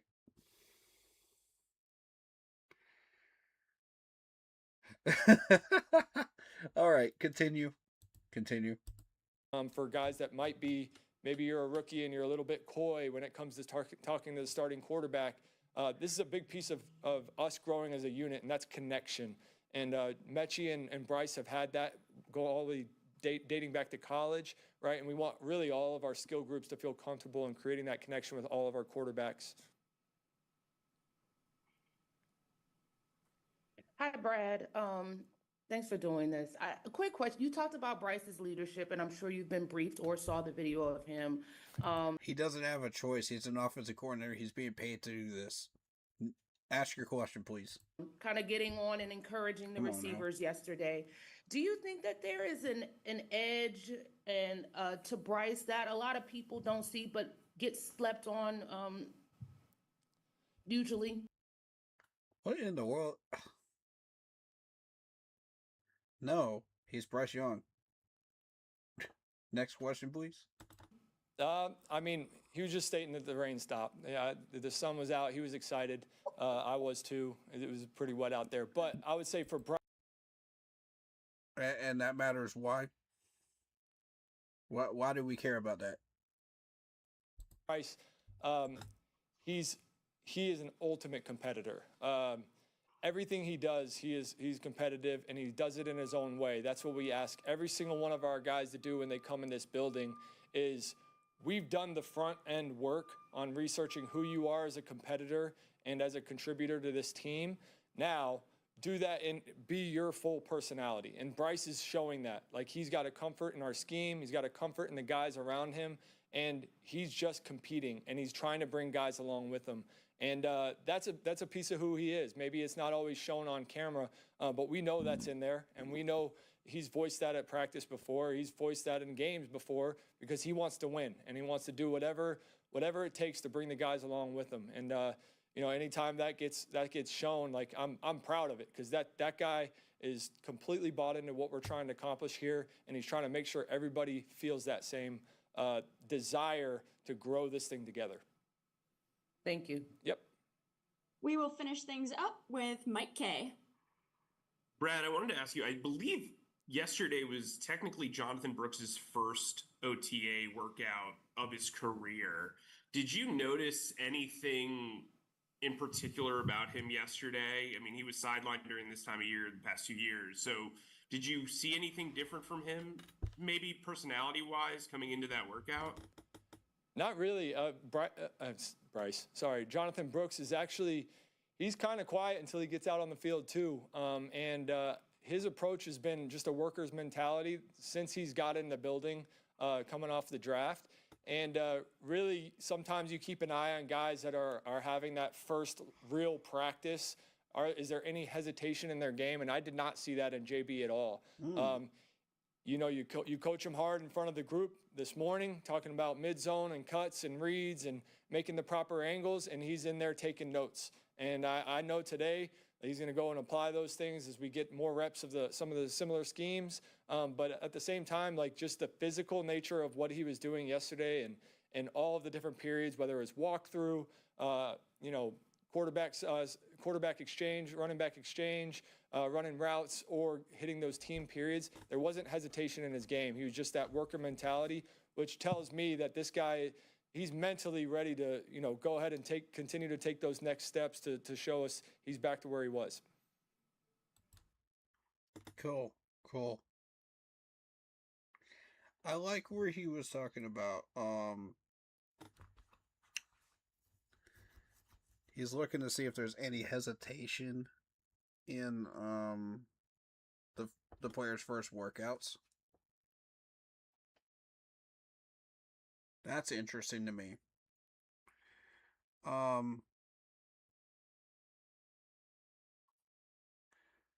think that is a big part of what coaching is right there, is just dealing with the new players and seeing like what would be the new what their personality is, learning them, and are they hesitating, are they determined, are they not screwing up?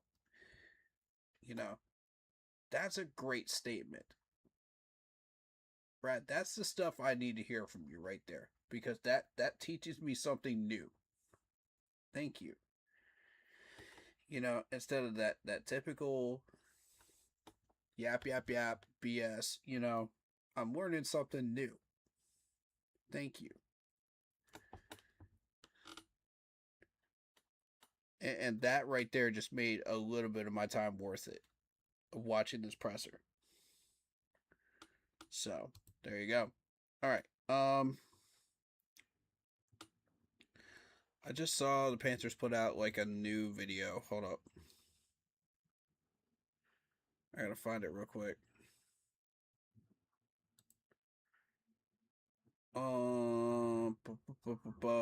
New video. What's out here? Just saw the notification. Hold up. A few minutes ago. Where is it?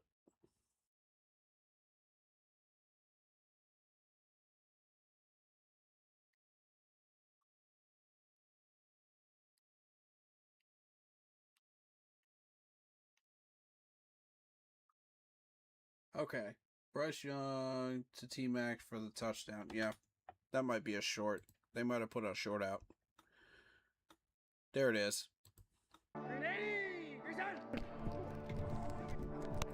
Okay. Look at the footwork. Look at his stance. That's good right there. That's what you want to see. And then look at the throw.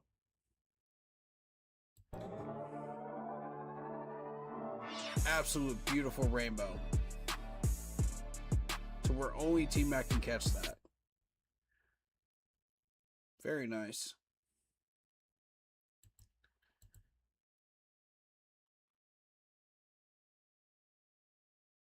I'm going to turn the sound off, but I want y'all to focus on like his Bryce Young's like progression through this throw.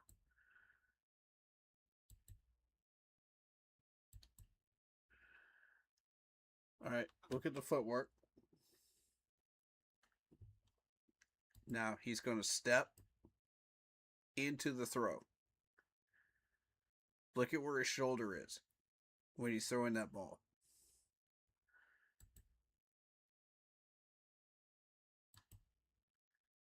And he knows that T-Mac can go to that level to catch the ball. Right there. About 2 inches off the ground. 2 to 3 feet off the ground. And have the defender, back here after T-Mac has gotten that extra step. So.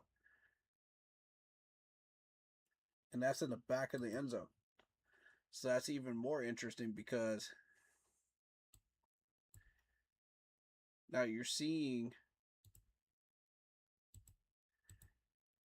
let me run it back because it's, okay.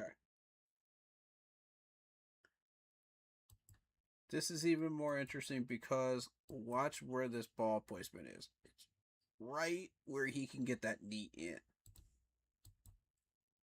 Right there. Look how close that is to the back of the end zone. Very interesting throw right there. Very nice, Bryce. A great catch, T-Mac. That's what we need more of right there. Show me more of that in camp.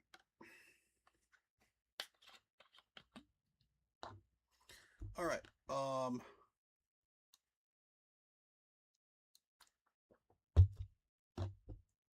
I got people blowing up my messenger right now. But that always happens when I'm live.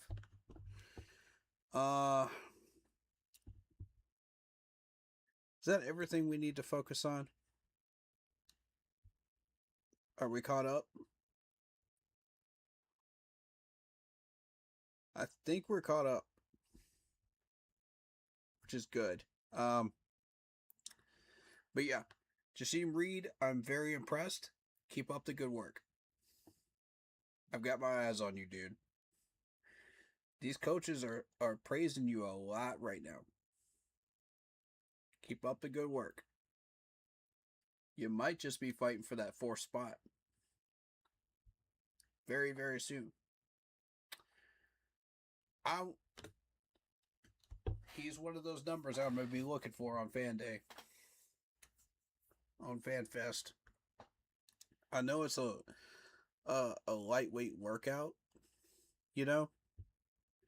for Fan Fest. And that's why I'm not expecting too much. But if they do decide to do like a full workout, for Fan Fest, for these guys, which I'm hoping they do, instead of just,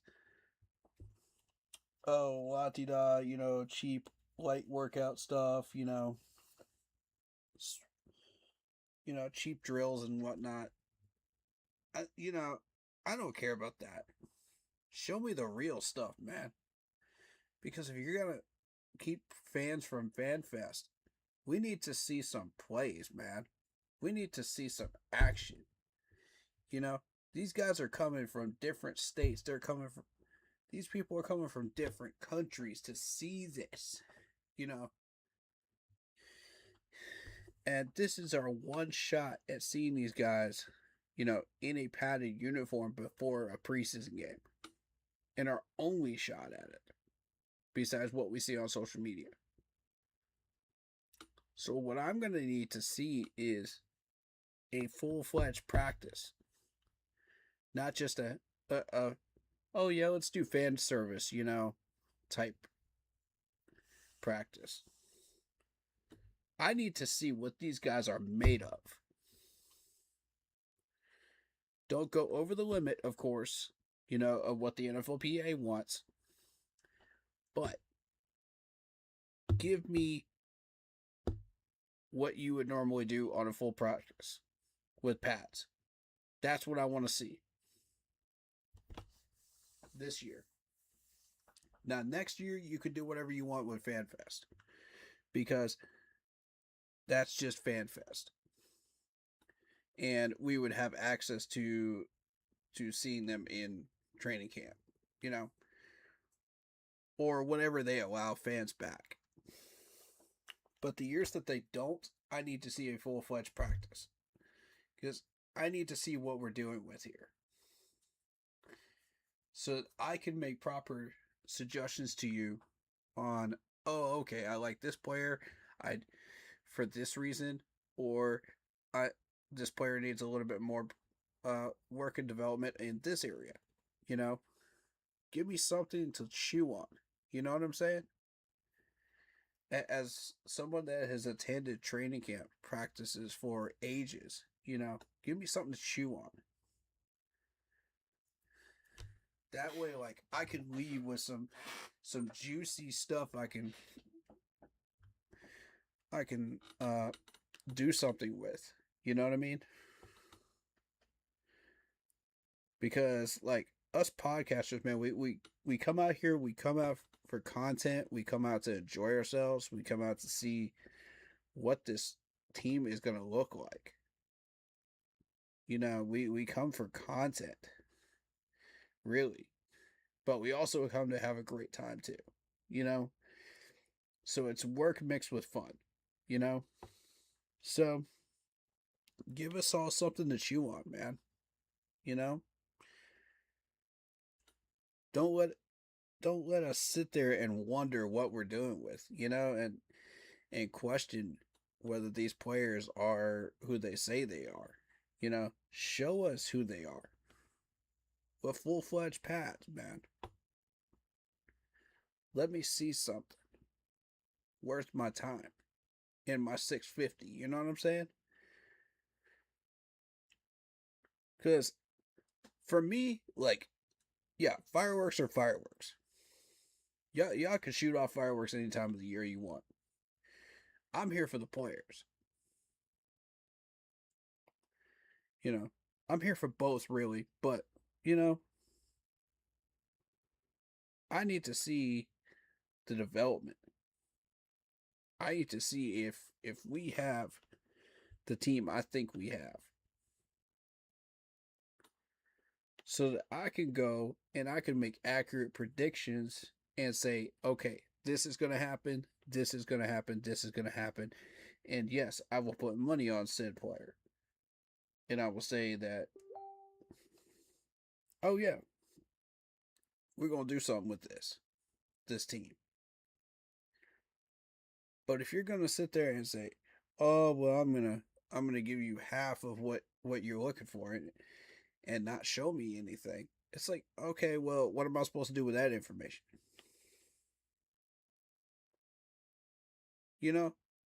What am I supposed to do with that? That's exactly why I got so freaking heated when they started. Nah, I'm not going. No, I'm not gonna go there, y'all. I'm not gonna go there. But my point is, man, show me something worth my time, please. I can go anywhere for some fireworks and some lasers and stuff like that. I go to concerts all the time. Thank you. Thank you for that. And that's awesome. But that's not what I'm here for.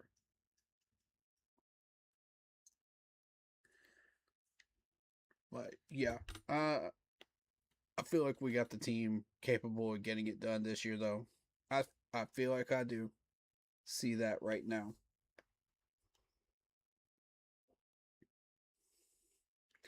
And players like this one right here, this is your time, man. Mr. Reed, this is your time. Shine like the diamond that you are, bro. Show me your talents. Show us all your talents. You know,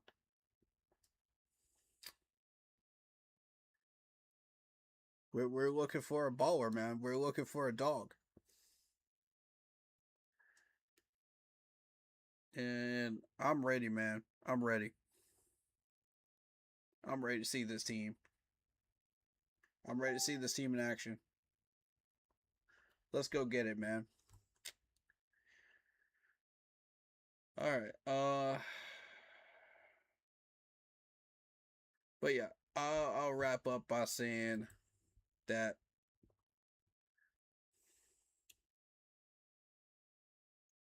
JC Horn, everybody pushing each other, everybody's feeling good in camp, we're looking good, man.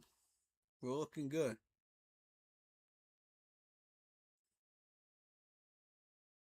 Competition breeds success. I like that. Jalen Phillips said competition breeds success. He's absolutely correct. That's what we need. So, with that in mind, I'm going to circle back to what Dan said. In his statement, with his interview with Tepper, and Dan Morgan, being the dog that he is, made the biggest statement of the year that everybody missed. He said, I'm willing to fire people to get this job done. I do not care. I'm willing to fire people. I'm like, my man, that's what we're looking for. That's the energy we're looking for. When you are that desperate and that hungry to get a trophy, that you will do anything you need to do in order to do it, that's the type of energy we need in Carolina. That's championship energy. Let me explain something else too. Because you look at Dabo Swinney when he fell off the table last year after winning all those ACT titles. What did this man do? He said, I'm going to fire a whole bunch of people off my staff. And I'm going to reset the whole thing. But I'm not going nowhere. Y'all want me to go somewhere else, but I'm not going nowhere. I want to keep winning trophies. So, I'm going to stay in.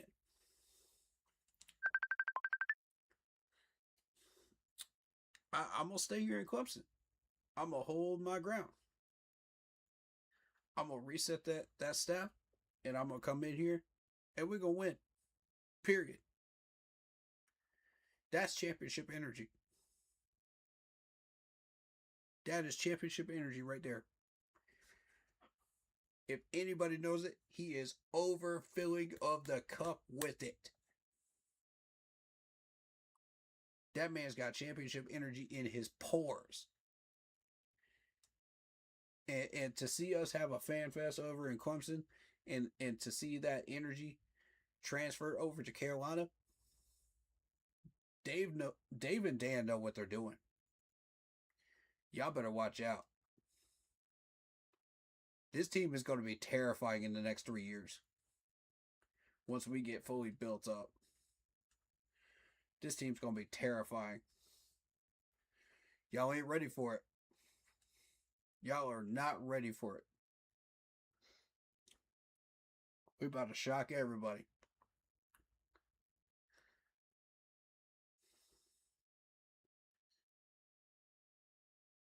So, let's circle back to this. If Dan is willing to fire whoever he needs to fire to get the job done, Brad, Dave, figure it out. Figure out how to get consistently on the same page offensive. Because if you can't figure out how to do it, Dan sure will. And he will not hesitate to fire y'all. And find somebody that will.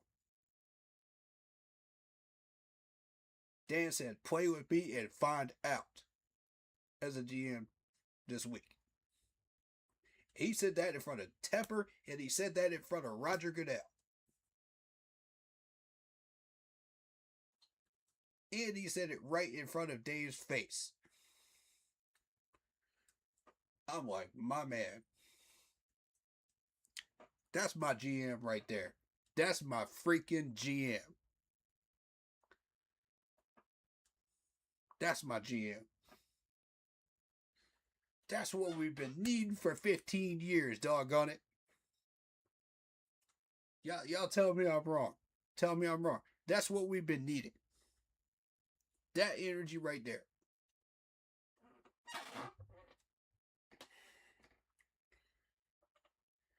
Dan Morgan said, I'm not playing with y'all no more.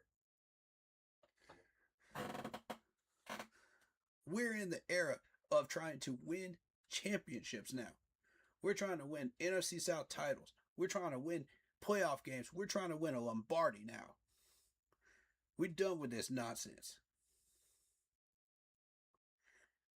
Put aside that childish garbage. And let's get serious with that statement right there. That's what he's trying to say to everybody.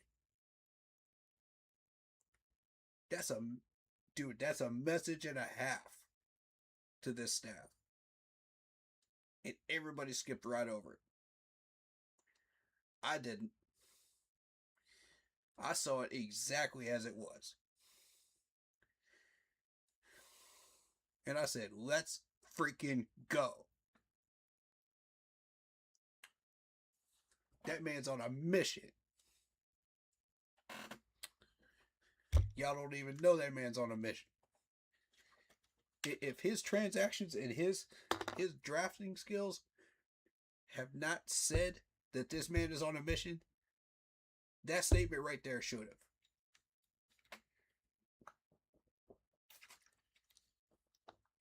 He has fulfilled everything he has said he was going to set out to do.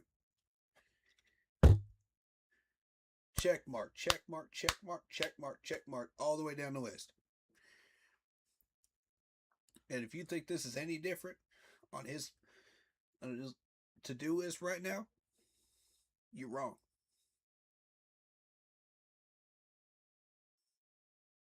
He's not playing. He will go through any obstacle to get that trophy to Charlotte. So my question is,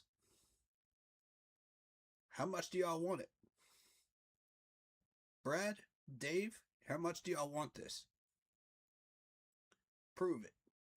Settle your differences. Get this offense straightened out. And let's start winning some games. We've got the talent. We've got the tools. We've got everything we need. Dan's breathing down your neck. Figure it out. This is not the year to play that game any longer. We're trying to win championships now. We're trying to win division titles now. It is time to go attack mode. He went full-fledged from defense mode to attack mode in one statement. As a whole franchise. Full-fledged.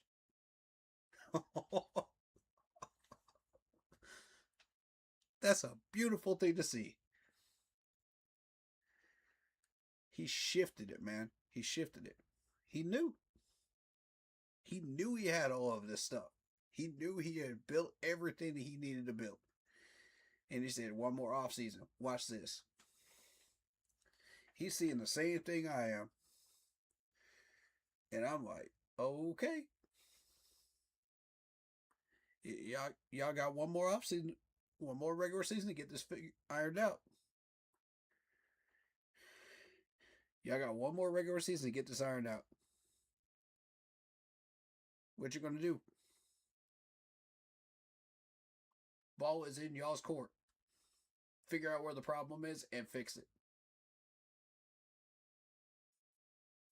That's what he's saying by that statement.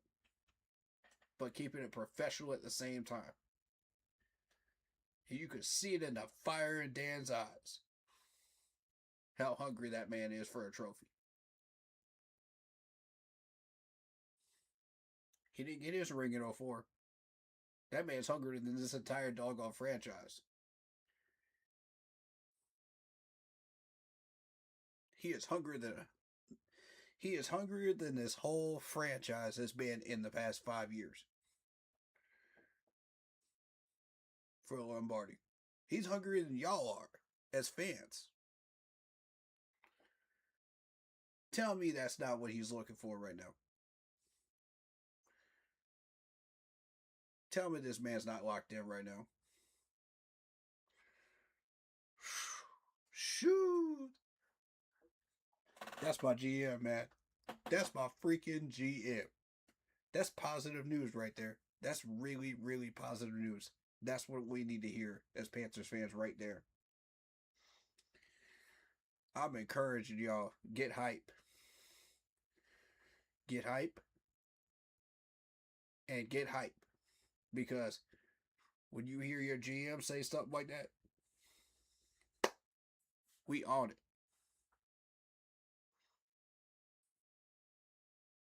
We on it, bro. We on it. We on it like Donkey Kong, man. Get ready. This is about to be a fun season. This is going to be a fun season. I'm looking forward to this one.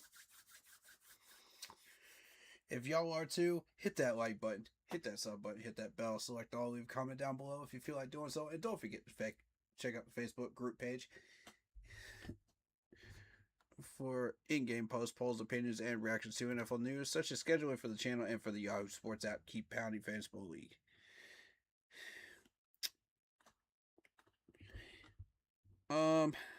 If you like the intro that you see on the screen, go check out Lindara Ty on Instagram using her last name first, Ty, Lindara, Lindara, for videos, panels, etc. to enhance your streaming experience as a content creator. Make sure to check out Vinny's Pizza out in Dirty Bird territory for the best pizza out in the Southeast. Don't just take my word for it. Try it yourself. And it is right next to the concert arena. So go check that out. Hard to miss. Go check out Monster Grub and Sub out in Spartanburg, South Carolina. Tasty subs. Owner's a Panthers fan. Tell him we said hi. Tell him we sent you. Pay for your subs, and he'll hook you up with something delicious. Alright. Shout out to Jeffrey Stamper. Shout out to Marcos Cash. Shout out to Stephen Matthews. Shout out to J-Rock.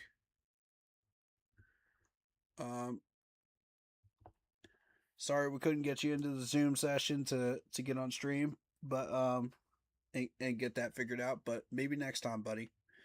But I'll be the next stream that you will see me do will either be a game stream tomorrow or a car stream on the way up to Charlotte on Friday. Friday.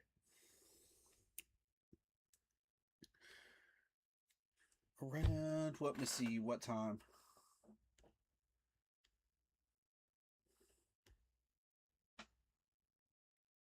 Let me see. Right, 11 to 1 o'clock on Friday. 11 a.m. So be ready for a stream around that time. I'll go ahead and schedule one as well. so you guys will be ready for that.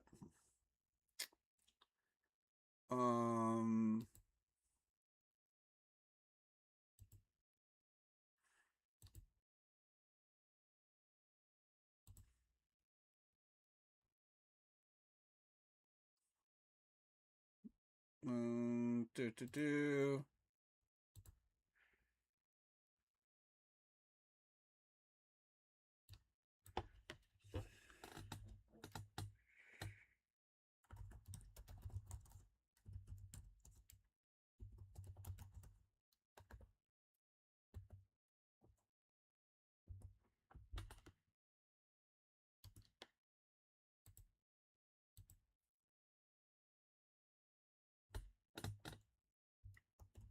It's a fan fest. Do do do do do.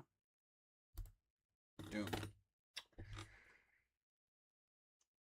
And scheduled. There you go.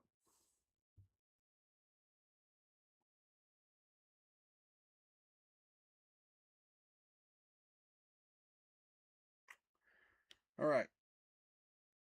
With that being said, shout out to all the other YouTubers out there.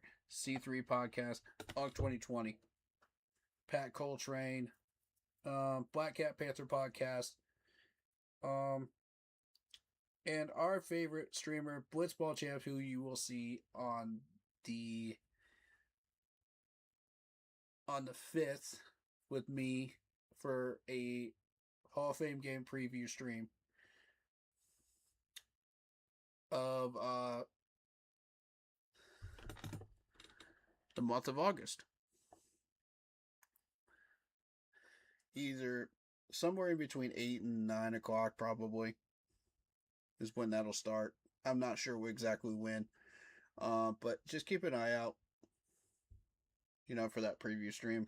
I'll be announcing it, and just have your alerts on. But thank you guys so much. We appreciate you guys. Hopefully you guys are having a great day and a great night, and enjoy the rest of your night.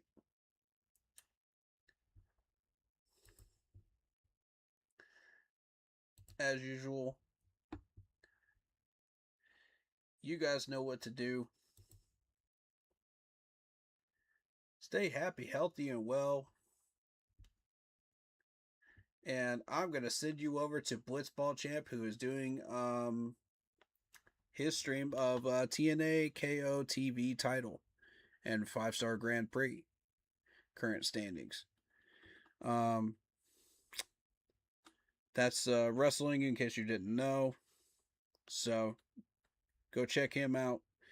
And if you want more Panthers content instead of gaming content, go check out Unk. He's live right now as well.